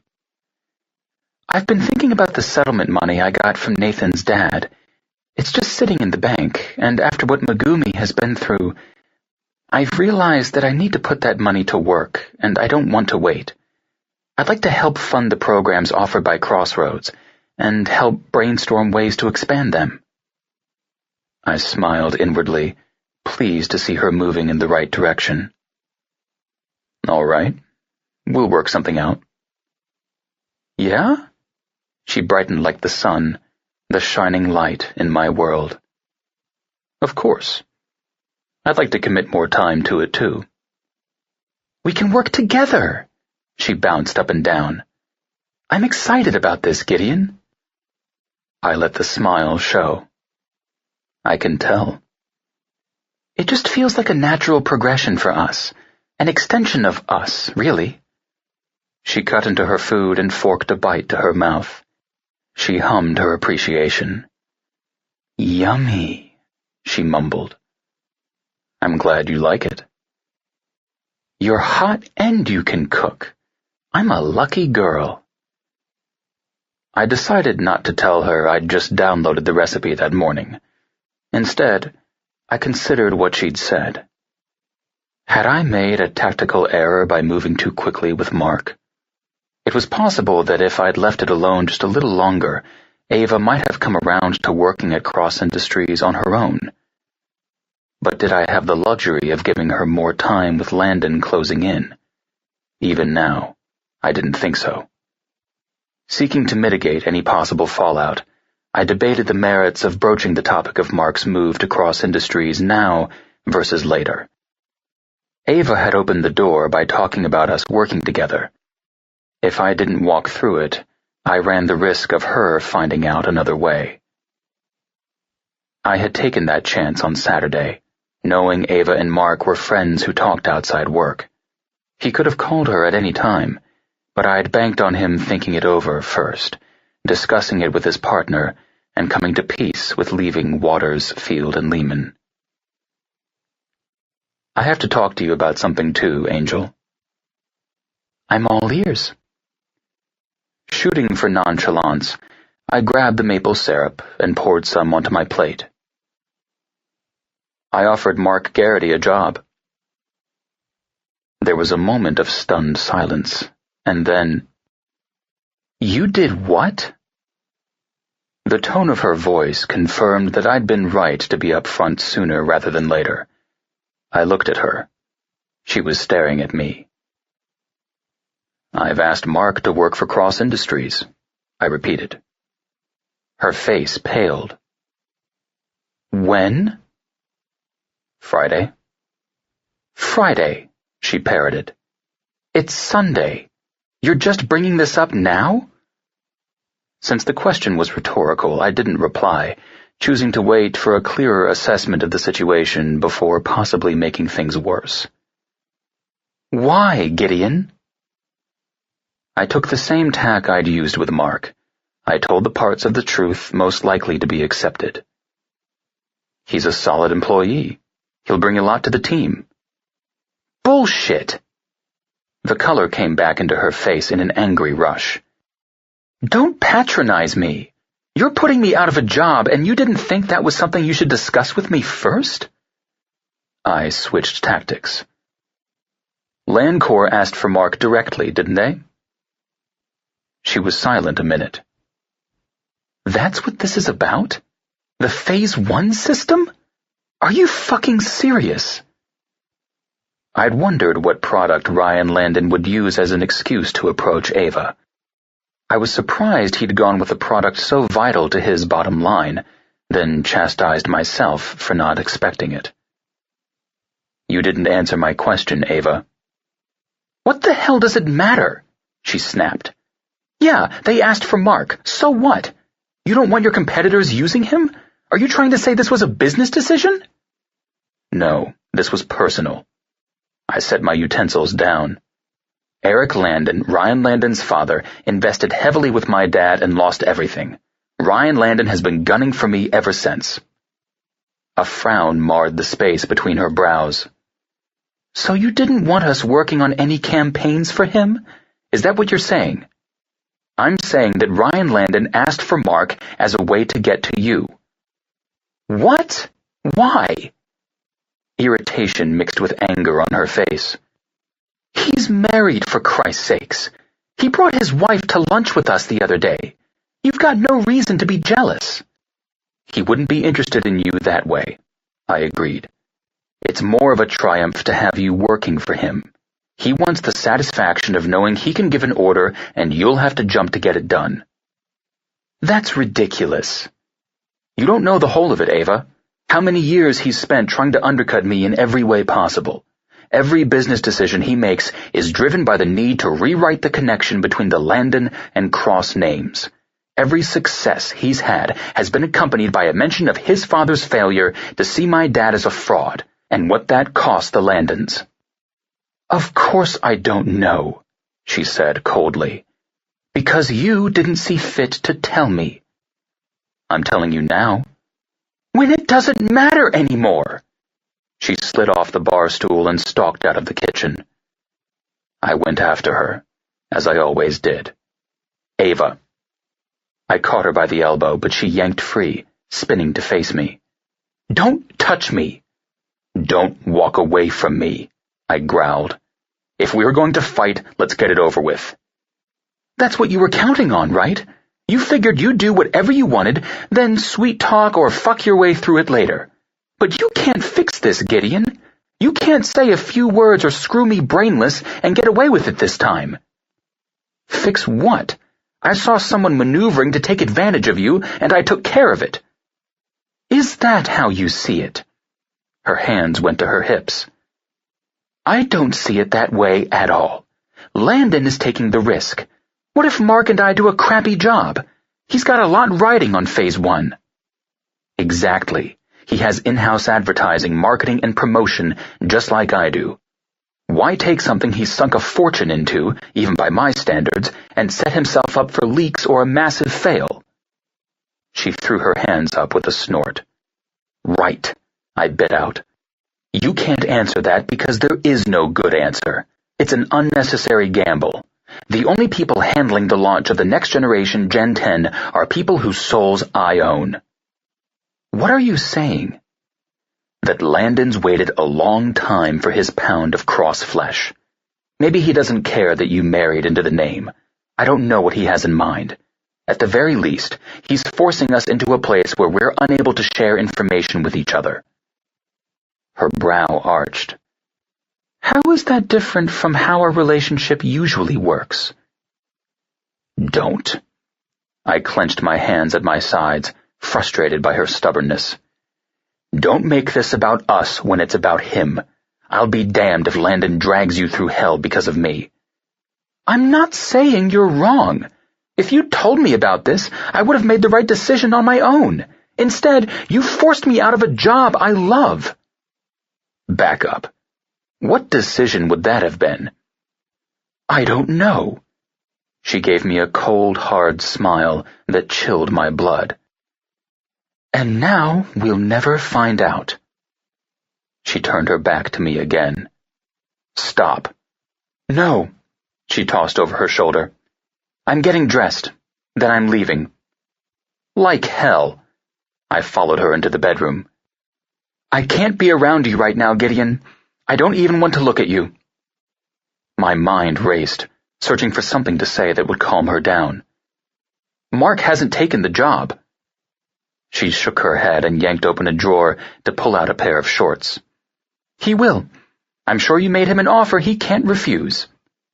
I withdraw it.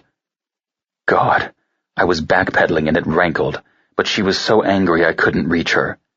She was as distant as I'd ever seen her, remote and untouchable, after the wildly erotic night we'd had when we had been as close as ever.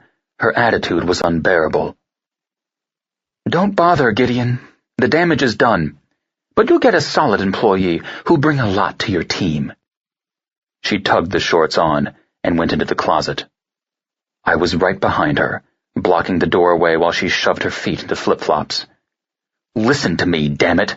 They're coming after you, everyone. They want to get at me through you. I'm doing the best I can, Eva. I'm trying to protect us the only way I know how. She paused, facing me. That's a problem, because this way doesn't work for me. It will never work for me. God damn it, I'm trying! All you had to do was talk to me, Gideon. I was halfway there on my own. Working with you on Crossroads was just the first step.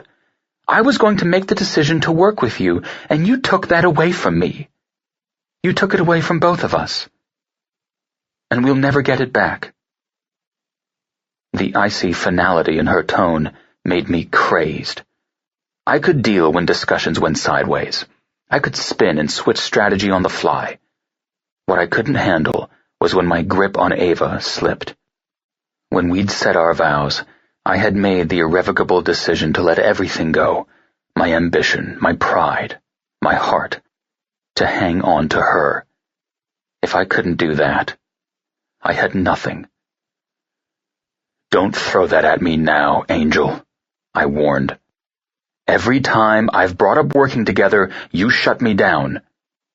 So you just bulldoze right through me. I was willing to give you time. I had a plan. I was going to seduce you with the possibilities, let you decide that the best way to develop your potential was alongside me. You should have stuck with the plan. Get out of my way. I held my ground. How could I stick with any plan the last few weeks? While you're feeling righteous, think about what I've dealt with. Brett, the damn tape of you with him, Chris, my brother, therapy, Ireland, my mother, Anne, Corinne, fucking Landon. Eva crossed her arms. Gotta handle it all yourself, don't you? Am I really your wife, Gideon? I'm not even your friend. I bet Angus and Raoul know more about your life than I do. Arash, too. I'm just the pretty cunt you fuck. Shut up. You need to get out of my way before this gets any uglier. I can't let you leave. You know I can't. Not like this. Her jaw tightened. You're asking me to give you something I don't have right now. I'm hollowed out, Gideon. Angel. I reached for her, my chest so tight I found it hard to breathe. The devastation on her face was killing me. I'd destroy anyone who put that look on her face, but this time I had done it. What does it matter if you would have made the same decision anyway?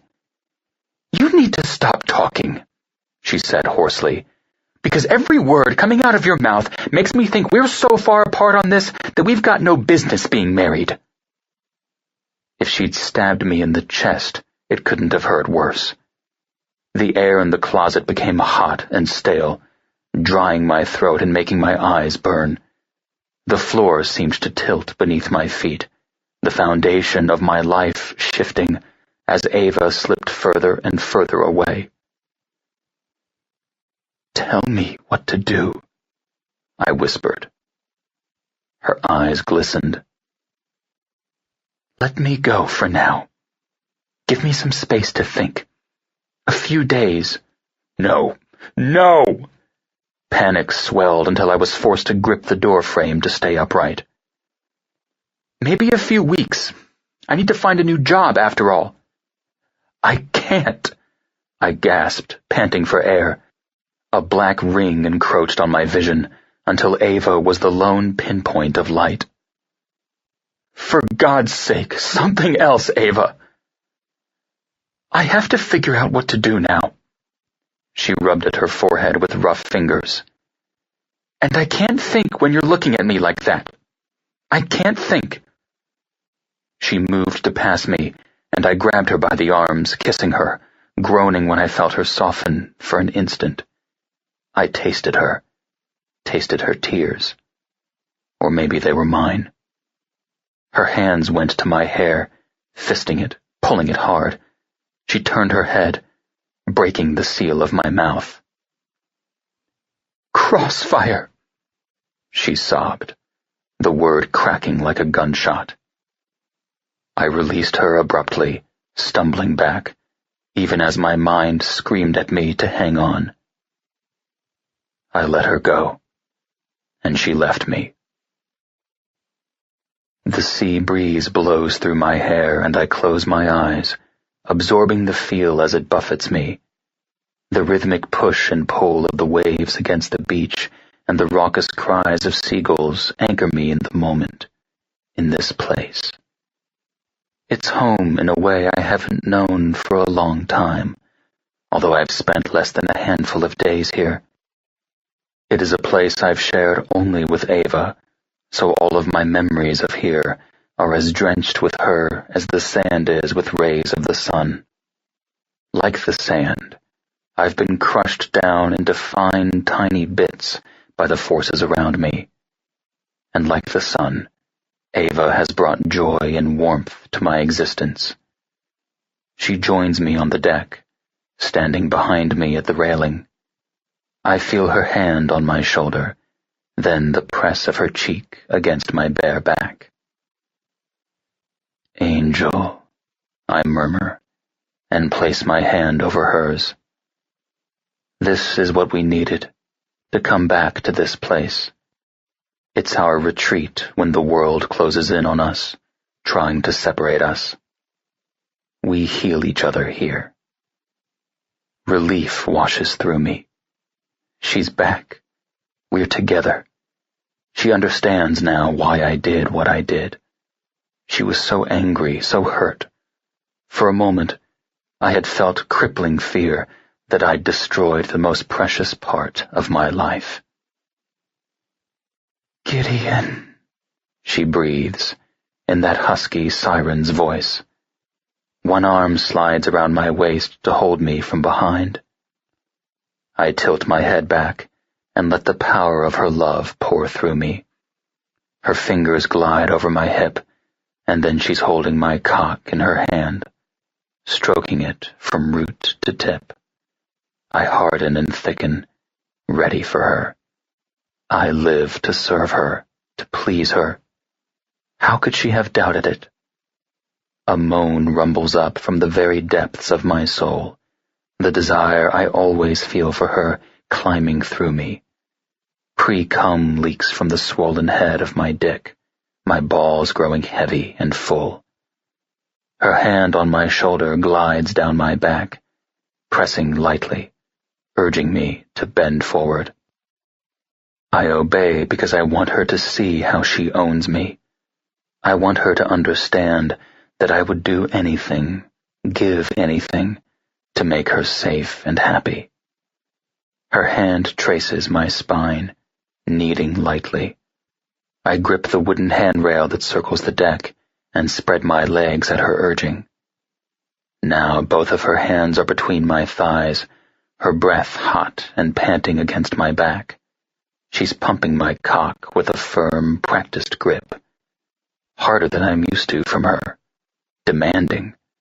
Her other hand is massaging my sack, driving the urgency into me. Her grip slickens as the pre-cum streams steadily from the slit at the tip of my dick. The salty air washes over me, cooling the sweat misting my skin.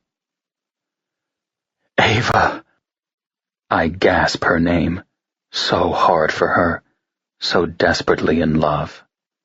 Her fingers, now creamy and always cleverly agile, slide back and tease the dark rosette of my anus. It feels good, even though I don't want it to. The stroking of my penis is making it hard to breathe, to think, to fight. That's it, she coaxes. I try to arch away, but she's got me trapped with my dick in her hand. Don't, I tell her, squirming. You like it, she purrs, working my cock, her touch something I crave and can't resist. Show me how much you want me. She pushes 2 slick fingers inside my ass. I cry out, writhing away, but she's rubbing and thrusting into me, hitting the spot that makes me want to come more than anything. The pleasure grows despite the tears burning my eyes. My head falls forward. My chin touches my heaving chest. It's coming. I'm coming. I can't stop it. Not with her. The fingers inside me thicken, lengthen. The thrusting becomes frenzied, the slap of flesh against flesh drowning out the sounds of the ocean. I hear a rough, lusty growl, but it's not mine. A cock is in me, fucking me. It hurts, and yet the pain is tinged with a sick, unwanted pleasure. Keep stroking it, he pants. You're almost there. Agony explodes in my chest. Eva isn't here. She's gone. She's left me. Vomit rises into my throat. I throw him off violently, hearing him crash through the sliding door behind us, the glass shattering.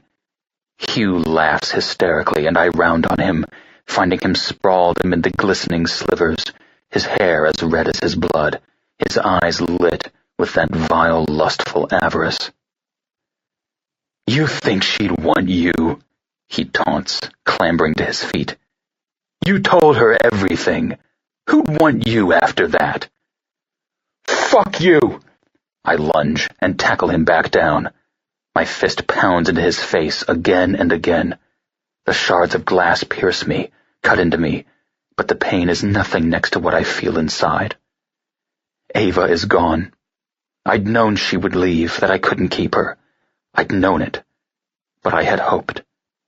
I couldn't fight the hope. Hugh won't stop laughing. I feel his nose shatter, his cheekbone, his jaw. His laughter turns to gurgles, but it's still laughter. My arm pulls back to hit him again. Anne is lying beneath me, her face battered nearly beyond recognition. Horrified at what I've done, I jerk away, scrambling to my feet. The glass digs deep into the soles of my feet. Anne laughs as bubbling blood pours from her nose and mouth, spreading through the home that was once a sanctuary, staining everything, the taint washing away the sun until only a blood moon remains. I woke up with a scream in my throat. Sweat drenched my hair and skin. Darkness suffocated me. Scrubbing at my eyes, I rolled onto my hands and knees, sobbing. I crawled toward the only light I could see, the weak silver glow that was my only guide. The bedroom. God. I collapsed on the floor, racked by tears. I'd fallen asleep in the closet, unable to move after Eva left me, afraid to take one literal step in any direction toward a life without her in it. The face of the clock glowed brightly in the darkened room. It was 1 a.m. A new day, and Eva was still gone. You're here early. Scott's cheery voice lured my gaze from the photo of Eva on my desk. Good morning, I greeted him, feeling as if I were still in a nightmare. I'd come to work shortly after 3 a.m., unable to sleep anymore and unable to go to Eva. I wanted to, would have. Nothing could keep me away from her. But when I tracked her phone, I found her at Stanton's penthouse, a place I couldn't reach. The anguish of that, knowing she was deliberately keeping herself from me, ate at me from the inside out like acid. I couldn't stay home and go through the morning routine of preparing for work without Eva. It had been easier to revert to the schedule I'd often kept before her, coming into work while the moon was high, finding peace in the place where I exercised complete control. But today there was no peace. Only the torment of knowing that she was in the same building I was by now, so damn close, and yet farther away than she'd ever been. Mark Garrity was waiting by reception when I came in, Scott continued. He said you discussed having him come in today? My gut nodded. I'll see him. I pushed back from my desk and stood. I'd thought of nothing but Eva and the offer I had made to Mark, trying to reason out how I could have done anything differently. I knew Eva too well. Telling her about Ryan Landon wouldn't have made her leave Waters, Field, and Lehman any more than telling her about Anne would cause her to be more cautious. Eva would face them head-on instead, growling like a lioness to defend me and failing to see the danger to herself. It was her way, and I loved her for it, but I would also protect her when the situation called for it. Mark. I extended my hand as he entered, knowing immediately that he was going to say yes. Energy radiated off him, and his dark eyes were lit with anticipation. We agreed that he would begin in October, giving Waters, Field, and Lehman nearly a month's notice. He wanted to bring Eva along with him, and I encouraged him to make the offer, even as I doubted that she would accept it. He countered some of my terms, and I negotiated by instinct, keeping him in check without my heart being in it. In the end, he left happy and pleased with his changed situation. I was left with the deepening fear that Eva would not forgive me. Monday blurred into Tuesday. There were only 3 times a day when I felt any life at all. At 9 when I knew Eva arrived for work, at lunch, and again at 5 when she finished for the day. I waited with endless hope for her to reach out to me, to call or communicate in any way. Another horrible fight would be better than the aching silence. She didn't. I could only watch her on the security monitors, devouring the sight of her coming and going like a man dying of hunger, scared to approach her and risk widening the chasm between us. I stayed in the office overnight, afraid to go home, afraid of what I would do if I entered any of the residences I shared with her.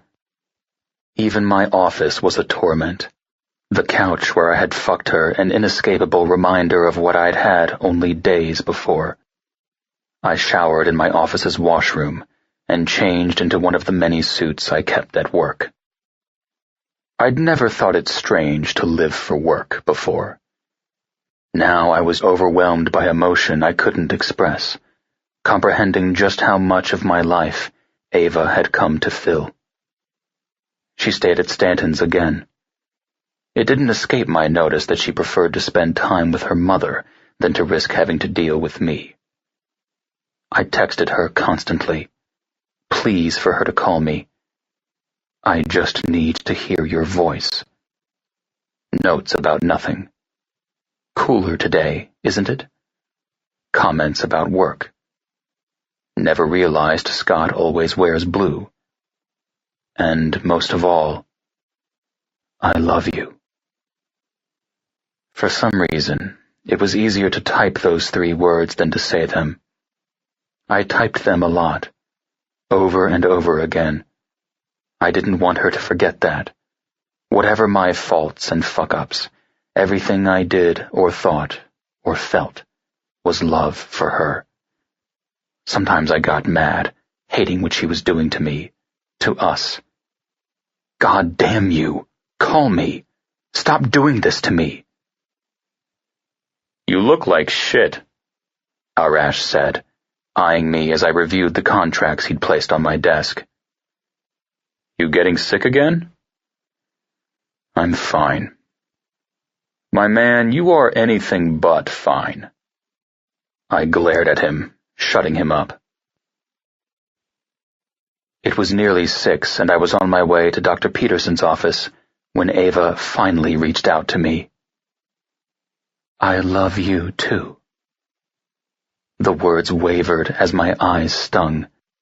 I typed back with shaking fingers, nearly dizzy with relief. I miss you so much. Can't we talk, please? I need to see you. She didn't reply before I reached Dr. Peterson's, which blackened my mood to the point of violence. She was punishing me in the worst possible way. I was as jittery as a junkie, desperate for a hit of her to function, to think. Gideon. Dr. Peterson greeted me at the door to his office with a smile that quickly faded when he saw me. Concern drew his brows down. You don't look well. I'm not, I snapped. He calmly gestured for me to take a seat. I remained standing, roiling inside, debating leaving and searching for my wife. I couldn't stand around and wait anymore. It was too much to ask of me. Maybe we should walk again, he said. I could stand to stretch my legs. Call Eva, I ordered. Tell her to come here. She'll listen to you. He blinked at me. You're having trouble with Eva. Shrugging out of my suit jacket, I threw it on the couch. She's being irrational. She won't see me, won't talk to me. How the fuck are we supposed to work things out if we're not even talking? That's a reasonable question. Damn right. I'm a reasonable man. She, however, is out of her damn mind. She can't keep doing this. You have to get her here. You have to make her talk to me. All right. But first I need to understand what's happened. He sat in his chair. I'm not going to be much use to you if I don't know what's going on. I pointed a finger at him. Don't play your head games with me, Doc. Not today. I think I'm being as reasonable as you are, he said smoothly. I want you to work things out with Eva, too. I think you know that. Exhaling in a rush, I sank onto the edge of the sofa, then dropped my head into my hands. It was throbbing viciously, pounding front and back. You are fighting with Eva, he said.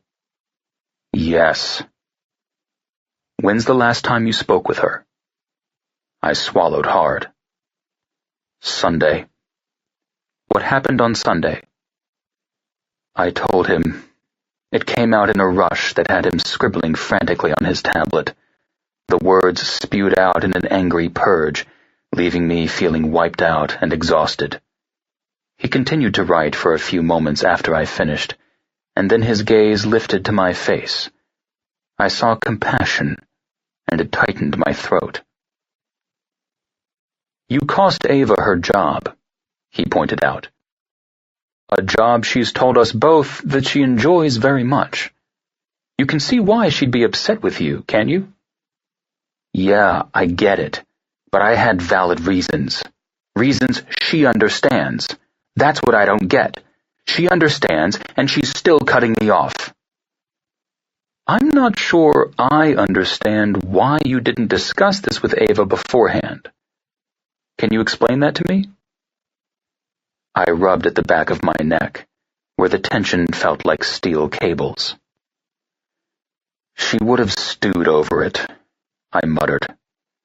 It would have taken her time to come around. In the meantime, I'm trying to manage a ton of other shit. We're getting hit from all sides. I saw the news about Corinne Giroux's book about you. Oh yeah. My mouth curved grimly. She probably got the idea from 6/9's Golden video. Landon got to Eva through a hole in my guard. I couldn't risk giving him another opening while I was distracted with everything else Eva and I are dealing with right now. Dr. Peterson nodded. You are facing a lot of pressure. Don't you trust Eva to help you reach the decisions you're making?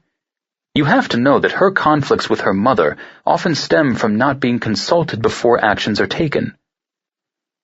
I know that. I tried to articulate my chaotic thoughts. But I need to take care of her, after what she's lived through. My eyes squeezed shut. Knowing what she'd suffered was almost too much for me to think about sometimes. I have to be strong for her. Make the tough calls. Gideon, you're one of the strongest men I know, he said quietly. I opened my eyes and looked at him. You haven't seen me the way she has. Crying like a child, brutalized by memories, masturbating while unconscious, violent in my sleep. Weak. So weak. Helpless. Do you think she doubts you because you've let her see you vulnerable? That doesn't sound like Eva to me. My eyes stung. You don't know everything. You don't know. But Eva does. And she married you anyway. She loves you very much anyway. He offered a kind smile that somehow slashed like a blade, cutting me open. You asked me once if relationships were about compromise. Do you remember that? I jerked a nod. That compromise means you don't always have to be the strong one, Gideon. You can do the heavy lifting on occasion, and you can let Eva do it sometimes. Marriage isn't about whether you're strong enough as an individual. It's about how strong you are together, and the luxury of taking turns carrying the load. My head bowed again. Eva had said the same thing. I'm trying. I swear to God, I'm trying. I know you are. She has to take me back. She has to come back. I need her. She's killing me right now. She's ripping me apart. I stared at my hands, at the rings she'd given me that made me hers. What do I do? Tell me what to do. Eva is going to want to know that you're willing to change. She'll want to see you taking steps to demonstrate that. You won't face these big decisions too often, so she may adopt a wait-and-see attitude. That will be hard for you, I think. Very hard. I nodded slowly, but I couldn't wait any more. If Eva needed proof that I'd do anything to keep her, I would give it to her. My hands clenched into fists. My gaze stayed on the carpet between my feet. I cleared my throat. The therapist. The one I had when I was a child. Yes? He molested me. For nearly a year. He raped me. 20. I miss you so much. Can't we talk, please? I need to see you. Still staring at that text? Carrie asked, rolling onto his back on the bed beside me and pressing his temple to mine. I can't sleep. It was torture to stay away from Gideon. I spent every minute, waking and sleeping, feeling like someone had hacked out my heart and left a gaping hole in my chest. I looked up at the canopy above my mom's guest bed. Like her sitting room, the bedroom she'd put me in was newly redecorated. With its palette of cream and moss green, the room was soothing and tastefully elegant.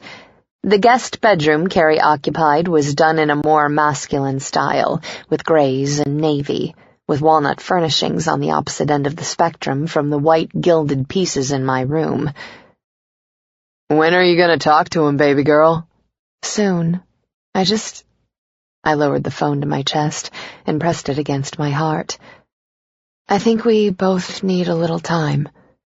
It was so hard to think when Gideon and I were fighting. I hated it. And it was worse because he was the one who'd fucked up. And like everything he did, he had done so spectacularly. I couldn't imagine how I could forgive him and live with myself. On the other hand, I couldn't imagine how I could go forward without him and live, period. I felt dead inside. The only thing keeping me going was the belief that somehow we'd work things out and be together. How could we not? How could I give so much of myself to someone and then let that person go?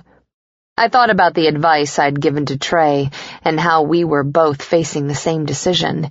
Did we choose love, or did we choose ourselves? I was so pissed off at Gideon for being the one who forced my hand. I'd recognized that certain situations were pushing me into that spot, but I had never thought my husband would. And why the hell did the two choices have to be mutually exclusive? It wasn't fair.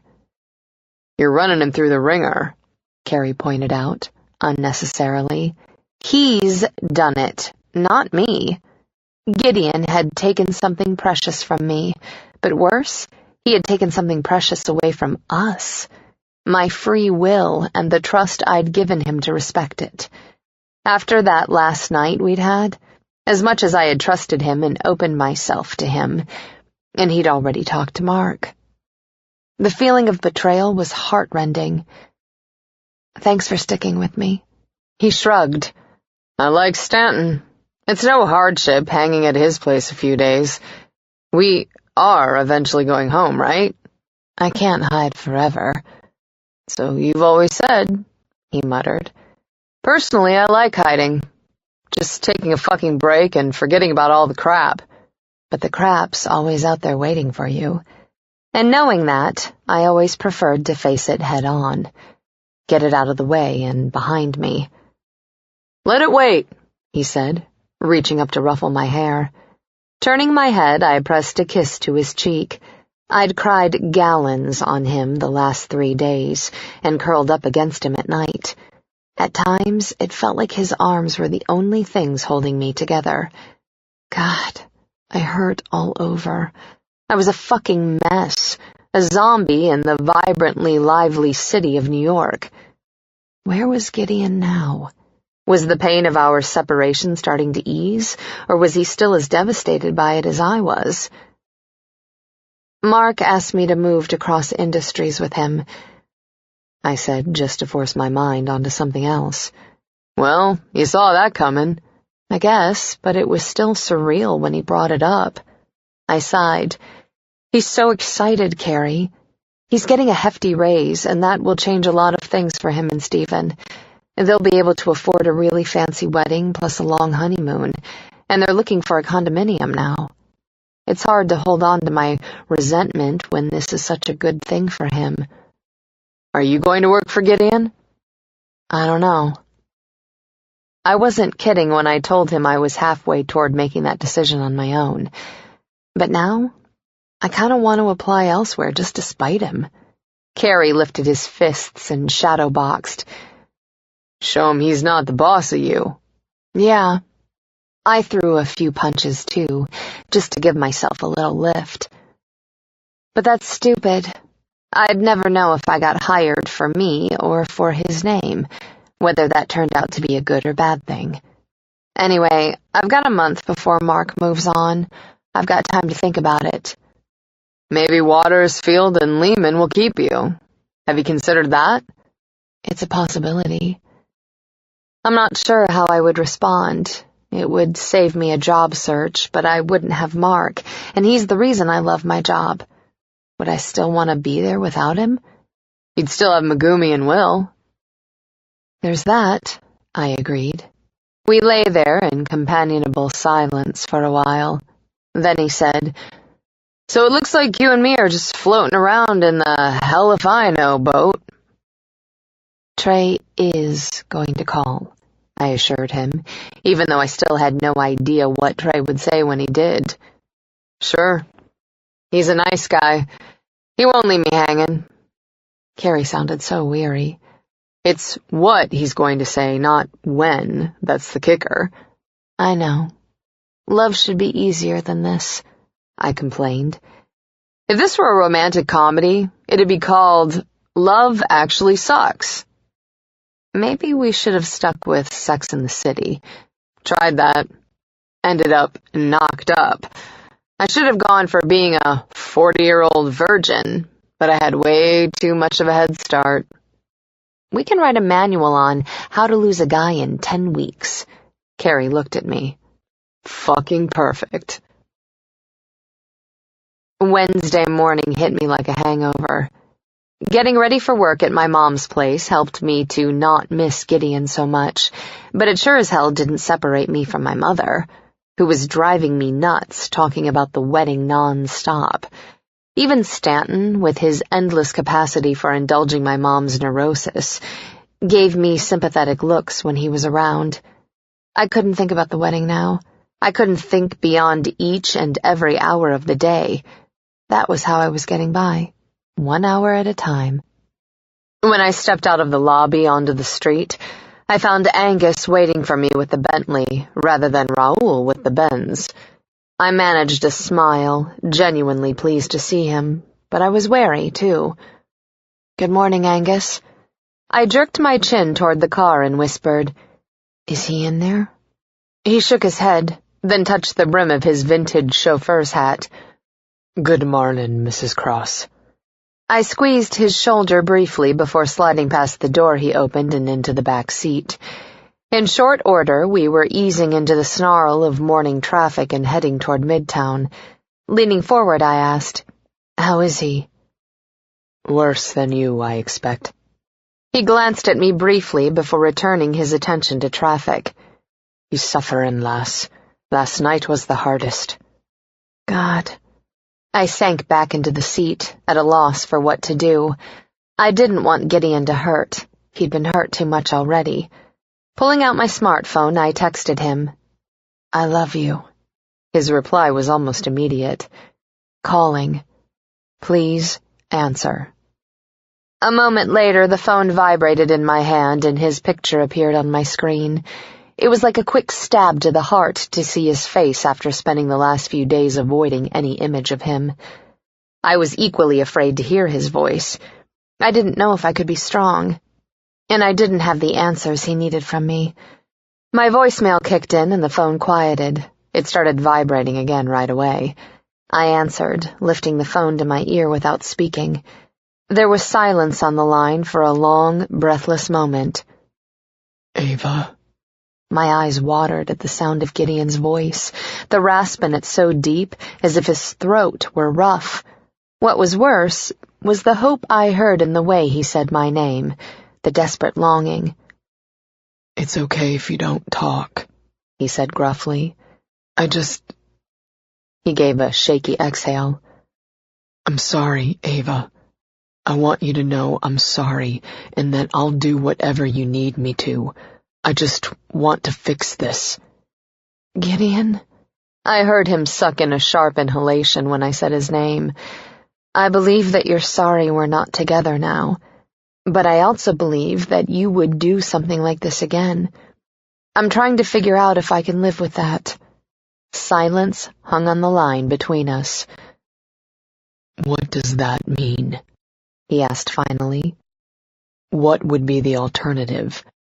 I sighed, suddenly feeling so tired. I don't have any answers. That's why I've stayed away. I want to give you everything, Gideon. I never want to say no to you. It's so hard for me. But right now, I'm afraid that if I make this compromise, if I stay with you knowing how you are, and that you're not going to change, I'm just going to resent you and, eventually, fall out of love with you. Eva. Christ. Don't say that. His breath snagged. I told Dr. Peterson. About Hugh. What?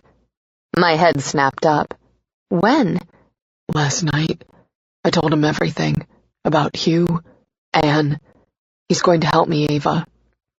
He said some things He paused. They made sense to me, about me and the way I am with you. Oh, Gideon. I could imagine how difficult that must have been for him. I'd lived through that confession myself. I'm very proud of you. I know it wasn't easy. You have to stick with me. You promised. I told you I was going to fuck this up. I'll fuck up again. I don't know what the hell I'm doing, but God, I love you. I love you so fucking much. I can't do this without you. I can't live without you. You're breaking me, Eva. I can't. He made a low, pained noise. I need you. Oh, God, Gideon. Tears poured down my face and splattered onto my chest, sliding down beneath the neckline of my dress. I don't know what to do either. Can't we figure it out together? Aren't we better, stronger together? I wiped at my face, knowing my makeup was ruined and not caring. I want us to be.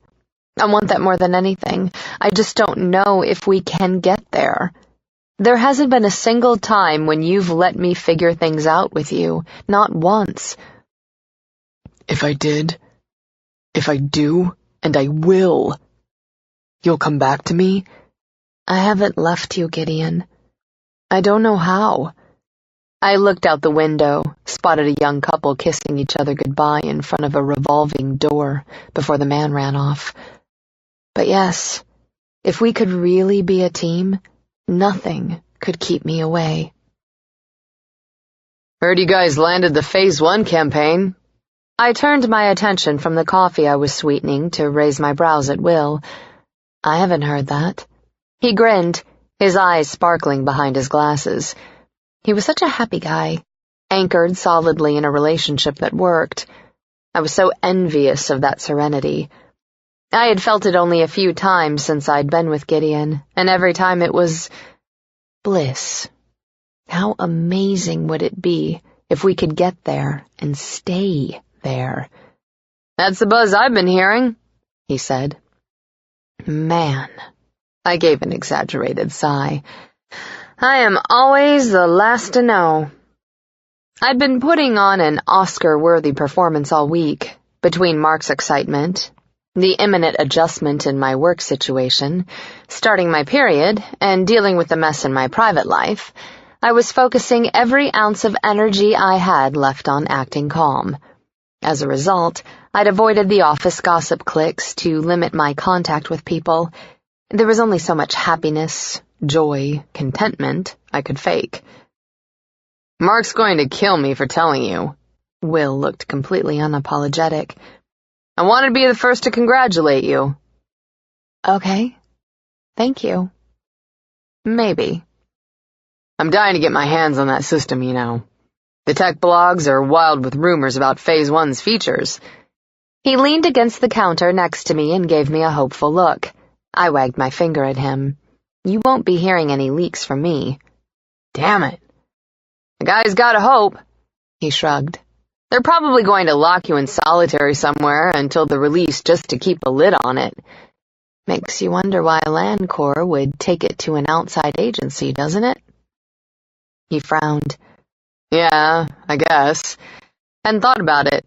Neither had I, but Gideon had. I looked back down at my mug, stirring absently.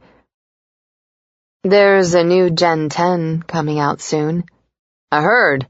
That's a no-brainer, though. Everyone's going to buy it. Flexing my fingers, I studied my wedding ring and thought about the vows I'd made when I accepted it. You got plans for lunch? He asked. I picked up my mug and faced him. Yes, I'm going out with Mark and his partner. Oh, right. He moved toward the coffee maker when I got out of the way. Maybe we could grab drinks after work sometime this week. Drag our significant others with us. If Gideon's up for it. I know he's a busy guy. I opened my mouth, closed it again. Will had given me the perfect opening to excuse Gideon. I could take it, but I wanted to share the social parts of my life with my husband. I wanted him with me. If I started excluding him from my life, wasn't that the beginning of the end? Sounds like fun, I lied, imagining a tension-fraught evening. I'll talk to him about it. See what we can work out. Will nodded. Cool. Let me know. I've got a problem. Oh? I looked across the table at Mark. The Cuban restaurant Stephen had chosen was both large and popular. Sunlight streamed in through a massive skylight, while colorful murals decorated the space with parrots and palm fronds. Festive music made me feel like I'd gone on vacation to somewhere exotic, while the rich smell of spices made my tummy perk up for the first time in days. I rubbed my hands together. Let's fix it. Stephen nodded. Ava's right. Lay it on us. Mark pushed the menu aside and set his elbows on the table. So Mr. Waters told me this morning to start working on the land core brief. Yay! I applauded. Not so fast. In light of that, I had to give him my notice. I've been hoping to wait until Friday, but they need someone who can stick with the client all the way through, not just the first month. You've got a point, I conceded, my smile fading. What a bummer, though. It sucked, but he shrugged. It is what it is. And then he called in the other partners. They told me that the Land Corps brass was insistent that I head the campaign when they first approached the agency. Enough so that the partners are worried they'll lose the account if I'm not managing it. Stephen grinned and slapped him on the shoulder. That's what we like to hear. Mark gave a sheepish smile. Yeah, it was a boost for sure. So anyway, they offered me a promotion and a raise if I'll stay. Whoa. I sat back. That's a serious boost. They can't offer what Cross did, not even half. But let's be honest. He's overpaying me. Says you, Stephen scoffed. You're worth every penny. I nodded, even though I had only a vague idea of what Gideon had put on the table. I agree with that. But I feel like I owe Waters, Field, and Lehman some loyalty. Mark rubbed at his jaw. They've been good to me, and they want to keep me, even knowing I can be poached by someone else. You've given them good work for years, Stephen countered. They got a lot out of you. You don't owe them any favors. I know that. And I was fine with leaving an empty office behind because they could fill that quick enough. But I'm having a hard time with possibly costing them the Land Corps campaign when I go. But that decision isn't yours to make, I pointed out. If Land Corps doesn't retain the agency, that's up to them. I've tried spinning it that way too, but it's still not something I want to see happen. The server came by to take our order. I looked at Stephen. Can you do the honors? Sure. He looked at Mark, who gave a quick nod to signal the same request. Stephen ordered for all of us. I waited until we were alone again to speak, unsure of how to say what needed to be said. In the end, I went with blunt. I can't work on the Phase 1 campaign. Mark and Stephen stared at me. Look, the Landons and the Crosses go way back, I explained. And there's bad blood between them. Gideon's got some concerns, and I see his point. It's strong enough for me to be cautious. Mark frowned.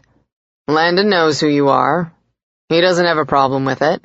I know, but the Phase 1 system is a pretty big deal. There's risk involved with having access to it, and I don't need to contribute to that in any way. It was hard admitting that Gideon was right, because I knew I was right, too, which left us at an impasse I didn't know how to get around. Stephen leaned closer and studied me. You're serious? Afraid so. Not that your decision is in any way affected by me, Mark, but I thought I should put that out there. I'm not sure I understand, Mark said. She's telling you that if you stay with your job, you'll be losing both the money and your assistant, Stephen clarified. Or you can move to Cross Industries, as you've already agreed to do, get the money, and keep Eva. Well, God, This was harder than I thought it would be. I had heard it, but now I was living it. Any woman who loses or gives up a job she loves because of a man will resent it. What had ever made me think I would be somehow exempt? I can't say yet that I'll be making the move with you. Mark fell back against the burgundy vinyl booth. This just keeps getting worse. I'm not saying definitively that I won't. I tried to shrug it off as no big deal. I'm just not sure that Gideon and I should be working together. I mean, I'm not sure he should be my boss, or whatever. You know what I mean. I hate to say it, Stephen said, but she's got a point.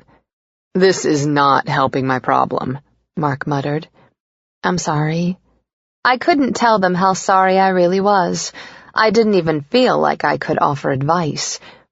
How could I be non-biased about Mark's options? On the bright side, I offered instead, you're definitely a hot commodity. Stephen elbowed Mark with a grin. I knew that already.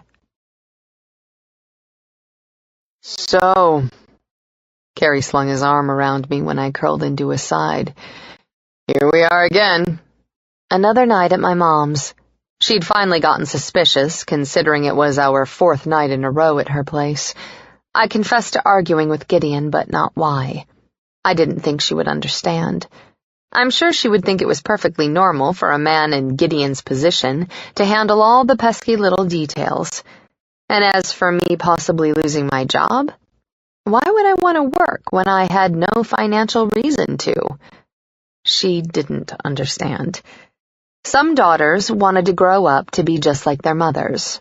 I wanted the opposite, and my need to be the anti-Monica was the main reason I struggled so much with what Gideon had done. Any advice from her would only make things worse. I almost resented her as much as I did him. We'll go home tomorrow, I said. After all, I'd be seeing Gideon at Dr. Peterson's office at the very least. I was desperately curious about how that would go. I couldn't help but hope that Gideon had turned a major corner with therapy. If so, maybe there were other corners we could turn. Together. I crossed my fingers. And really, I had to give Gideon credit for doing his best to give me the space I'd asked for. He could have caught me in an elevator or the lobby of the Crossfire. He could have told Raoul to drive me to him instead of wherever I directed. Gideon was trying. Have you heard from Trey? I asked. It was kind of miraculous how often Carrie and I ended up in the same place at the same time. Or maybe it was a shared curse. He sent me a text saying he was thinking about me, but wasn't ready to talk yet. Well, that's something. His hand ran up and down my back. Is it? Yes, I said. I'm in the same place with Gideon. I think about him all the time, but I don't have anything to say to him right now. So what's next? Where do you go from here? When do you decide you've got something more to say? I thought about that a minute, absently watching Harrison Ford hunt for answers in The Fugitive, which we had on mute. When something changes, I guess. When he changes, you mean? What if he doesn't? I didn't have that answer yet, and when I tried to think about it, I went a little crazy. So I asked Carrie a question instead. I know you want to put the baby first, and that's the right thing to do, but Tatiana's not happy, and you're not either. Trey's definitely not. This isn't working out for any of you. Have you thought about being with Trey and the two of you helping Tatiana with the baby? He snorted. She's not going to go for that. If she's miserable, everyone else has to be too.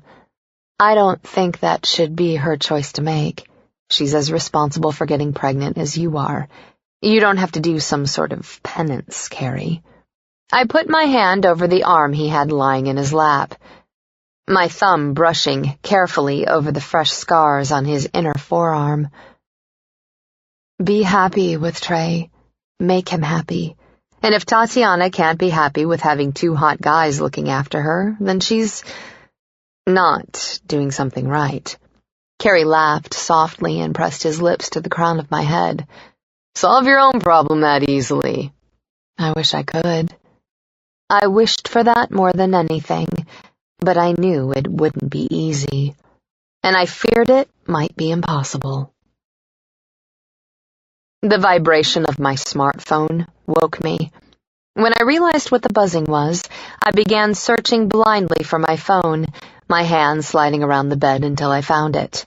By then, I'd missed the call.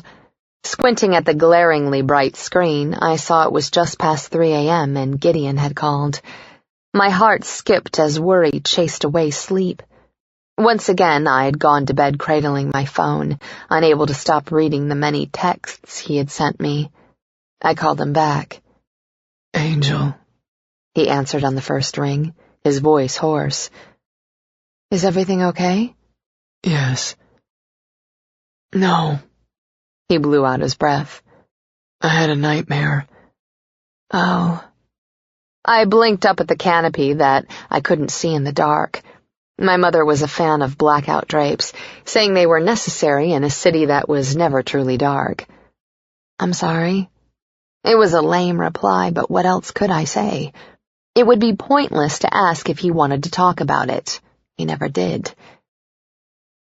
I'm having them a lot lately, He said wearily. every time I fall asleep. My heart hurt a little more. It seemed impossible that he could take so much pain, but there was always more. I'd learned that long ago. You're stressed, Gideon. I'm not sleeping well either. And then, because it had to be said, I miss you. Eva. Sorry. I scrubbed at my eyes. Maybe I shouldn't say that. Maybe it was a mixed signal that would only make things worse for him. I felt guilty for staying away, even though I knew I had good reason to. No, I need to hear it. I'm scared, Eva. I've never felt fear like this. I'm afraid you won't come back, that you won't give me another chance. Gideon, I dreamed about my father first. We were walking on the beach and he was holding my hand. I've been dreaming about the beach a lot lately. I swallowed hard, my chest aching. Maybe that means something. Maybe. I was little in the dream. I had to look up a long way to see my dad's face. He was smiling, but then I always remember him smiling, even though I heard him fighting with my mom a lot toward the end. I can't remember any other expression on his face but a smile. I'm sure you made him happy. And proud. He probably always smiled when he looked at you. He was quiet for a minute, and I thought maybe that was it. Then he went on. I saw you up ahead on the beach, walking away from us. I rolled onto my side, listening intently. Your hair was blowing in the breeze and the sun lit it up. I thought it was beautiful. I pointed you out to my dad. I wanted you to turn your head so we could see your face. I knew you were gorgeous. I wanted him to see you. Tears welled in my eyes and slid down to wet my pillow. I tried to run after you. I was pulling at his hand, and he was holding me back, laughing about chasing pretty girls at my age. I could picture the scene so clearly in my mind. I could almost feel the brisk breeze whipping through my hair and hear the seagulls calling. I could see the young Gideon in the picture he'd given me, and the handsome, charismatic Jeffrey Cross. I wanted a future like that, with Gideon walking down the beach with our son, who looked just like him, my husband laughing because our troubles were behind us and a bright, happy future lay ahead of us. But he'd called it a nightmare, so I knew that future I envisioned wasn't one he saw. I was tugging so hard on his hand, he continued, digging my bare feet into the sand for traction, but he was so much stronger than me. You were walking farther and farther away. He laughed again, only this time it wasn't his laugh. It was Hugh's, and when I looked up again, it wasn't my father anymore. Oh, Gideon. I sobbed his name, unable to hold back the sympathy and grief, and the relief that he was talking to me at last. He told me you didn't want me, that you were going away because you knew everything and it made you sick. That you couldn't get away fast enough. That's not true. I sat up in bed. You know that's not true. I love you. It's because I love you so much that I'm thinking so hard about this. Us. I'm trying to give you space, but I feel like it would be so easy for us to drift apart. A day goes by, then another. You'll find a new routine without me in it. Christ, Eva, I don't want you to get over me. I spoke in a rush, my thoughts tumbling out of my mouth. There's a way to get through this, Gideon. I know there is. But when I'm with you, I lose myself in you. I just want to be with you and to be happy. So I let things ride and put them off. We make love and I think we'll be okay because we have that and it's perfect. It is perfect. It's everything. When you're inside me, looking at me, I feel like we can conquer anything. But we've really got to work on this. We can't be afraid to deal with our baggage because we don't want to lose each other. He growled softly.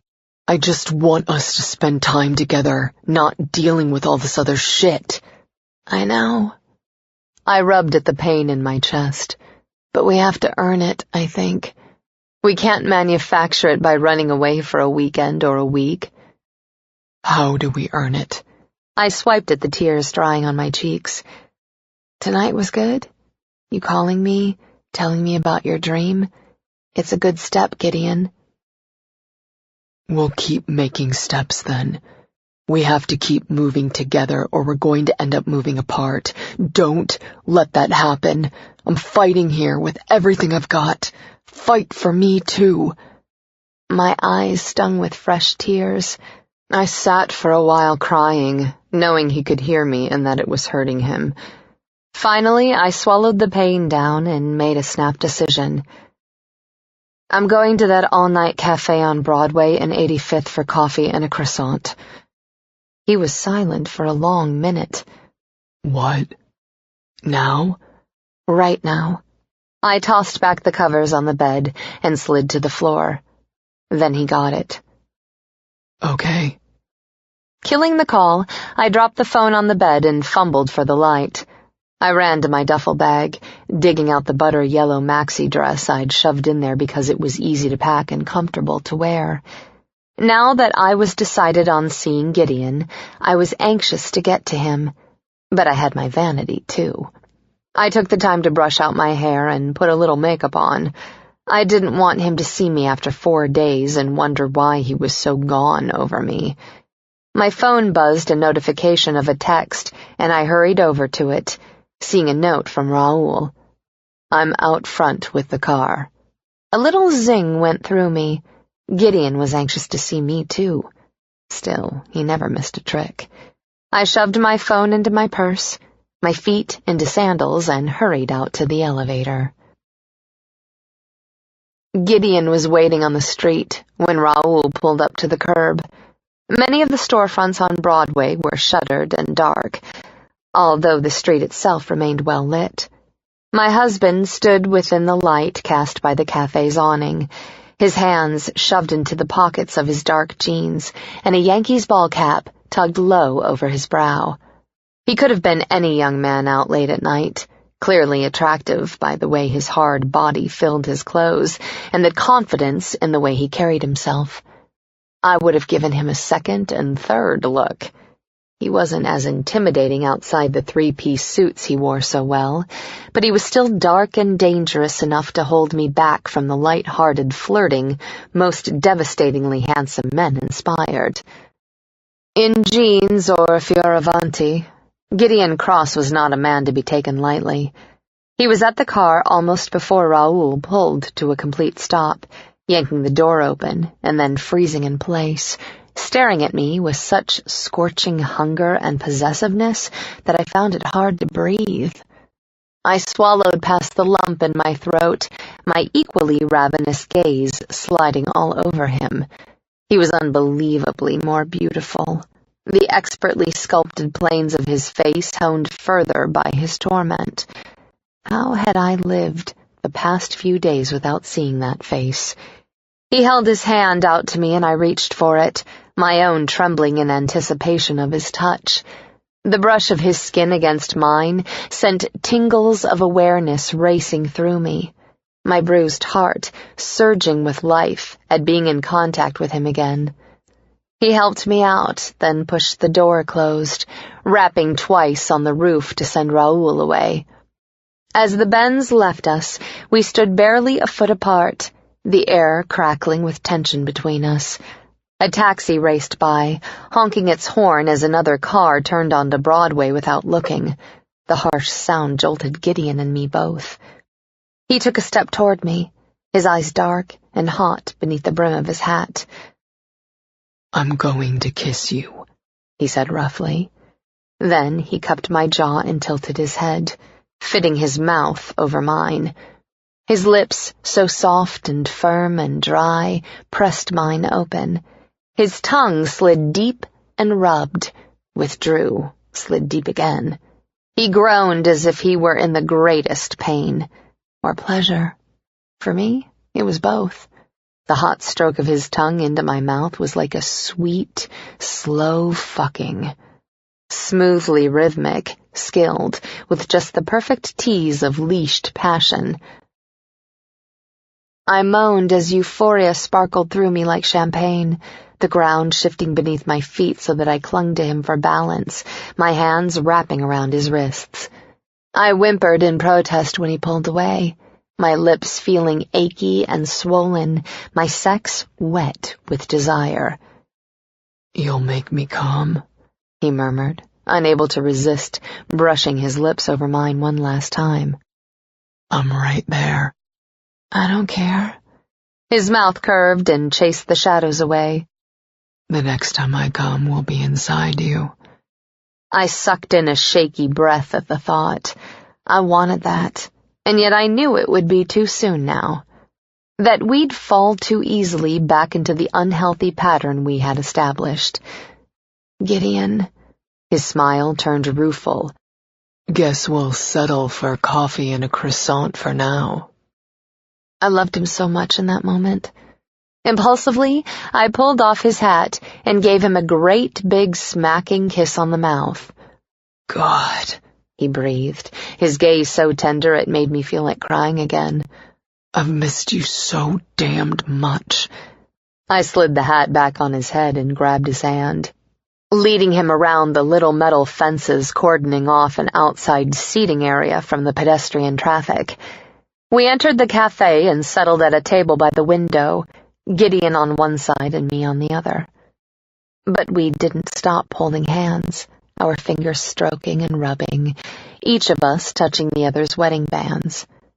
We ordered when the server walked over with the menus, then turned our attention back to each other. "I'm not even hungry," I told him. "Not for food, anyway," he rejoined. I shot him a mock glare that made him smile. Then I told him about the retention offer Waters, Field, and Lehman had made Mark. It seemed wrong to talk about something so practical, so mundane, when my heart was giddy with love and relief. But we had to keep talking. Reconnecting wasn't enough. I wanted a full and total reconciliation. I wanted to move into the renovated penthouse with him, start our life together. To do that, we had to keep communicating about the things we'd spent our relationship avoiding. Gideon nodded grimly when I finished. "I'm not surprised. An account like that should be handled by one of the partners. Mark's good, but he's a junior manager. Lancor would have had to push to get him. And you. The request is unusual enough to give the partners cause for concern." I thought about Kingsman vodka. You did the same thing. "I did, yes." I don't know what he's going to do. I looked at our joined hands, but I told him I couldn't work on the Phase 1 campaign, even if he stayed to manage it. Gideon's grip tightened on mine. "You have good reasons for doing the things you do," I said quietly, "even if I don't like them." He took a slow, deep breath. "Will you come with him to Cross Industries if he moves?" "I'm not sure yet. I'm feeling pretty resentful right now. Unless that changes, it wouldn't be a healthy working relationship for either of us. He nodded. Fair enough. The server came back with our order. Gideon and I released each other by necessity to give her room to put the plates on our settings. When she walked away, a heavy silence descended between us. There was so much to say, but so much that had to be figured out first. He cleared his throat. Tonight, after Dr. Peterson, could I take you out to dinner? Yes. I accepted eagerly, grateful to move past the awkwardness into action. I'd like that. I could see similar relief soften the hard line of his shoulders, and wanted to do my share to build it. Will asked if we'd be up for grabbing a drink with him and Natalie this week. A hint of a smile touched Gideon's mouth. I think that'd be great. Small steps. We would start with those and see where they took us. I pushed back from the table and stood. Gideon pushed to his feet quickly, eyeing me warily. I rounded the table and took the seat next to him, waiting until he sat again so that I could lean into him. His arm came around me and he settled me into the crook of his neck. A soft sound escaped him when I snuggled in. I'm still mad at you, I told him. I know. And I'm still in love with you.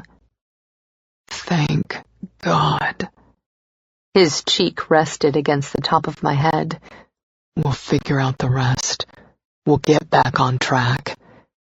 We sat together and watched the city rouse from sleep. The sky lightened. The pace of life quickened. It was a new day, bringing with it a new chance to try again.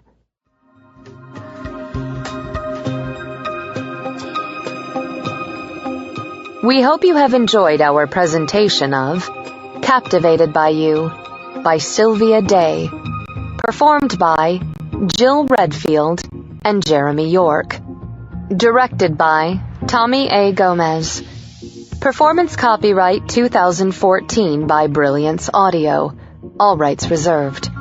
For further information concerning this program or other Brilliance Audio titles, please call the following toll-free number, 1-800-222-3225, or visit our website at www.brillianceaudio.com. No part of this recording may be played for an audience or reproduced in any form. It may not be streamed, downloaded, broadcast, or copied without written permission. Address all inquiries to Brilliance Audio, P.O. Box 887, Grand Haven, Michigan, 49417.